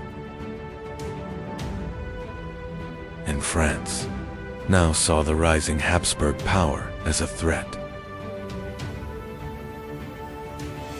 One of the greatest moves of the Habsburgs would be their marriage alliance with Spain. Because Joanna's family were the most powerful rulers of Spain. After this marriage, Habsburg power began extending beyond Europe. And soon, one of the most powerful rulers Europe had ever seen would emerge. His name was Charles V. Charles V inherited one of the greatest empires Europe had ever seen.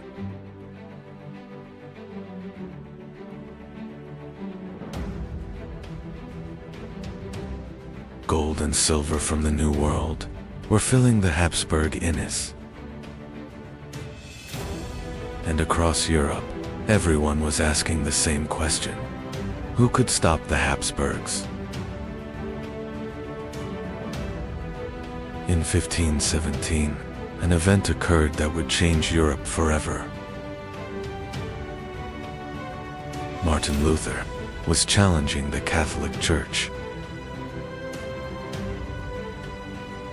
Europe was now dividing in two, Catholics and Protestants. For Charles V, the struggle was no longer only about territory. At the same time, from the east, another superpower was rising. And at the head of this empire stood Suleiman the Magnificent. The Battle of Mohacs in Yiwu Harliu changed the fate of Central Europe.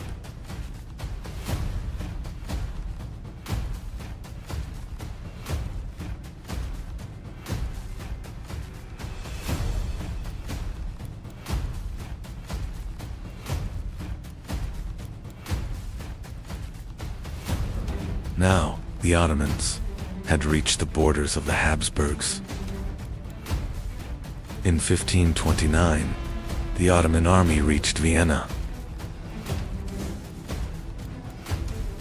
Europe was terrified because Vienna could fall.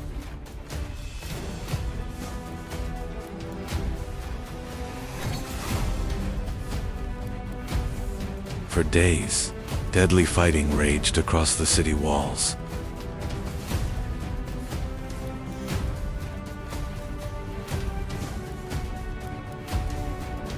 And in the end, the Ottoman army withdrew. But even after Vienna, the war did not end.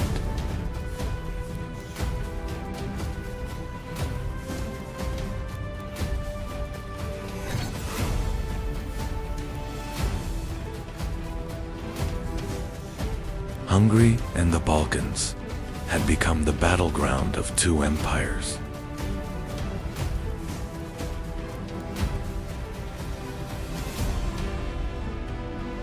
For years, both sides tried to wear each other down.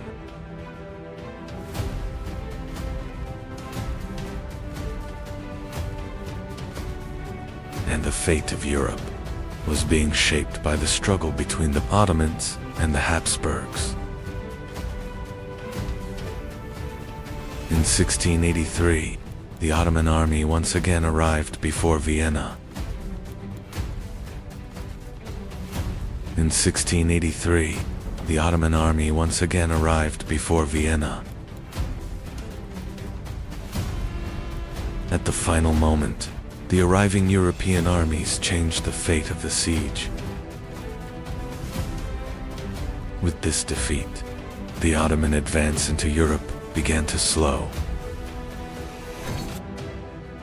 After Vienna, the balance of power began to change. The Habsburgs were no longer only defending, they were becoming one of Europe's greatest dynasties. Kings and ambassadors were now recognizing the power of the Habsburg court. But before the dynasty, even greater storms still awaited. In the 17th century, Europe was dragged into a new catastrophe.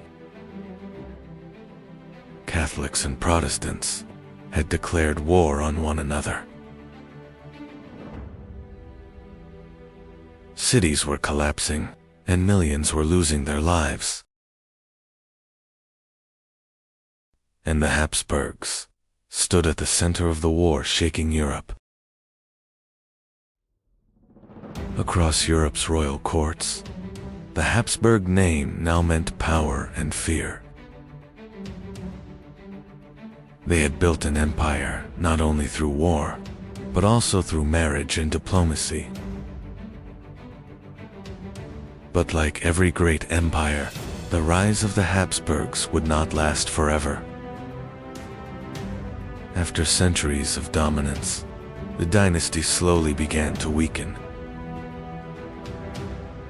New powers like France and Prussia were changing the balance of Europe. Constant dynastic marriages had caused serious genetic problems within the family. Then Europe witnessed the rise of Napoleon. In 1806, the Holy Roman Empire came to an end. A nearly 1,000-year-old empire had collapsed beneath Napoleon's shadow. A story that began in a small mountain fortress had become a dynasty that ruled Europe for centuries. In 1402, The devastating defeat at the Battle of Ankara brought the Ottoman Empire to the brink of collapse. After Bayezid was captured, Ottoman lands were divided among rival princes. The struggle between the princes dragged the empire into years of civil war. This turbulent time would later be known as the Ottoman Interregnum. After the Battle of Ankara, Bayezid was taken captive. Timur's advance across Anatolia severely weakened Ottoman authority.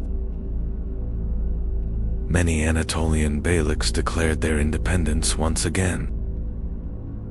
The Ottoman Empire now faced a major crisis of authority in both Anatolia and Rumelia. In Rumelia, Suleiman Celebi seized control and became one of the strongest contenders.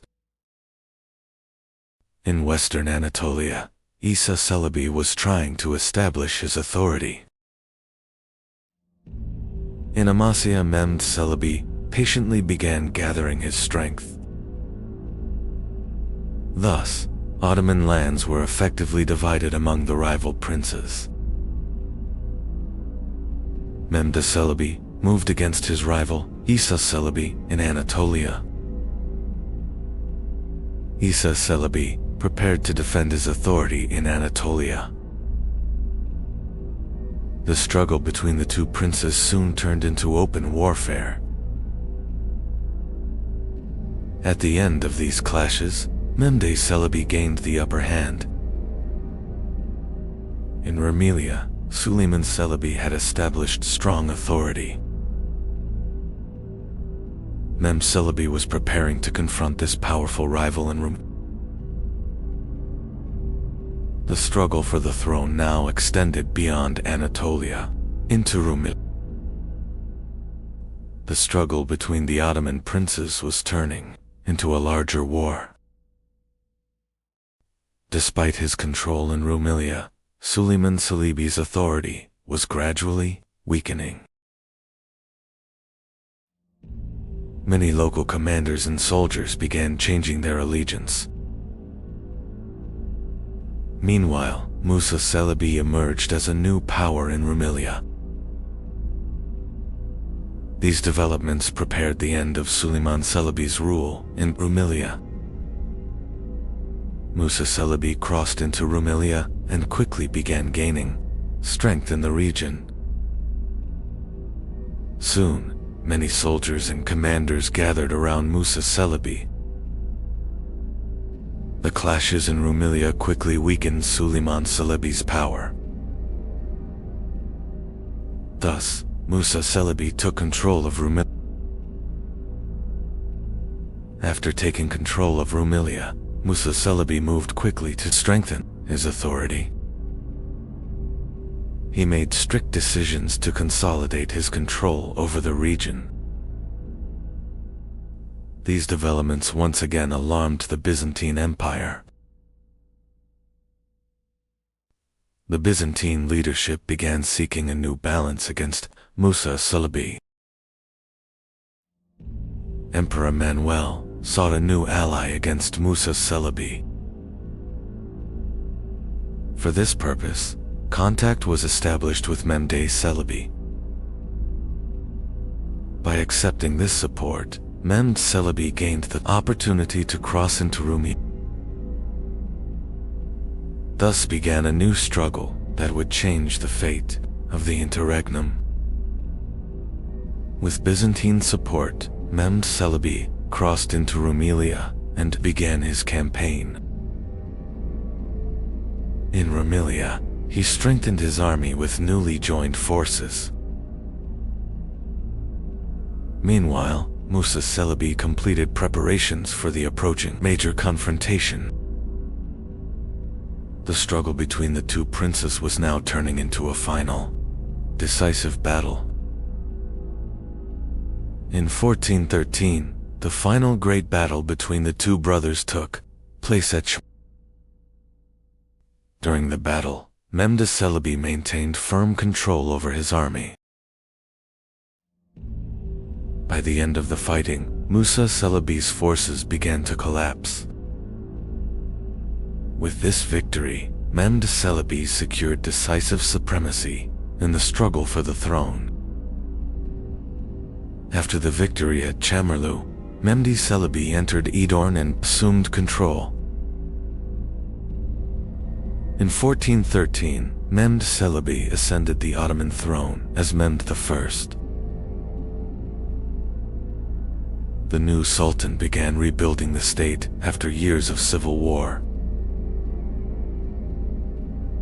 Thus, the interregnum ended and the Ottoman Empire was reunited.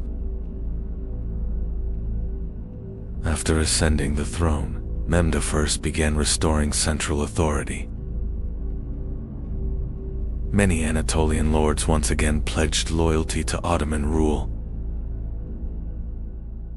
After years of civil war, the army began to be reorganized. The state soon entered a period of recovery and stabilization. Soon after, a major rebellion began in Rumelia under the leadership of Sheikh Bedr. The rebellion quickly spread across a wide region. The Ottoman administration moved quickly to suppress the rebellion. After the clashes, the rebellion was suppressed and Sheikh Bedreddin was captured. After the rebellion was suppressed, Sheikh Bedreddin was executed. This development helped restore Ottoman authority in Rumelia. Mehmed I further strengthened central administration. Thus, the state regained strength against internal threats. In 1421, the death of Sultan Mehmed I marked the beginning of a new era for the Ottoman Empire. Murad II ascended the throne and assumed control of the state despite his young age. The Ottoman ruling elite gathered around the new sultan once again. However, Murad II's reign would soon face new challenges. Shortly after Murad II ascended the throne, the rebellion of False Mustafa began. The Byzantine leadership supported this rebellion to weaken the Ottoman state. False Mustafa quickly managed to gather significant support in Rumelia. The young Sultan Murad II moved quickly to confront this threat. Murad II quickly mobilized his army against False Mustafa.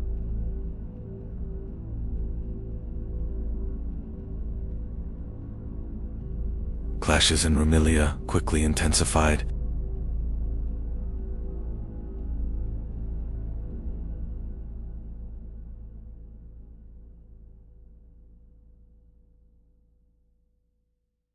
After the fighting, False Mustafa's forces collapsed. With the rebellion suppressed, False Mustafa was captured and neutralized. After the rebellion in Rumelia was suppressed, another uprising began in Anatolia, led by Prince Mustafa. Prince Mustafa quickly gathered significant support around him. Murad II turned toward Anatolia to confront this new threat. These developments triggered a new internal struggle in Anatolia. Murad II quickly moved to suppress the rebellion in Anatolia. Prince Mustafa's resistance soon began to weaken. Following these events, Prince Mustafa was captured. With this development, Murad II strengthened his authority in Anatolia. With the suppression of internal rebellions, Murad II re-established strong authority across Anatolia and Rumelia. With the suppression of internal rebellions, Murad II re-established strong authority across Anatolia and Rumelia. As the Ottoman Empire regained its strength, greater wars were about to reshape the course of history, to be continued. During the reign of Murad II, the Ottoman Empire began regaining strength in the Balkans. The Ottoman resurgence caused serious concern across Europe. European powers began forming a new alliance to stop Ottoman expansion. Soon, a large Crusader army began marching toward Ottoman lands. In 1443, the Crusader army began advancing toward Ottoman territories through the Balkans. Ottoman forces began preparing defensive positions along the frontier against the advancing Crusaders. Heavy clashes took place between the two armies in the mountain passes of the Balkans.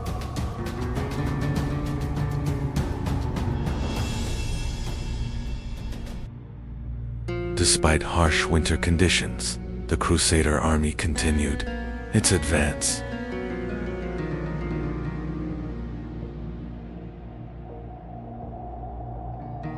Facing the Crusader advance, Ottoman forces were forced to withdraw from several positions. During this time, Murad II reorganized his army and began preparing for a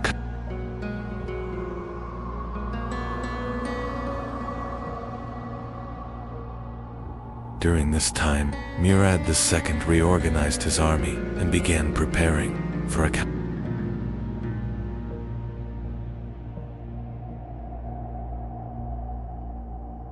This situation gave the Ottoman army an opportunity to regroup. After prolonged fighting, both sides agreed to begin peace negotiations. After prolonged fighting, both sides agreed to begin peace negotiations. As a result of these negotiations, a temporary peace emerged in the Balkans.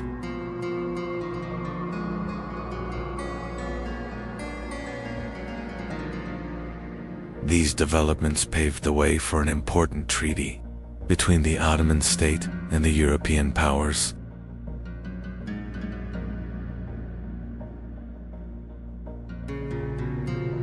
After the Treaty of Edirne-Segedin, the ruler made an unexpected decision and withdrew from power.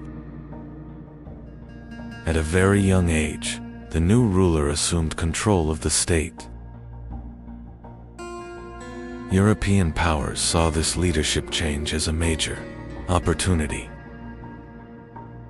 Soon, preparations began for a new Crusader campaign against the Ottoman state.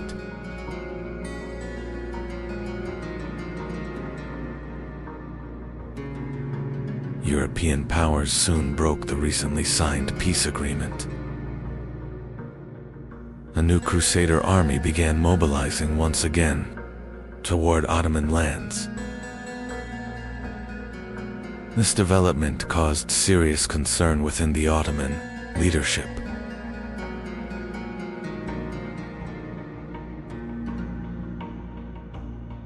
The Ottoman army quickly began preparing for the approaching major confrontation. Facing a growing threat, the young ruler called the experienced leader back to command the army.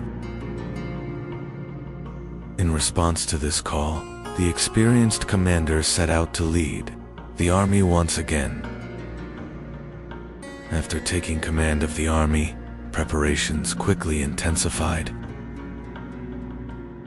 The Ottoman army moved swiftly toward the coming great battle.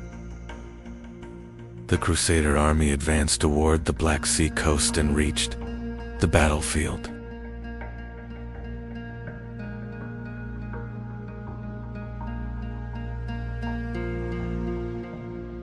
Soon after, the Ottoman army formed its battle lines in the same region.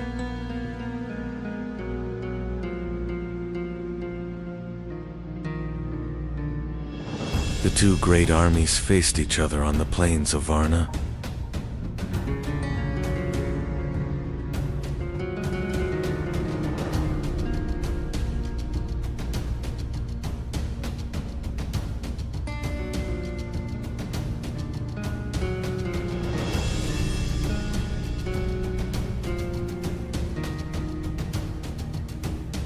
One of the most critical battles in history was about to begin. November 10, 1444, Battle of Varna. On November 10, 1444, the battle began on the plains of Varna.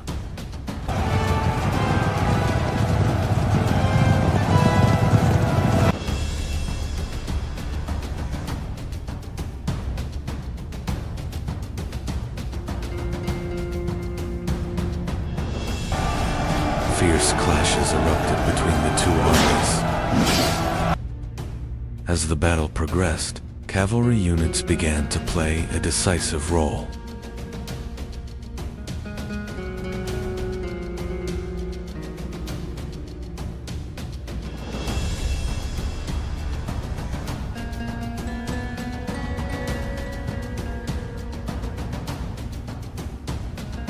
The balance of the battle began to shift.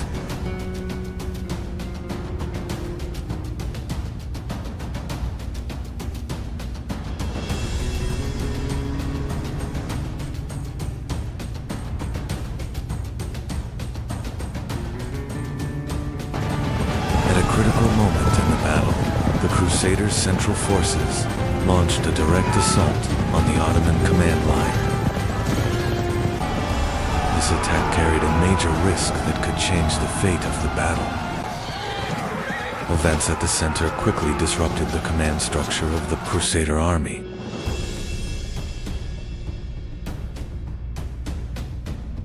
This development became one of the decisive turning points of the Battle of Varna.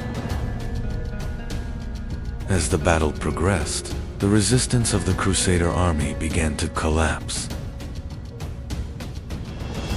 Soon, the Crusader forces began withdrawing from the battlefield. The Battle of Varna ended with a decisive Ottoman victory.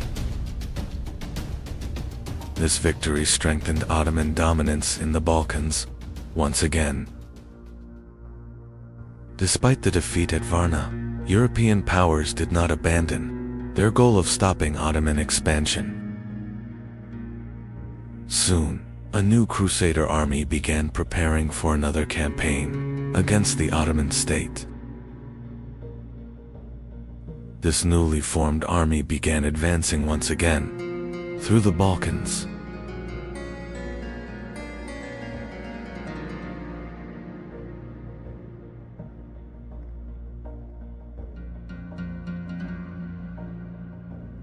In 1448, the two armies were once again approaching confrontation on the plains of Kosovo. In 1448, the Ottoman and Crusader armies once again faced each other on the plains of Kosovo. Both armies formed their lines across a wide battlefield before the clash.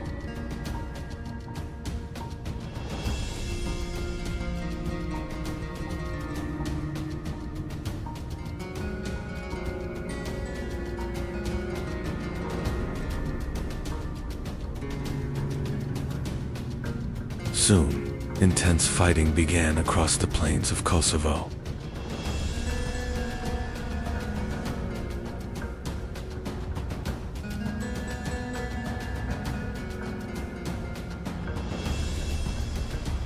As the war progressed, the quality of military training began to play a significant role in combat. In 1448, the battle on the plains of Kosovo continued for days.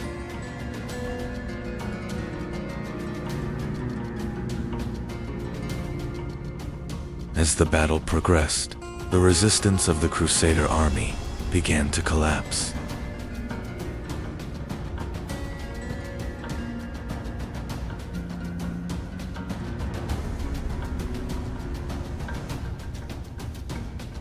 The Second Battle of Kosovo ended with a decisive Ottoman victory.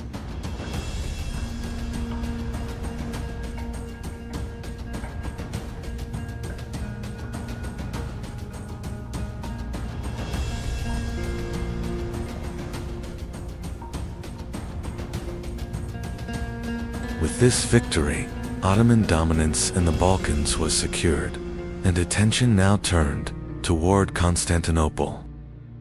To be continued. In 1451, Mehmed II ascended the throne at a young age. But his ambitions were far greater than those of an ordinary ruler. There was a city that had stood for centuries, and that city was Constantinople. Constantinople stood between Europe and Asia.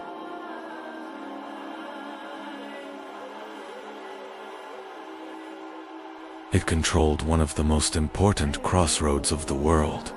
Its massive walls had protected the city for centuries.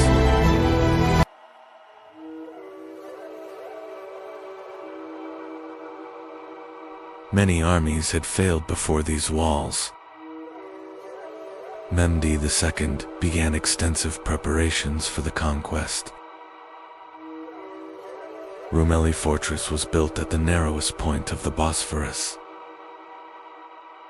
This fortress was built to cut off aid reaching Constantinople. Now it had become nearly impossible for aid to reach Constantinople by sea. Mehmed II received a strong education from an early age. He was educated by the most important scholars of his time. He gained deep knowledge in history, geography, and military strategy.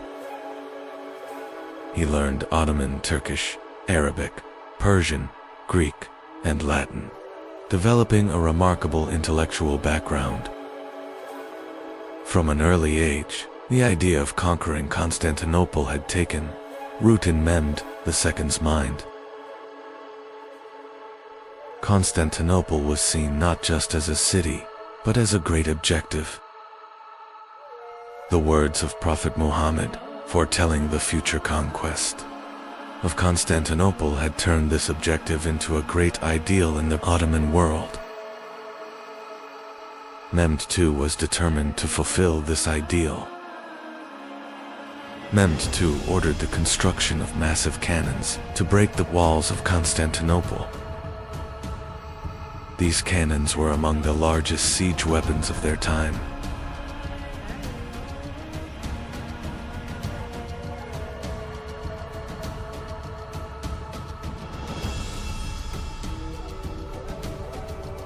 The massive cannons were transported with great difficulty to the walls of Constantinople.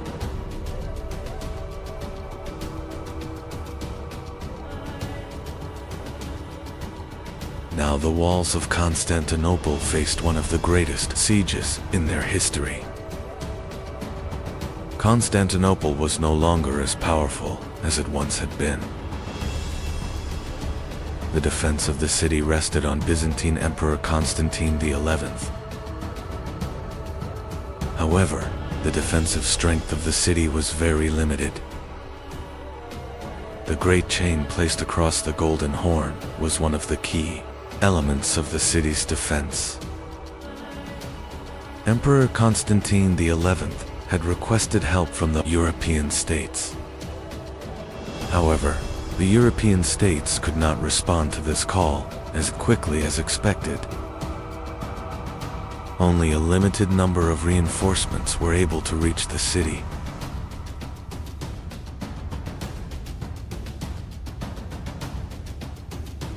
The Genoese commander, Giovanni Giustiniani, took an important role in the defense of the city.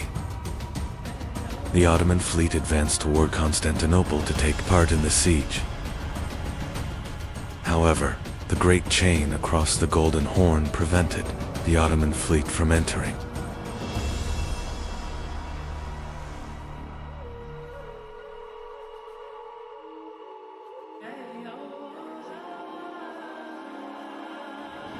This obstacle significantly limited the movement of the Ottoman fleet.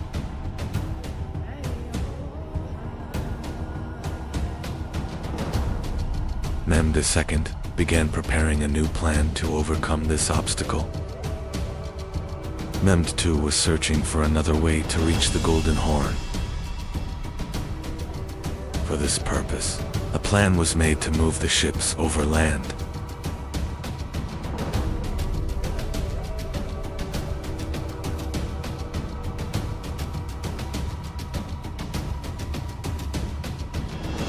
The Ottoman ships began to be transported over land with great preparation.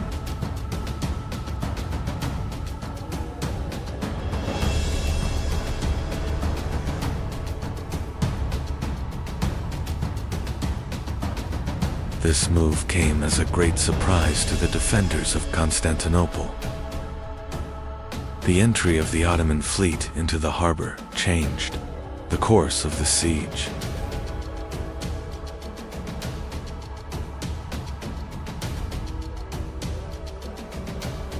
The city's defenses now faced a new threat.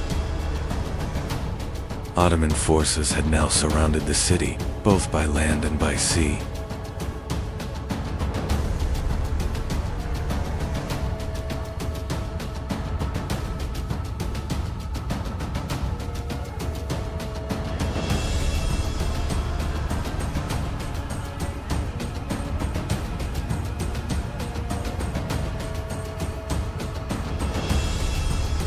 The balance of the siege was gradually shifting in favor of the Ottoman Empire.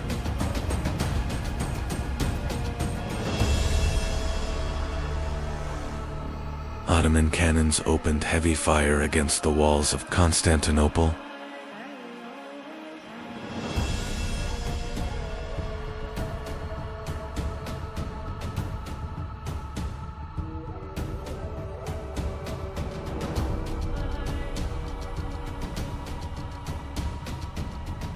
The massive cannons continued, firing without interruption for days.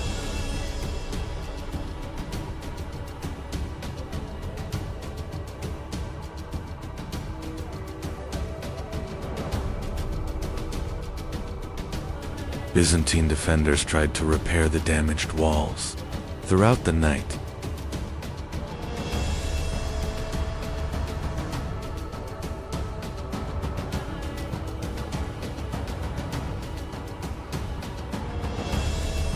however, the walls were now struggling to withstand the massive assault.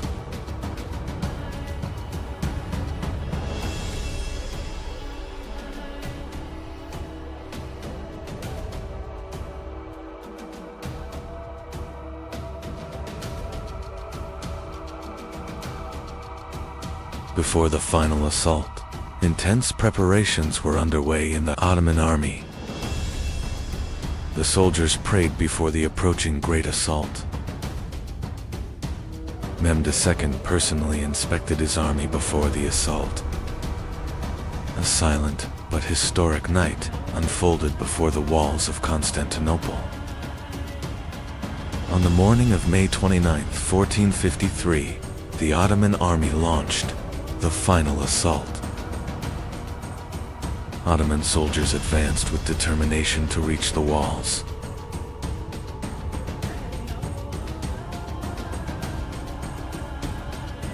The Byzantine defenders resisted with all their remaining strength on the walls.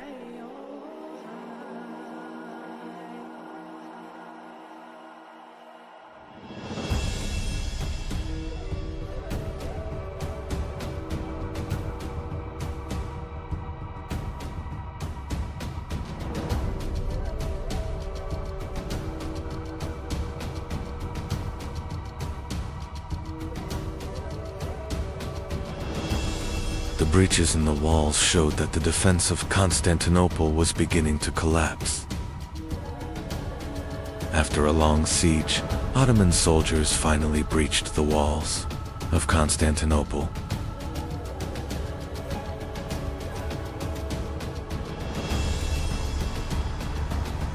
The defense of the city had completely collapsed.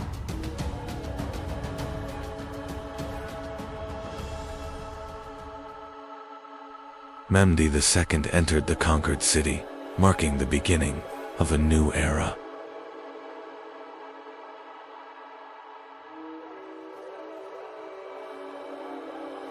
Constantinople would now become the capital of the Ottoman Empire. The conquest of Constantinople in 1453 marked not only the fall of a city, but the end of an era and the beginning of a new age. To be continued. Europe had lived for centuries under the shadow of wars, plagues, and fear. Cities were dark, the streets were silent, and death was everywhere. The church controlled the intellectual world of Europe, and people feared questioning it. But from this darkness, a new age would rise and change history forever. The Renaissance was born in Italy.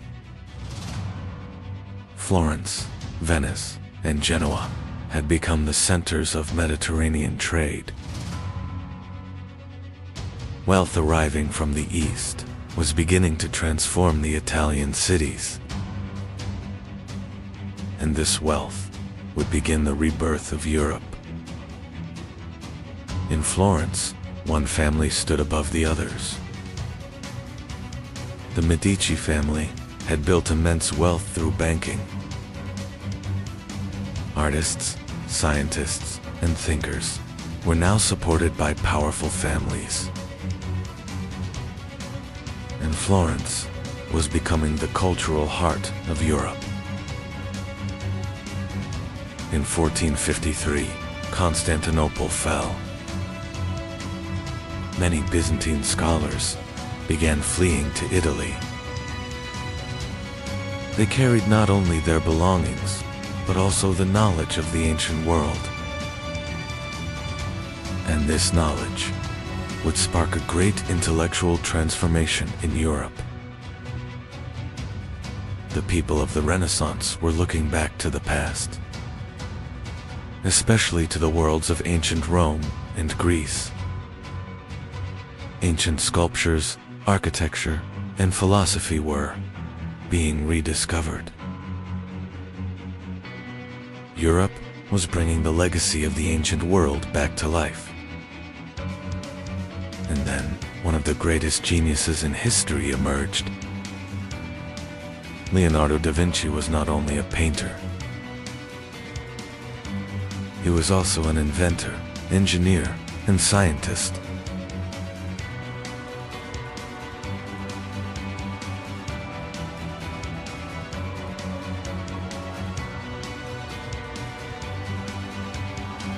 And his ideas would influence centuries to come.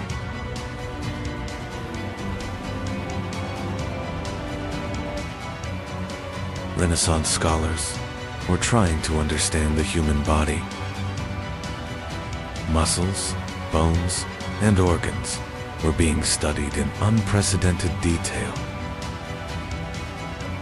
Knowledge was no longer coming only from ancient books, but from direct observation. And these studies would lay the foundation of modern science. The workshops of Italy were becoming the new centers of knowledge in Europe. Painters and artists had begun to recreate reality itself.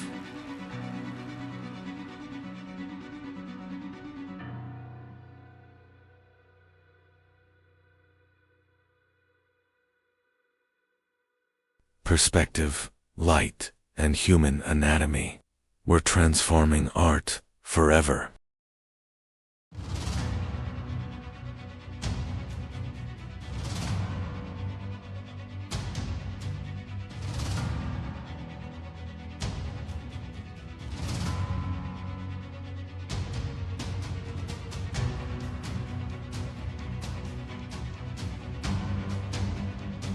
And art was becoming one of the greatest symbols of the Renaissance. The Renaissance was not only the rebirth of art, but also of science. People had begun to question the natural world. New ideas were spreading across Europe, and this transformation would lay the foundation of modern science. Scholars had begun to study the heavens.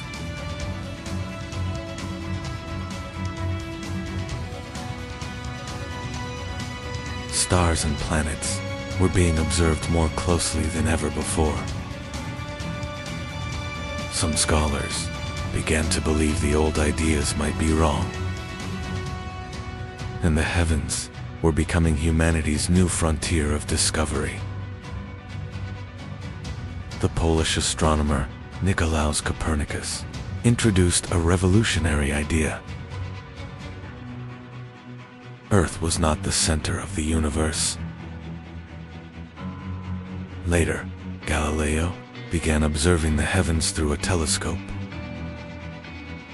and humanity's view of the universe began to change forever. But these new ideas had begun to threaten the Church. Scientists were now questioning the old order, and this questioning would spark a great conflict across Europe. But the spread of knowledge could no longer be stopped. And then an invention appeared that would change everything. The printing press changed the speed of knowledge forever. Books could now be reproduced in massive numbers.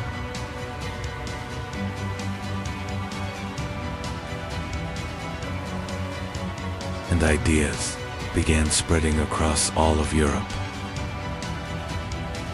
The Renaissance had given people a new idea. The world could be explored. Europe was now sailing into the oceans, and the age of exploration was about to begin. In 1492, Christopher Columbus sailed westward. His goal was to reach India.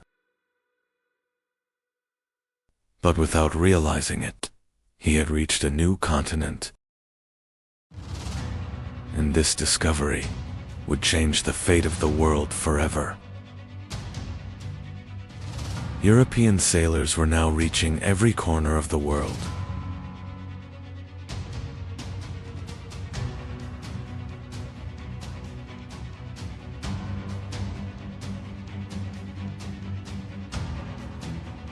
Vasco da Gama had found the sea route to India, and Magellan's fleet would sail around the world.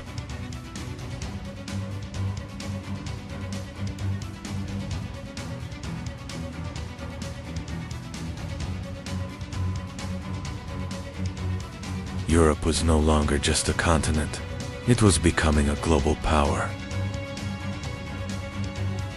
The Renaissance was transforming not only ideas, but entire cities.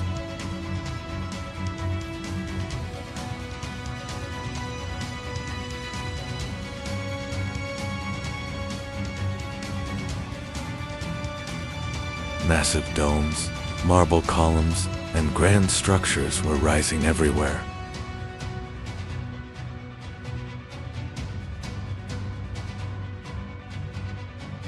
Art and architecture had become the new symbols of power.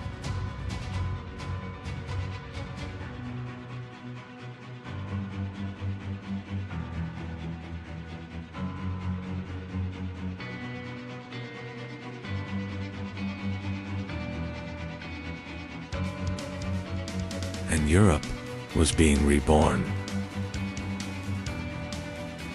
The Renaissance had completely transformed Europe.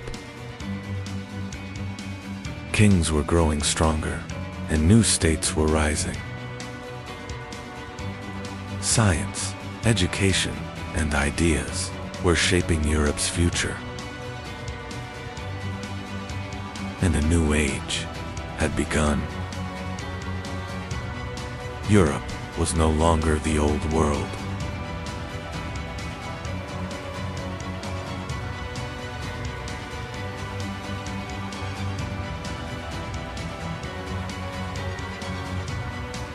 Science, art, and exploration were leading humanity into a new age.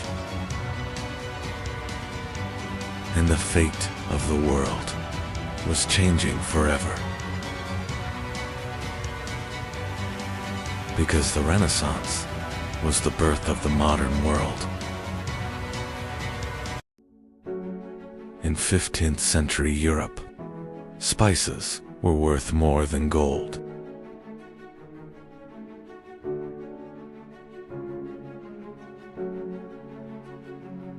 The Ottoman control over trade routes forced Europe to search for new paths.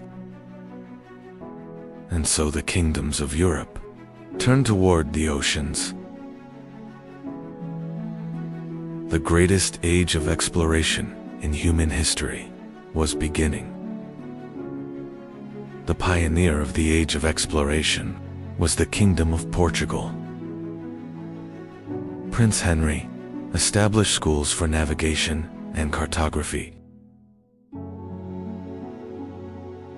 Portuguese sailors began exploring the coasts of Africa. Their goal was clear: to reach India by sea. In 1497, Vasco da Gama began his voyage to India. Throughout the long journey, the sailors fought against death. And finally, Europeans reached India.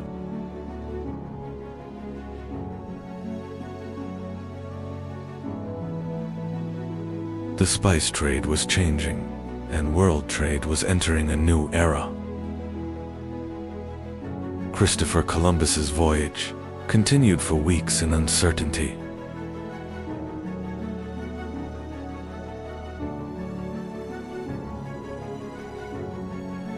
The crew was beginning to lose hope.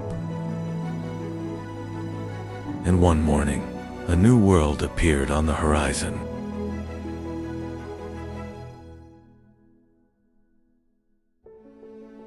Columbus believed he had reached Asia, but he had actually discovered America. The newly discovered lands sparked great rivalry among European kingdoms. In 1494, the Treaty of Tordesillas was signed. The world was being divided between two great powers.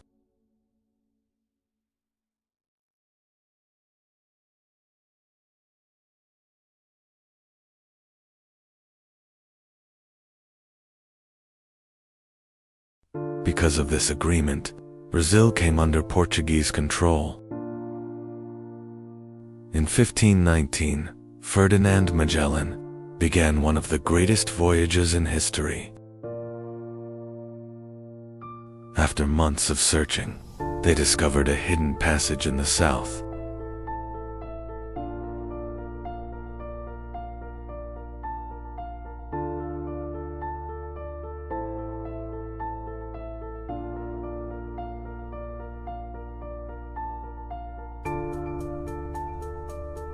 The Pacific Ocean was far greater than they had imagined.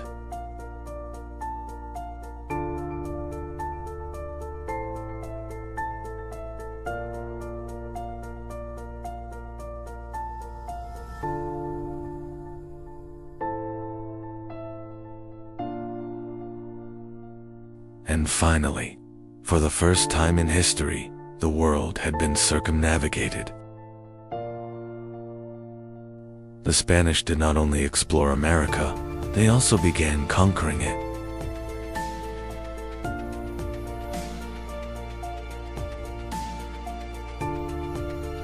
The Aztec Empire was one of the most powerful states in the Americas.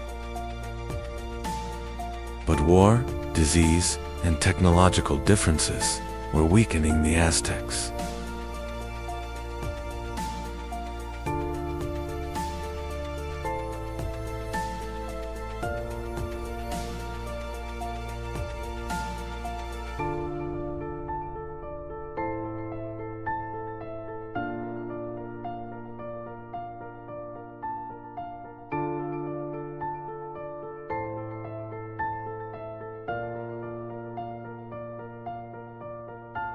and in the end, the Aztec Empire collapsed.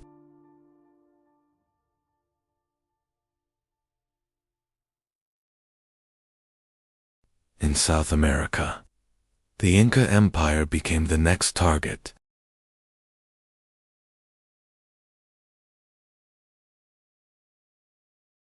The Incas were one of the greatest civilizations of the Andes.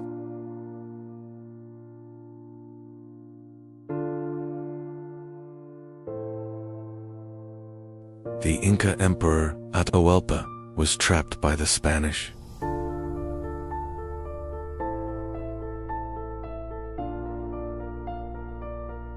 And soon after, the Inca Empire also collapsed. The age of exploration increased the wealth of Europe. The center of world trade had shifted to the Atlantic Ocean.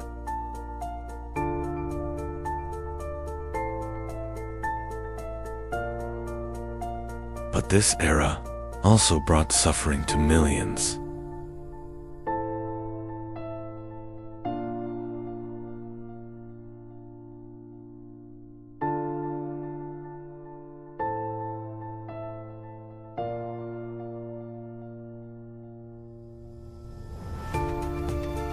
And the world had changed forever. Gold and silver from the Americas began transforming the European economy.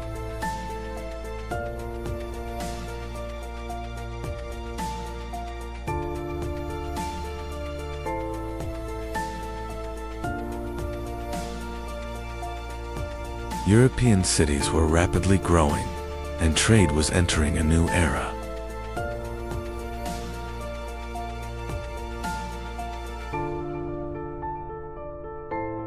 While Mediterranean ports declined, the Atlantic coasts were rising.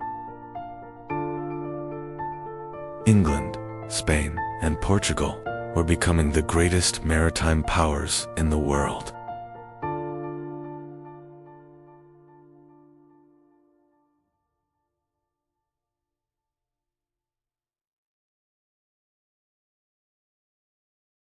The age of exploration also had a dark side.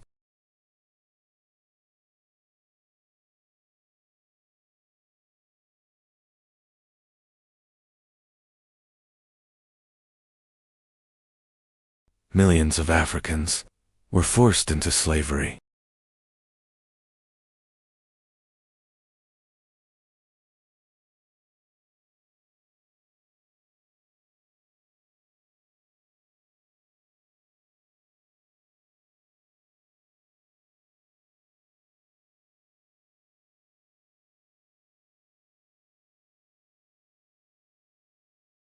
The wealth of the New World was built on human labor and suffering.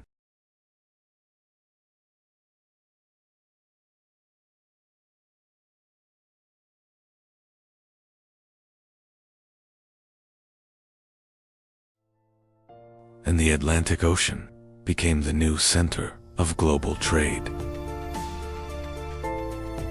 Over time, new maritime powers also emerged.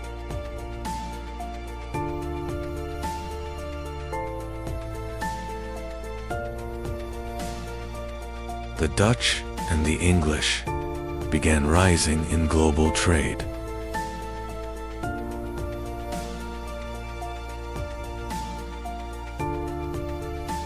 The riches of the East were falling under the control of European companies. And world trade was becoming truly global for the first time. The age of exploration marked the rise of European empires.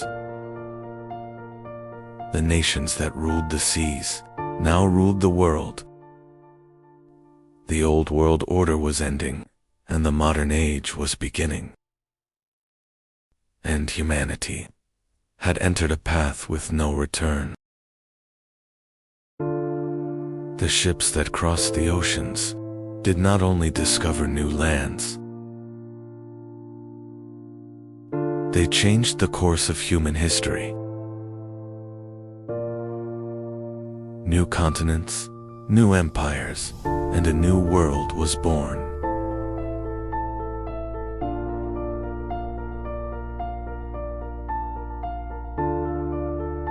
And the world would never be the same again. For centuries, Europe stood united under one faith. The Catholic Church was the most powerful authority on the continent. Kings were changing, wars were ending. But the power of the Church remained above all else. People believed salvation could only come through the Church. Fear of damnation had spread across every corner of Europe. The Church controlled not only religion, but laws, education, and human life itself. Europe was ruled under a single spiritual authority. Over time, corruption within the Church began to grow. Some priests were selling forgiveness for money.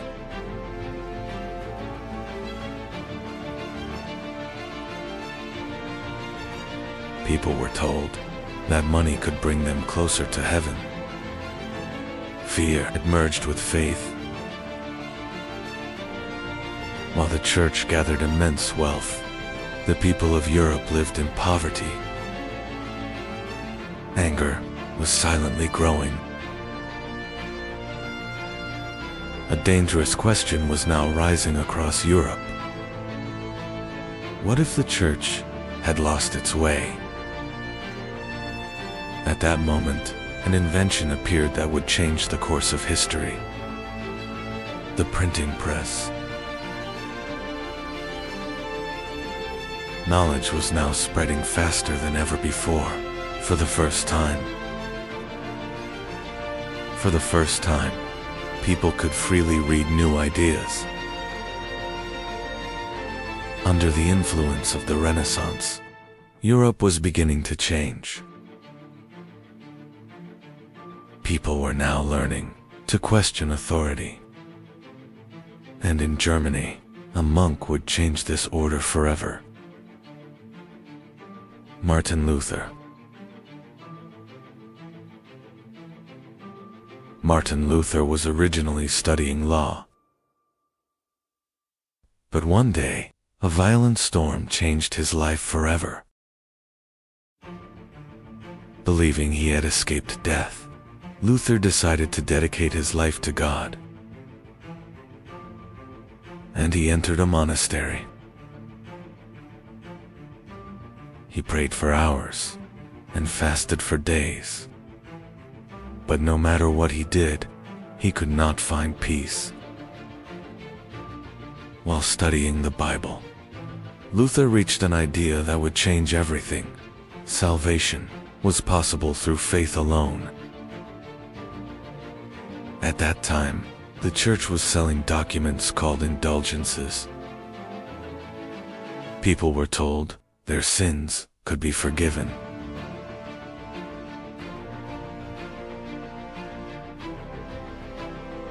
Some preachers claimed that paying money could bring people closer to heaven.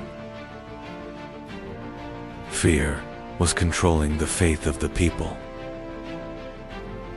Pope Leo X was gathering enormous wealth for St. Peter's Basilica in Rome. And the sale of indulgences was spreading rapidly across Europe.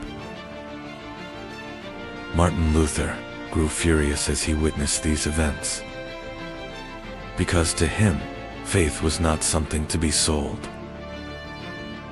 In 1517, Martin Luther wrote one of the most important documents in history, the 95 Theses. Luther nailed his theses to the door of Wittenberg Church, and the silence of Europe was broken. Thanks to the printing press, Luther's ideas spread across Europe within weeks. People were now openly questioning the Church. Rome was consumed with anger. For the first time, the authority of the Church was being seriously challenged. In 1521, Martin Luther was summoned to the Diet of Worms. The emperor and church officials demanded that he take back his words. But Luther refused to step back. "Unless proven otherwise, I cannot take back my words." The Pope excommunicated Luther, and the Holy Roman Empire declared him an outlaw. Now anyone could kill Martin Luther without punishment. But several German princes secretly began protecting him. Martin Luther continued working while hidden inside Wartburg Castle, and he began translating the Bible into German. This moment was a revolution in European history. For the first time, ordinary people could read the Bible in their own language. The Church's absolute control over knowledge was beginning to break. New ideas were spreading rapidly across Europe. The Reform movement was no longer limited to Germany. Europe was entering a new era. Luther's ideas began spreading across different regions of Europe. In Switzerland, Ulrich Zwingli was challenging Catholic traditions. Then, John Calvin emerged, and the Reformation movement became even more radical. According to Calvin, God had already determined the fate of mankind. This belief spread rapidly across Europe. Europe was no longer a single Christian world. Catholics and Protestants had begun seeing each other as enemies. As the Reformation grew, tension across Europe intensified. In Germany, the peasants began to revolt. For years, the people had lived under crushing taxes, and now they demanded freedom. Reformation ideas were turning into rebellion. But Martin Luther did not support the peasant uprising. He feared Europe would descend into total chaos. The rebellion was crushed with brutal force. Tens of thousands of people lost their lives across Europe. Meanwhile, in England, a new crisis was emerging. King Henry VIII desired a male heir. But the Pope refused to annul Henry's marriage. And England found itself in conflict with Rome. In 1534, the king was declared head of the Church of England. And thus, the Anglican Church was born. Monasteries were closed, and church lands were seized. England was now entering a completely different path. The Catholic Church realized it was facing a massive crisis, and the Counter-Reformation began. The Council of Trent was assembled. The Church was trying to stop corruption within itself. During this period, the Jesuits emerged. They became one of the strongest defenders of Catholicism. The Jesuits built schools, educated people, and spread Christianity across the world. But the conflicts in Europe were far from over. The religious division in Europe soon turned into massive wars. Catholics and Protestants took up arms against one another. In 1572, Paris witnessed a horrific massacre. Thousands of Protestants were killed during the St. Bartholomew's Day massacre.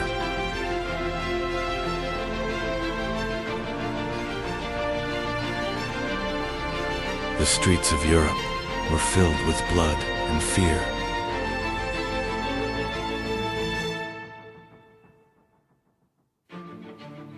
The religious wars were tearing the continent apart. In Spain, the Inquisition brutally punished religious dissent.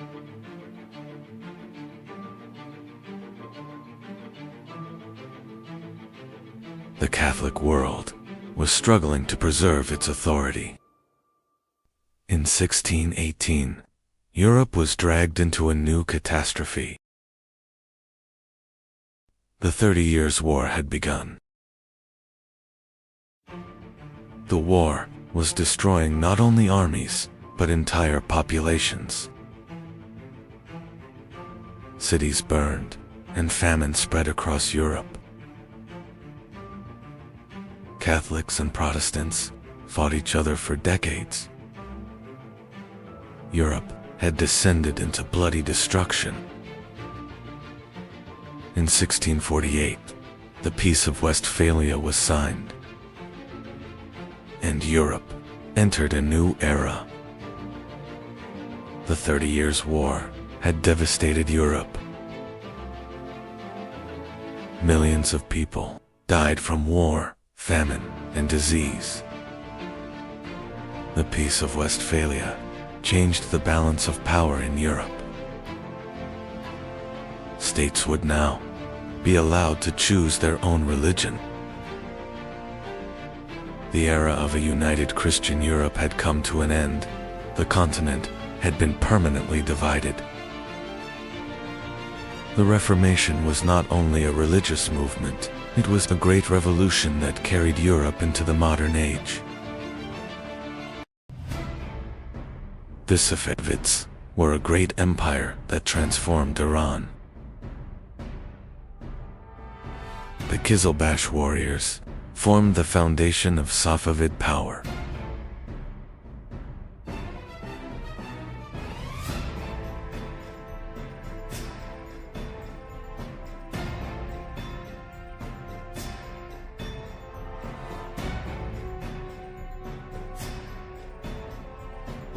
The Safavids did not only fight wars, they also expanded Persian culture and art.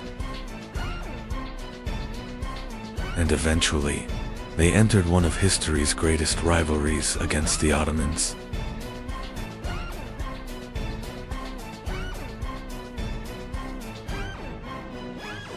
In 1501, a new power was rising in Persia. A young leader was about to change the fate of the Middle East. That leader was Shah Ismail Safavi. At a very young age, he captured Tabriz and founded the Safavid Empire. The greatest power of the Safavids was the Qizilbash Turkoman warriors. They were not just soldiers, they were a fanatical force loyal to Shah Ismail. The rise of the Safavids would become a major threat to the Ottomans, and soon the two empires would enter a deadly struggle. The origins of the Safavids did not come from an empire, but from a religious order. Everything began in Ardabil.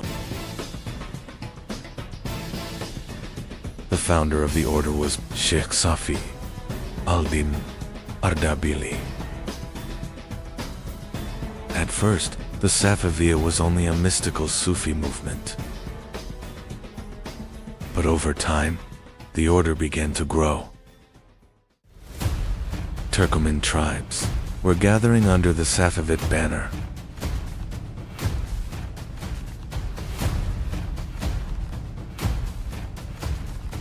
A religious movement slowly transformed into a military power. And eventually, the Safavids marched toward the throne of Persia. Shah Ismail's greatest decision was changing the official faith of Persia. The Safavids declared Shiism as the state religion. This decision completely changed Persian history, because Persia slowly began to form a Shiite identity. But this situation would create a major conflict with the Ottoman Empire.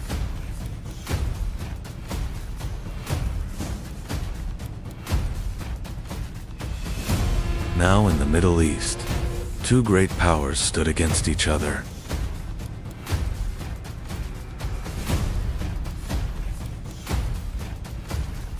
And this rivalry would soon turn into devastating wars.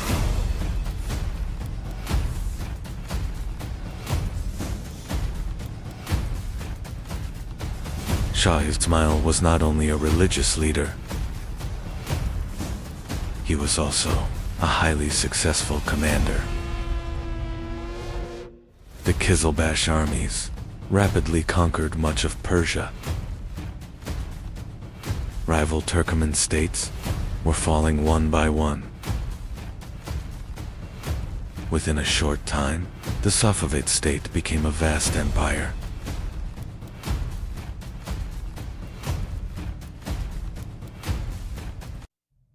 Beyond Persia, they expanded into Iraq and the Caucasus.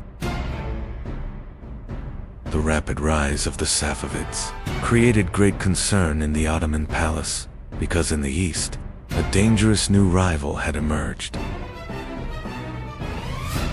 harsh and determined ruler had now taken the Ottoman throne.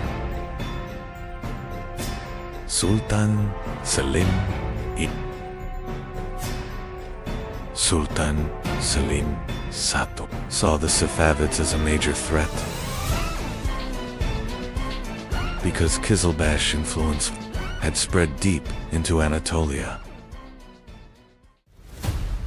The Ottoman Empire began preparing for a massive war. Toward the east, a gigantic army was marching.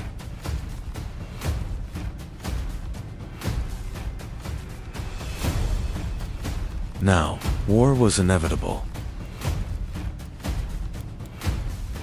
The Ottomans and the Safavids were preparing for one of history's greatest conflicts. War was now inevitable. In 1514, the two armies met on the plains of Chaldiran.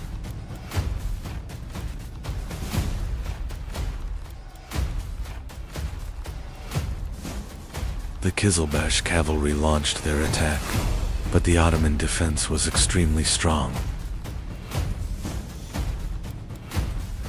The Battle of Chaldiran became one of the moments that changed military history forever.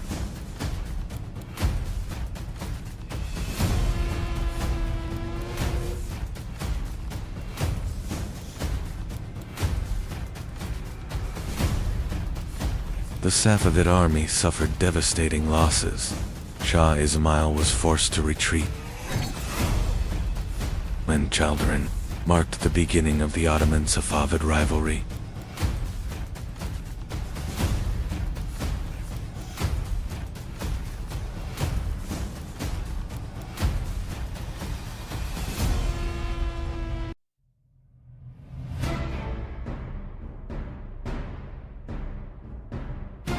After the victory at Chaldiran, the Ottoman army entered Tabriz.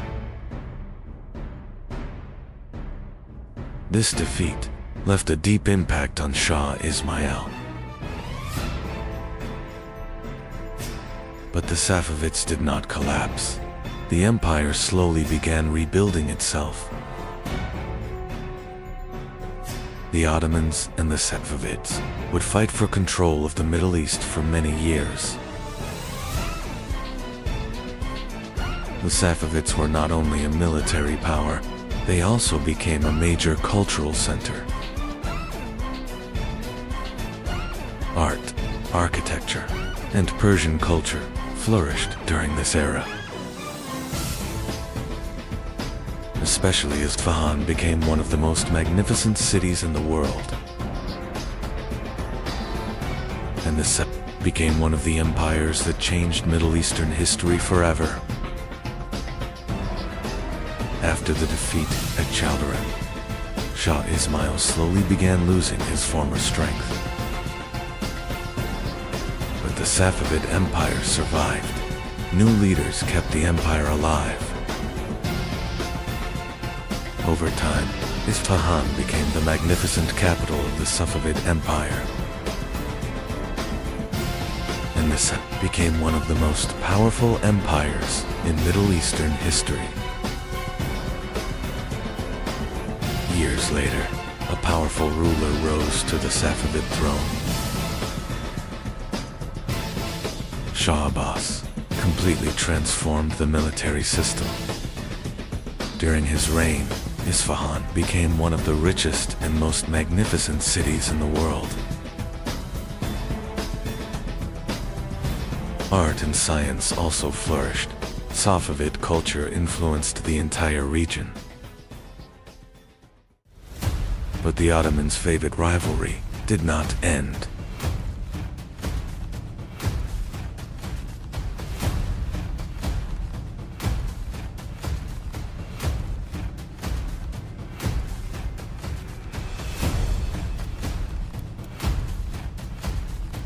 The struggle was concentrated mainly in three regions: Eastern Anatolia, Iraq, and the Caucasus. But over time, the Safavid Empire began to weaken. But the legacy they left behind would live forever in Middle Eastern history. Foreign invasions accelerated the empire's collapse.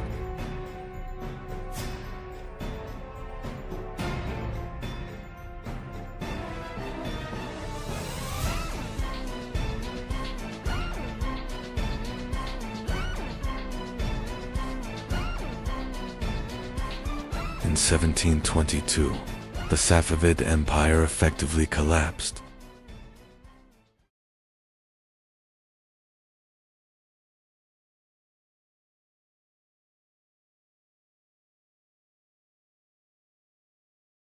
In 1912, China, the last emperor, was about to fall.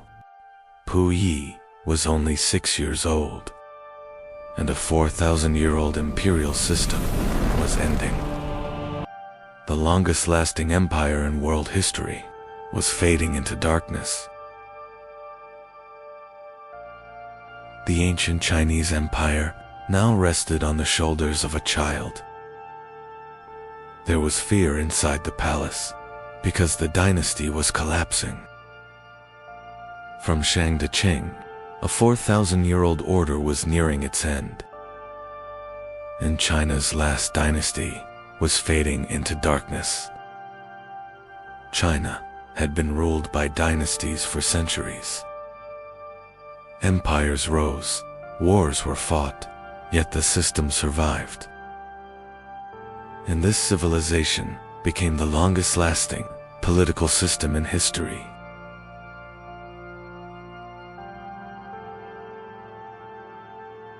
But now, that order was collapsing. 1368, a peasant seized the throne of China. Zhu Yuanzhang grew up in poverty.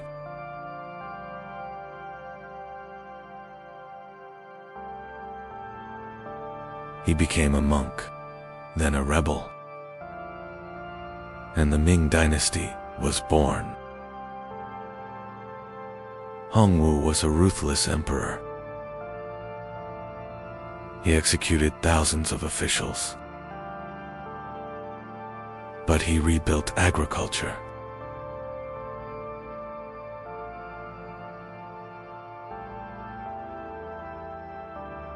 And China began to rise again. Yongle opened China to the seas. And Zheng He commanded the greatest fleet on earth. Chinese ships reached the coasts of Africa.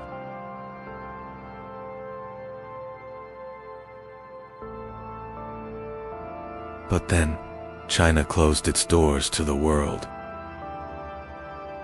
Famine was slowly destroying China.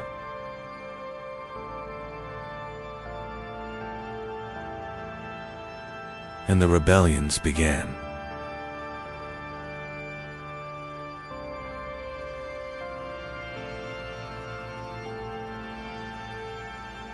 In 1644, the rebels entered Beijing, and the last Ming emperor took his own life.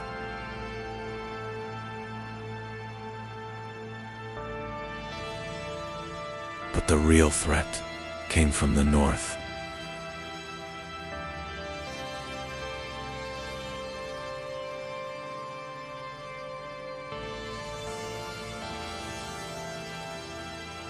The Manchus were building a new empire,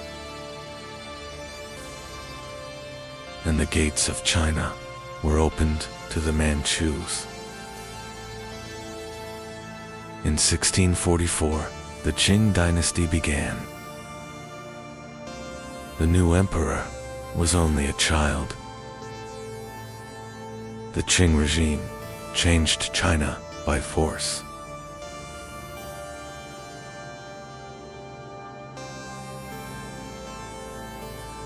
Cities that resisted were destroyed.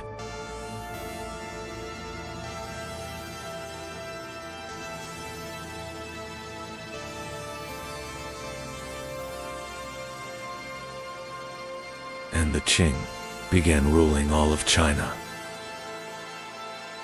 In 1661, Kangxi ascended the throne. Kangxi remained on the throne of China for 61 years. He crushed rebellions and reunified the Qing Empire. He was fascinated by science, especially astronomy and mathematics. And under Kangxi, the Qing once again became one of the world's greatest empires. In 1735, the era of Qianlong began, and the Qing Empire reached the greatest extent in its history.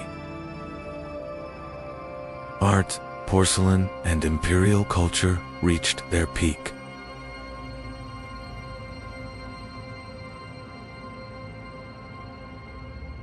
But China still believed it had no need for the outside world. In the 1830s, a new war was approaching.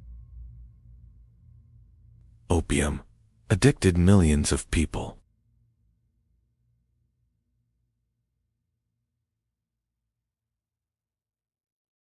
And China tried to stop the opium trade. But Britain responded with war.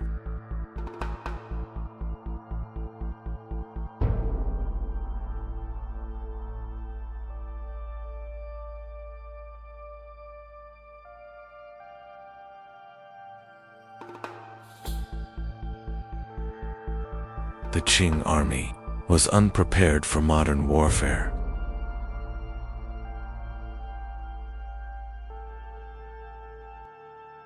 Britain's industrial power crushed China.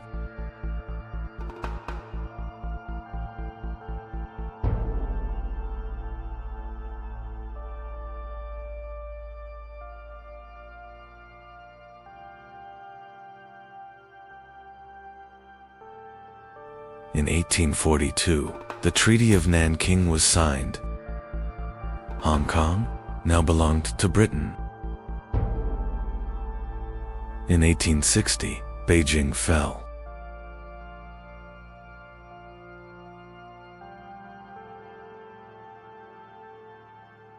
The Summer Palace was looted and burned.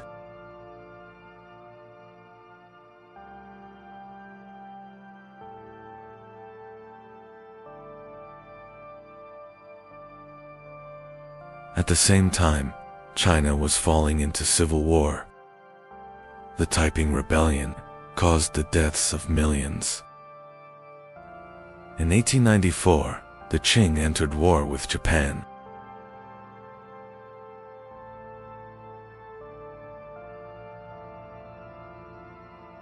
and China collapsed against Japan's modern army.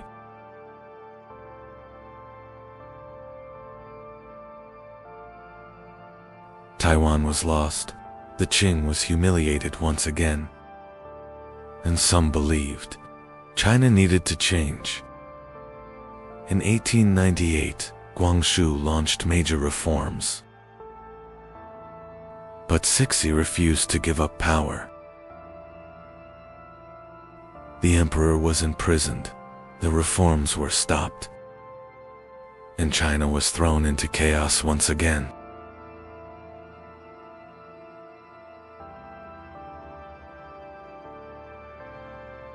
In 1900, the Eight-Nation Alliance marched toward Beijing. In 1900, the armies of Britain, Japan, Russia, Germany, France, America, Italy, and Austria-Hungary advanced toward Beijing. Cixi fled the capital. China was now under the pressure of foreign powers, and the Qing dynasty was living through its final days. China was occupied by foreign armies in its own capital. The Qing dynasty agreed to pay massive reparations, and the Chinese people began losing faith in the empire. Inside the army, revolution was now being discussed. In 1908, Empress Dowager Cixi died, and the Qing dynasty lost its last powerful ruler. The one who ascended the throne was only a small child, Pui, the last emperor of China. In 1911, the uprising began in Wuchang, and the revolution quickly spread across China.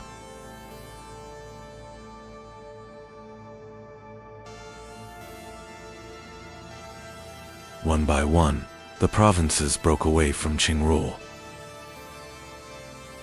The revolutionaries wanted a new China, a republic. And in the end, Qing generals agreed to surrender. On February 12, 1912, Pui was removed from the throne, and the 4,000-year-old Chinese Empire came to an end.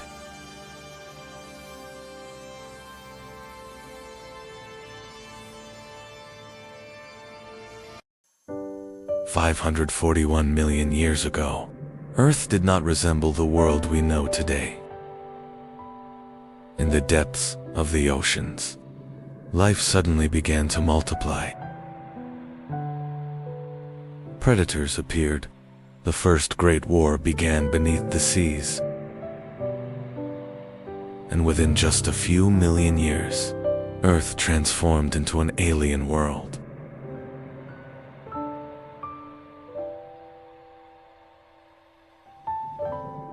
$541 million years ago, an incredible event began on Earth. Today, scientists call it the Cambrian explosion, because life began to diversify faster than ever before.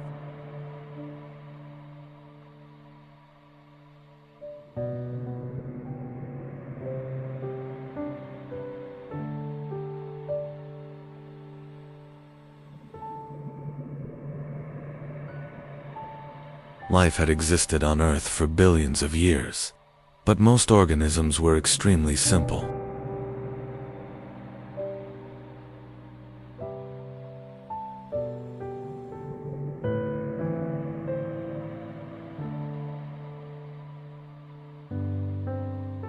Microscopic organisms, soft-bodied creatures, primitive forms of life. But then, a massive change began in the oceans.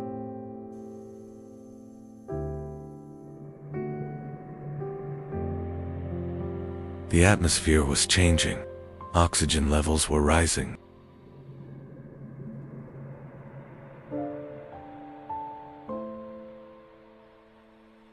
And this transformation allowed life to reach an entirely new level.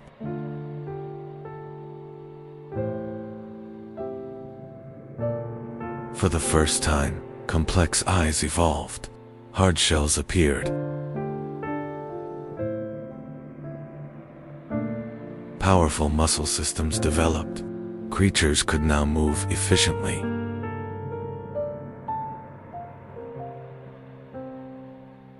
But the greatest change was this: creatures began hunting one another.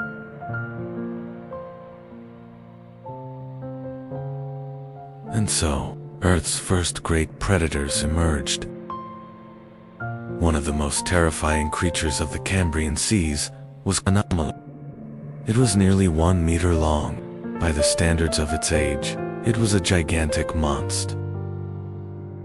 It had enormous eyes.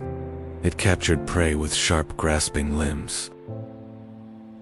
The trilobites were among the most common creatures of the Cambrian period. They had hard outer shells. Some could swim, while others crawled across the ocean floor.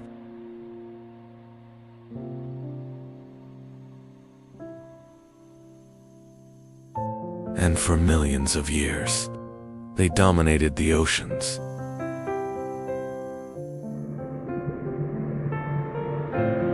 But the Cambrian explosion did not only create new creatures, it also created competition.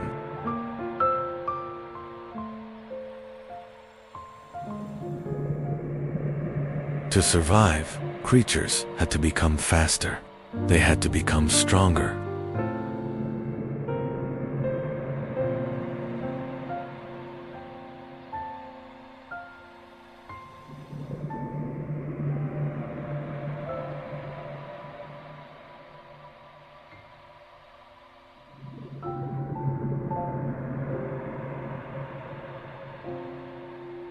Defenses began to evolve. Shells became thicker.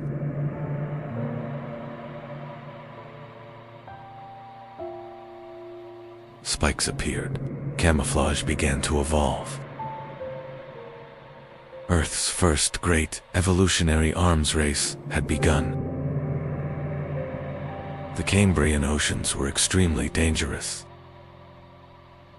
Predators were everywhere. Strange creatures roamed the seas.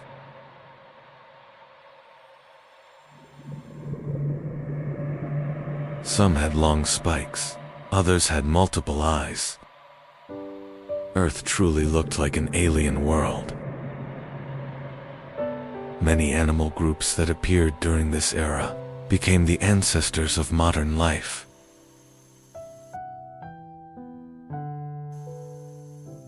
Scientists still ask one question: why did the Cambrian explosion begin?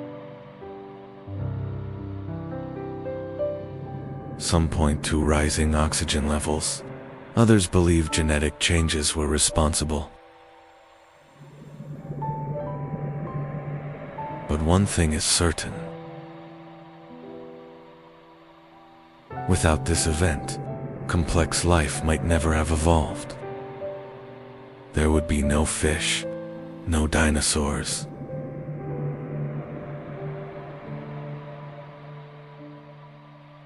Because the Cambrian explosion was the beginning of Earth's great story of life.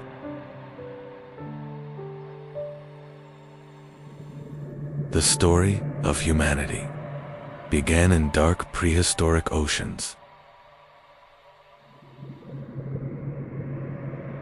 541 million years ago. Massive continents drifted slowly, while oceans covered most of the planet. On land, there was still great silence. The oceans were the true center of life.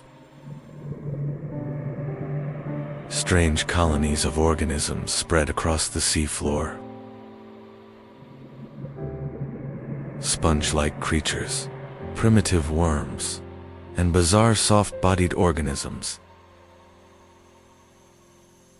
Some creatures began actively swimming for the first time.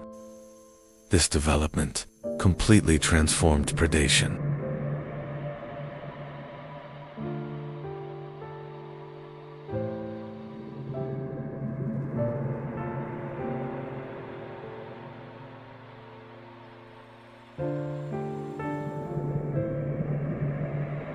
Now, hiding was no longer enough.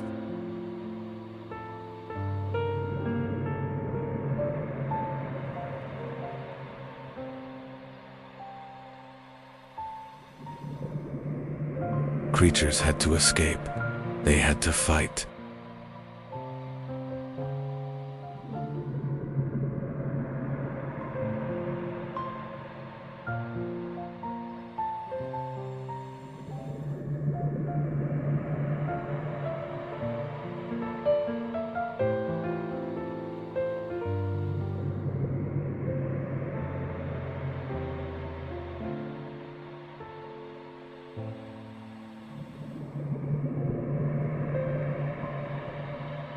During the Cambrian explosion, evolution accelerated dramatically.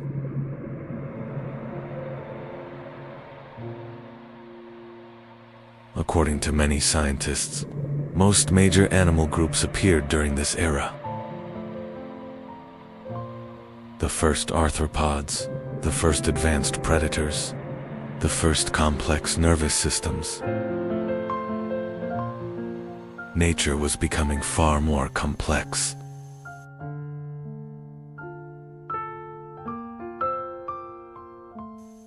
And this complexity became the foundation of all future life.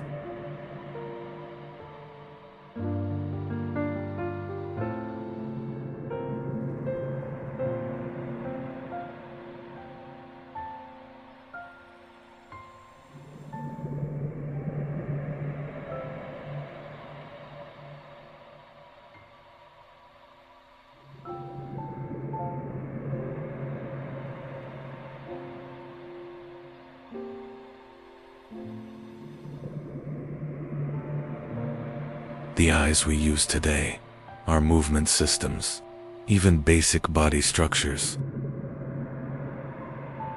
may trace much of their origin back to this period.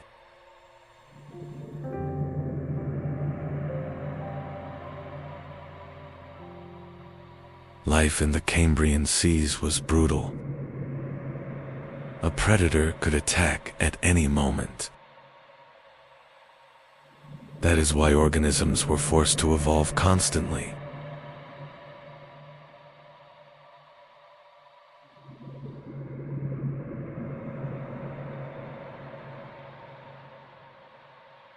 Faster fins, stronger shells, sharper senses.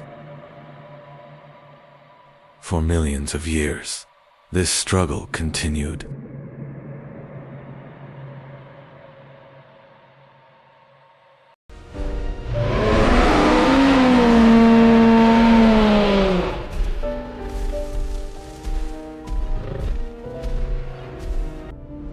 Long before dinosaurs walked the earth,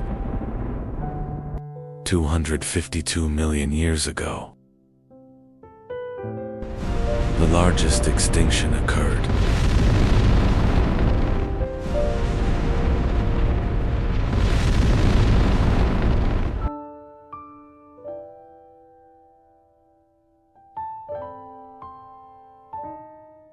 World.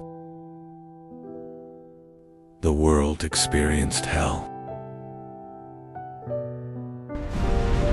Giant volcanoes. The atmosphere became toxic.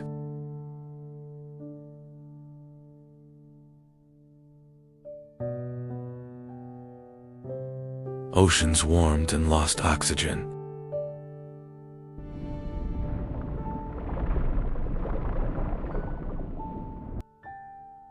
Nearly 90% of species went extinct. The Earth began to reshape.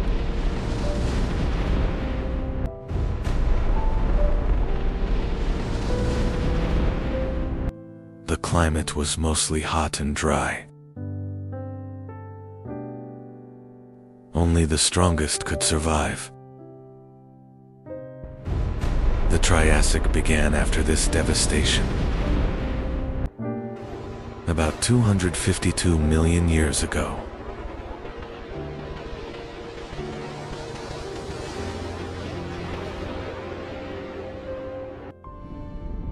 End of the Permian period. Pangea.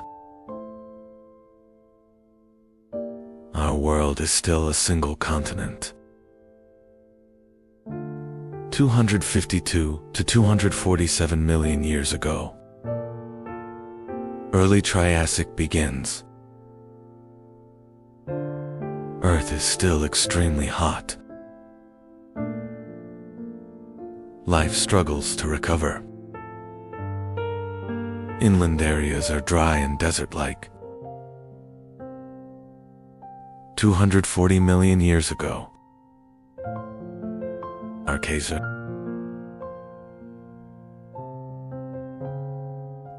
Ecosystems slowly stabilize. A new era is about to begin.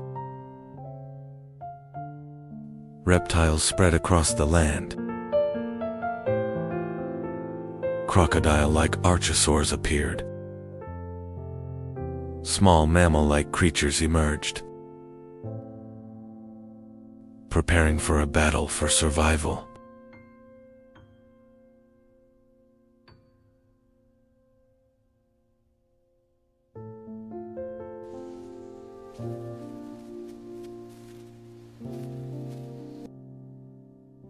Giants had not appeared yet. Survival was the priority. The formerly dominant species had become extinct. The ecosystems were empty. This gap, it's an opportunity for new life.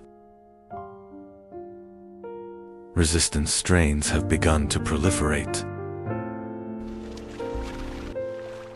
Competition was low. Resilient species had an advantage.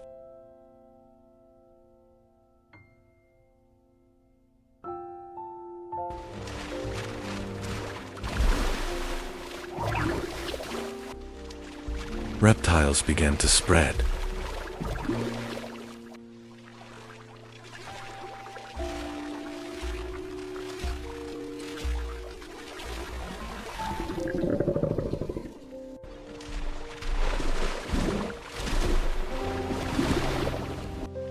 Some lived in water.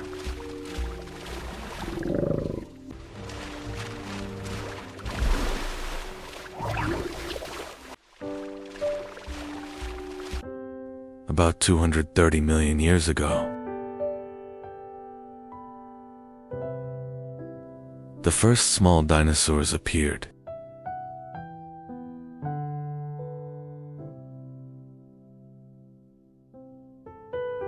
They were small in size.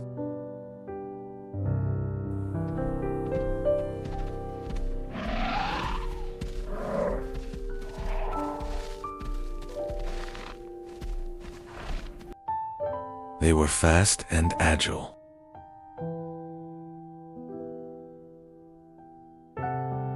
They were not dominant yet. Survival mattered more than hunting. They moved cautiously in open areas.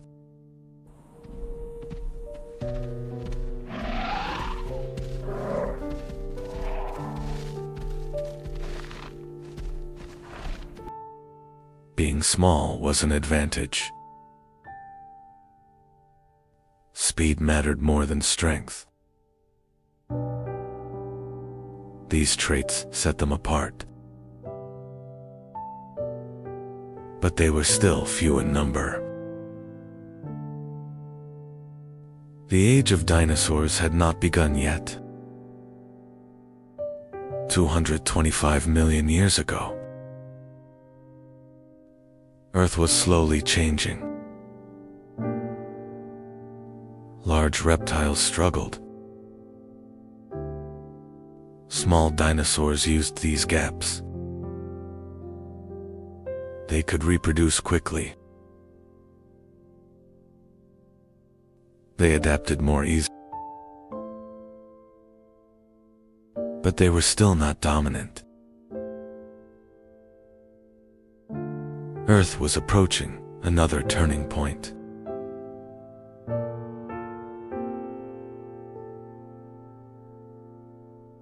"215 million years ago, the climate became more stable. Rainfall increased. Plants spread across the land.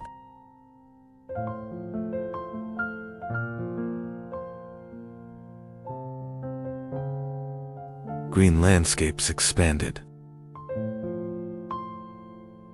Ecosystems began to strengthen. Food sources increased. Survival became easier. Dinosaur numbers slowly increased. Species diversity grew. Small groups formed.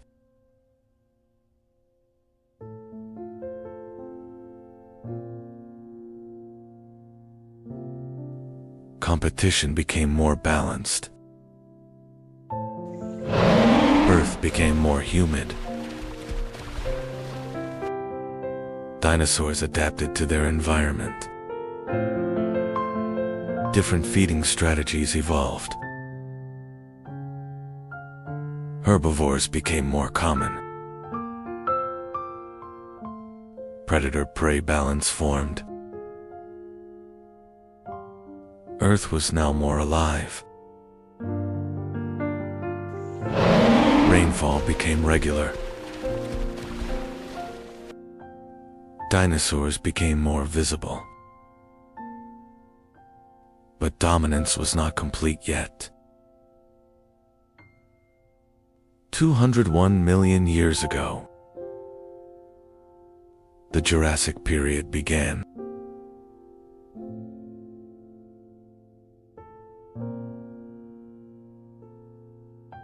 Climate stabilized. Plant diversity increased.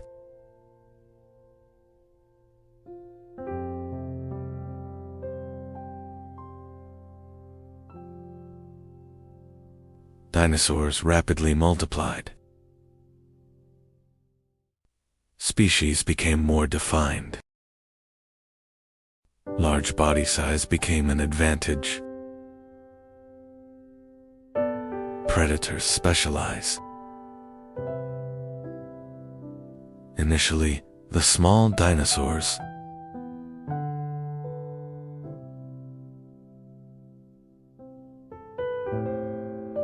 she became the ruler of the land. Jurassic is the heart of the age of dinosaurs. 190 million years ago, giant dinosaurs appeared. They are called sauropods. Earth could now support giants. When life found balance, it grew. Power came not from destruction, but from harmony. Subscribe and like. The world was changing. Life endured. The survivors.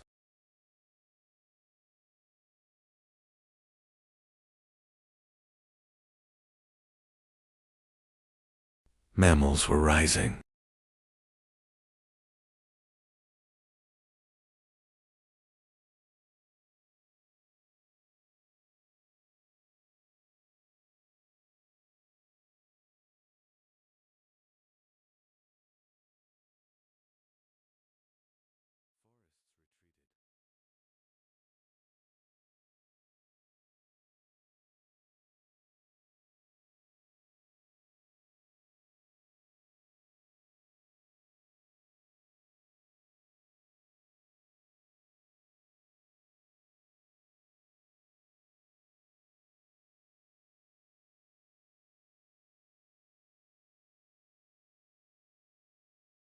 Open lands prevailed.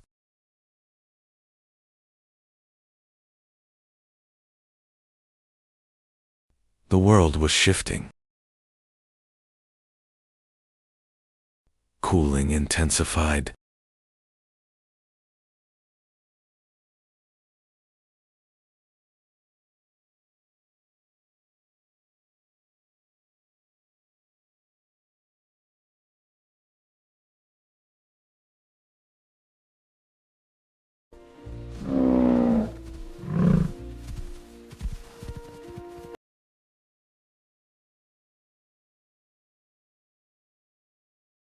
The adaptable endured.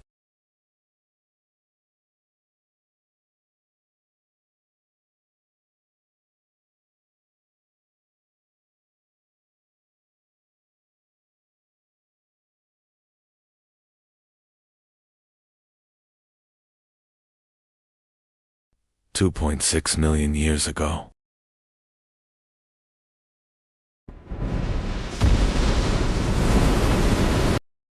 The Ice Age began.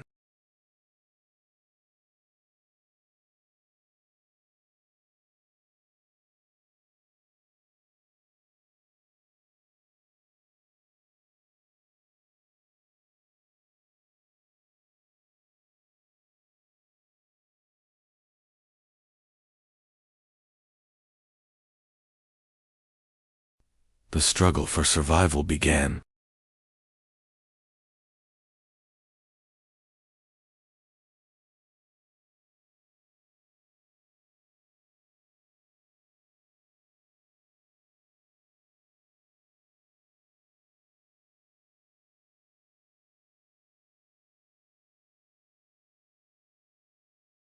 Cold and warm periods alternated repeatedly. Cold took control. Antarctica became isolated.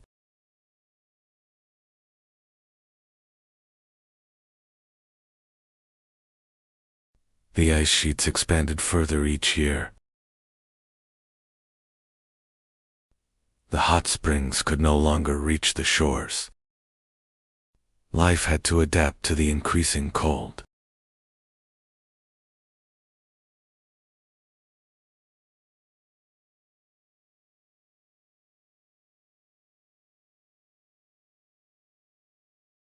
Polar life began.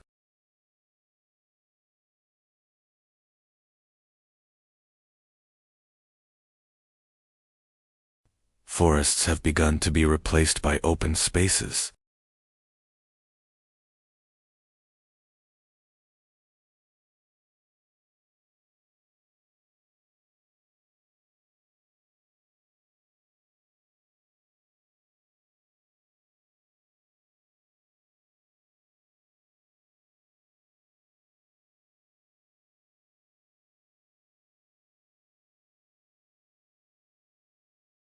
The planet's balance was shifting.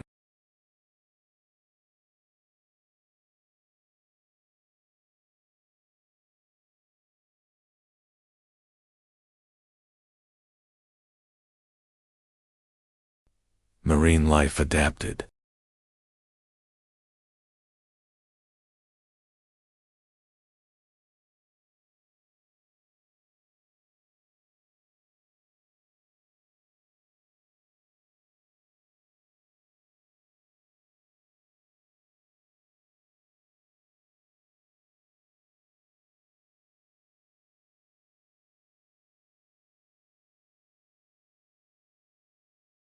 Life carried on.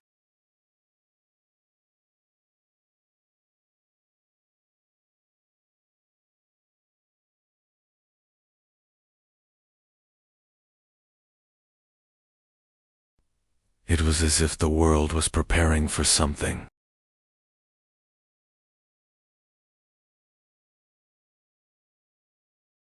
And the story continued.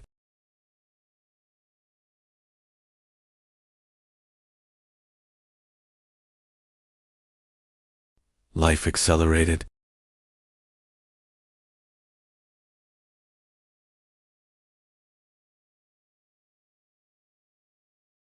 Nature came alive again. Rapport. The land dried.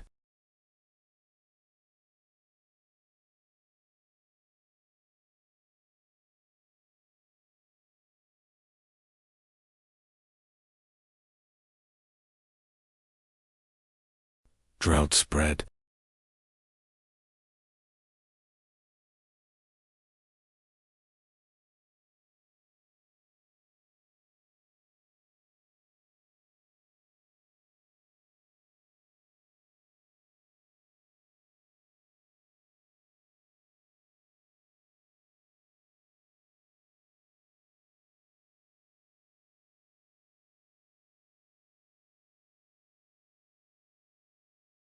The silence would not last.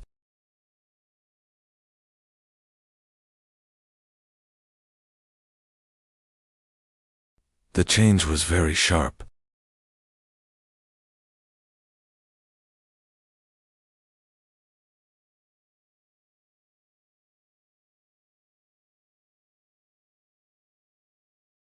Why this preparation? Years pass.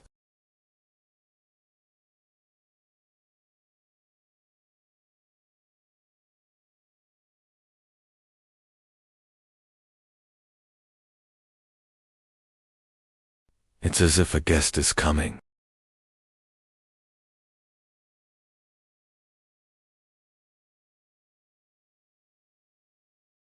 The house seems to be tidying up quickly.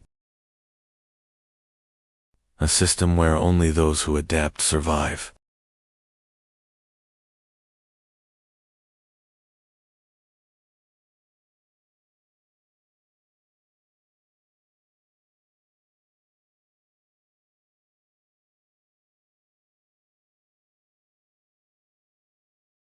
Glacial cycles began.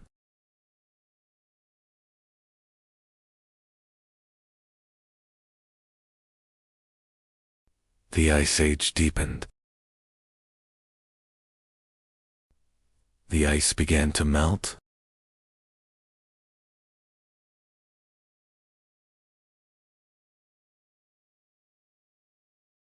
The Ice Age lasted long. But the climate did not remain constant. Sunlight reached the land again.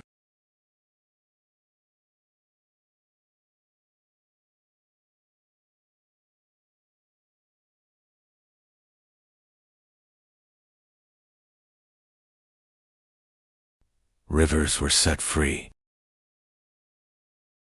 Grasslands expanded. Animals moved into open plains.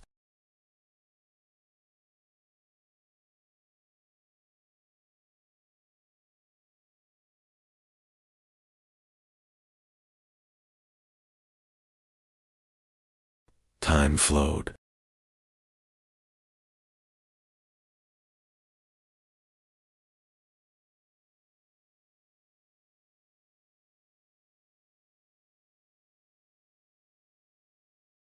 And one day,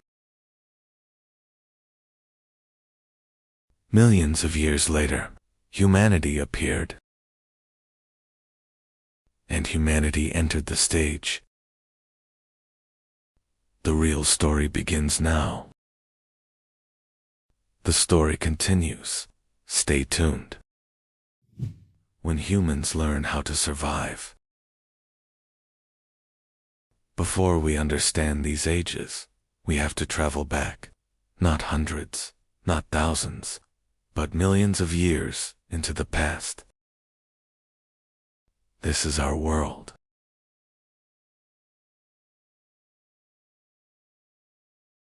Travel back before humanity. A colder earth ruled life. Much of the planet was covered in ice. Yet one region refused to freeze. The cold could not reach here. Animals gathered where life remained. Water meant survival.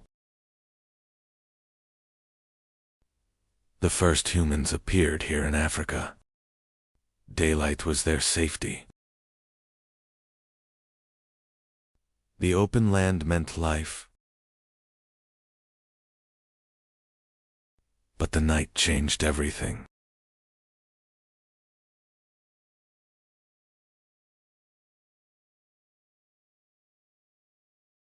In the dark, they were not alone. Running was survival. They could not fight.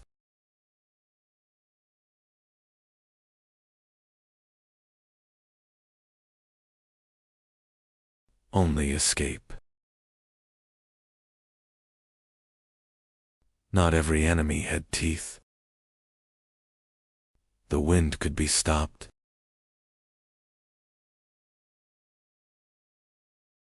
Not everywhere meant death.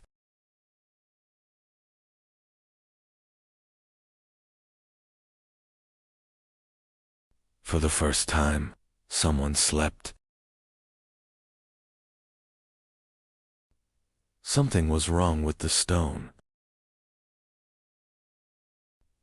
They had found a place the wind could not reach. The dark was deeper than night. For the first time, it felt safe. For the first time, they did not fear the darkness. They fed on wild plants and fruits they found in nature. The animal carcasses they found were their only source of protein. This was insufficient for existence. They had to organize and become stronger.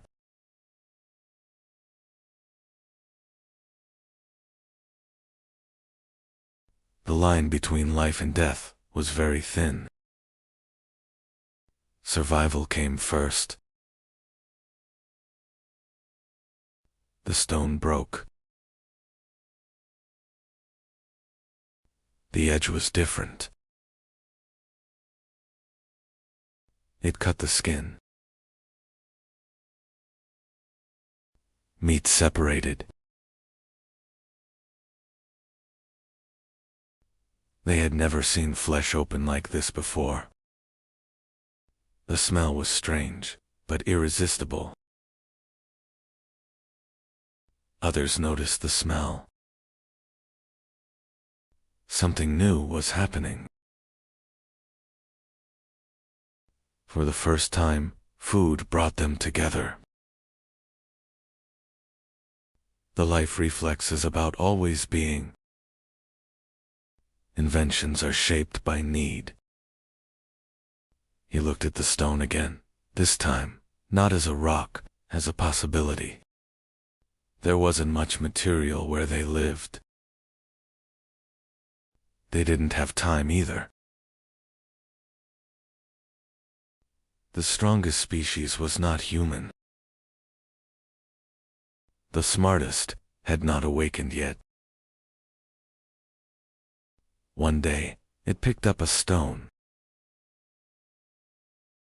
Not to throw. Not to hide. It looked at it.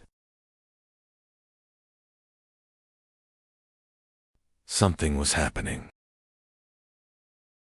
The bone cracked, not by teeth, but by stone. They had found a new force. He struck again. Same place, same motion. This time, on purpose. He struck. The others watched. The movement repeated. Now there was not only a doer, but learners. This was not a hunt. This became a lesson. Humanity began here. They fixed the sharp stone to a branch. It became the first spear. With the handle, the blow grew stronger. Even bone could break now. They moved together through the grass, not fleeing anymore, approaching.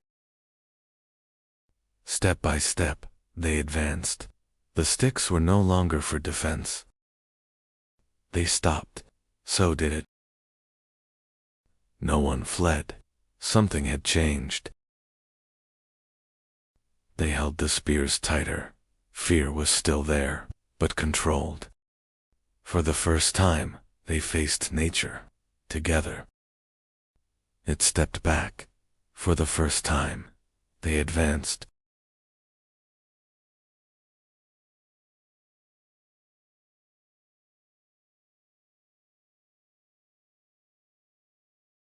It ran. Now the hunters followed.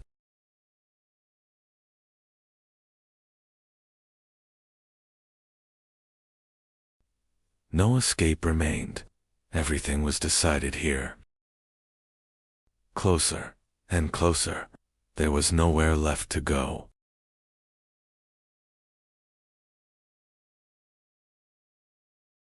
The hunt ended.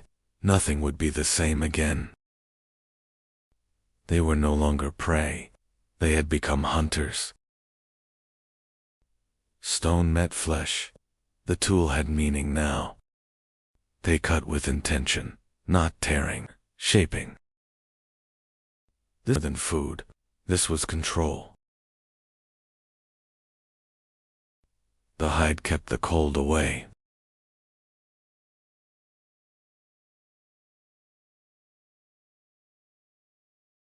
Stone-shaped bone, tools could now create tools. A tiny hole appeared. Nothing would fall apart again. They no longer searched for shelter. They built it. Bone, wood, and hide became walls. Nature was reshaped. For the first time, they had a place to return to. From stone came tools. From tools came life.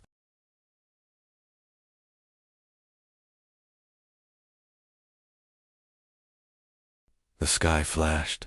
Night changed. They had never seen light like this. They only watched. The sky struck the earth. The tree began to burn. They felt the power of the fire. They touched the light. It followed them.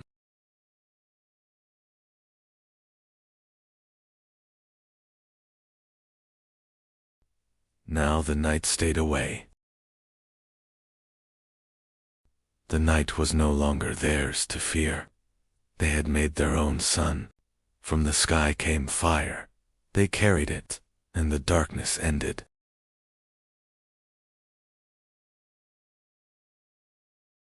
They brought the meat closer. Something changed. The smell was new. They waited. He tasted, then reached again. This was better.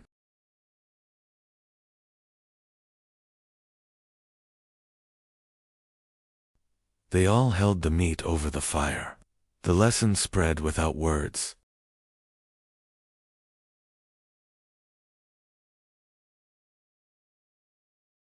They tasted together. Hunger changed into comfort. The fire fed more than their bodies. Eyes spoke first. Faces carried meaning. Sound was no longer instinct. Imitation began.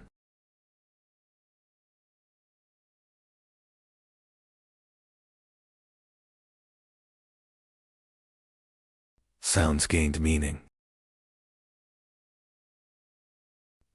The first agreement was born.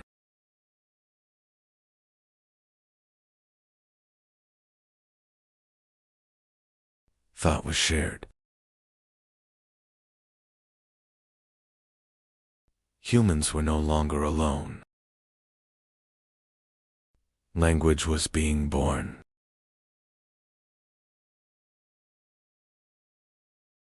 Before the pyramids. Before Stonehenge. Before the invention of writing. There was something that should not exist. Göbekli Tepe. 12,000 years ago, in the heart of Anatolia. At these exact coordinates, people kept returning. Humanity built the impossible.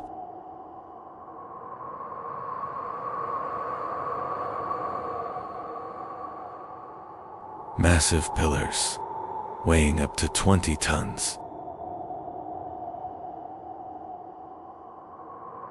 Carved with predators, foxes, snakes, scorpions. This was not random, this was deliberate. But how? Did hunter-gatherers build this?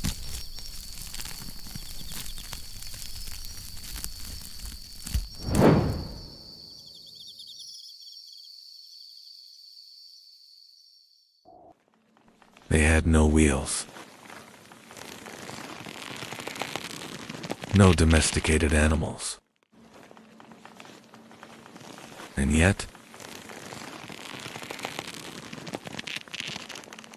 they moved stones heavier than a modern truck. How?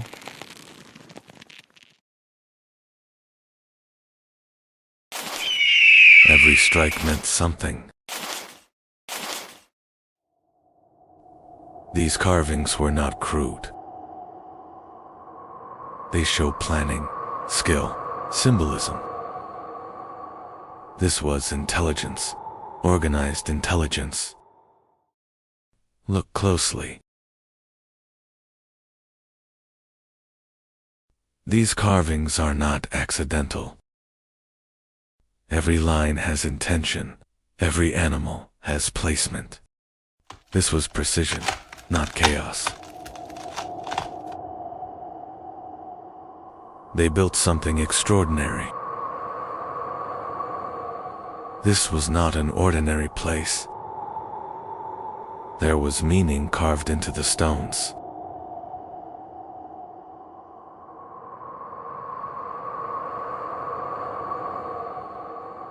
Whatever happened had to be hidden.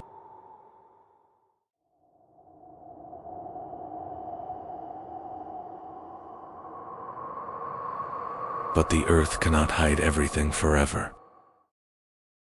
In 1994, an archaeologist looked at that hill, and he did not see an ordinary mound. In 1995, excavations began. As the soil opened, history changed. This was only the beginning. The work was being carried out with great meticulousness. Less than 10% of the site had been excavated. The remaining 90% still lies beneath the soil. Some pillars weighed up to 20 tons. And the people who built them were not even farmers yet. Maybe it wasn't fear. Maybe it was a calling. Perhaps temples were first built in the mines. The night ended, but the question within them did not. They began to walk. Separate groups, but in the same direction. This region had been a passage for thousands of years. They opened.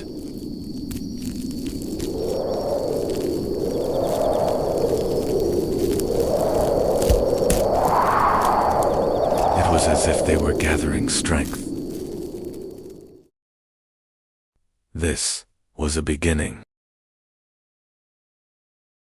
Ropes tightened. Tons of weight. But heavier than the stone was the decision within them.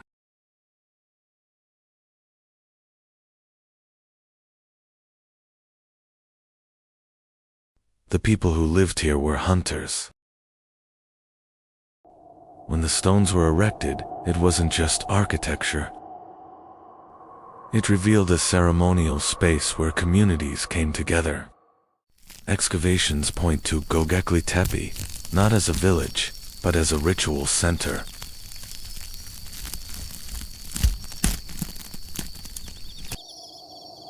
It could be a connection with the sky. People were coming here. On the massive T-shaped stones, there were animals. Snakes, a scorpion, vultures. But that same night, there were shapes in the sky as well, the stars, almost mirroring the carvings on the stone. Distant groups returned to the same place,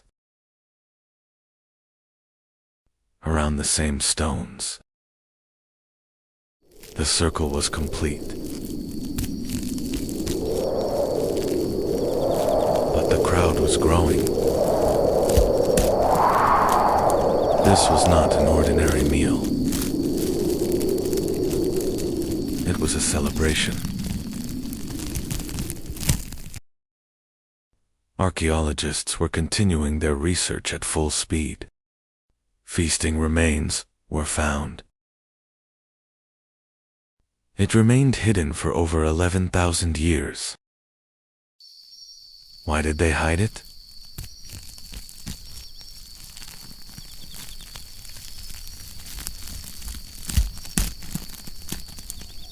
The ritual began. Before they settled there, they had already built their temples. Soil preserves history. Its age was measured in the laboratory.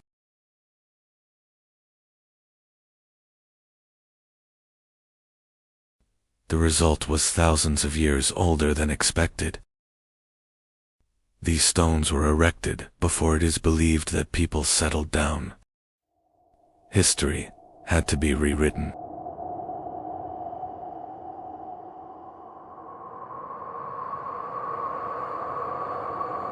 This discovery shook our understanding of civilization. The soil was slowly removed. Each layer. It belonged to another time. Bigger, older. Underground scans reveal a massive complex beneath the hill.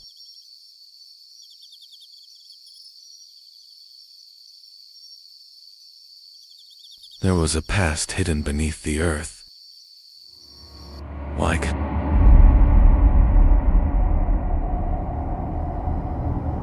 Conley Urfa is located at the northern tip of the Fertile Crescent, one of the most critical regions in human history. The climate was suitable for life in the post-Ice Age period. It is one of the areas where wild wheat and barley grow naturally.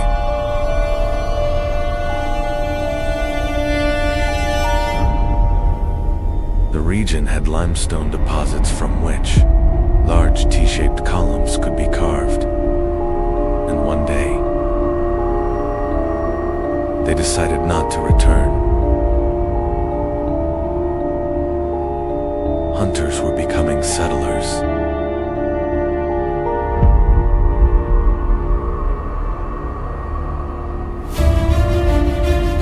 The temple was already there. Now, life was there too. Perhaps civilization began right here. Around the stones, the first houses began to rise. The walls were no longer temporary.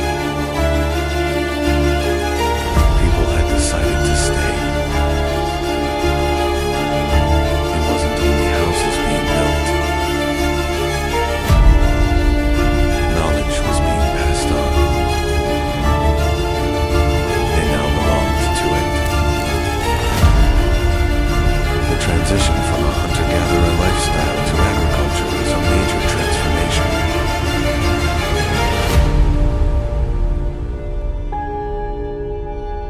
They settled.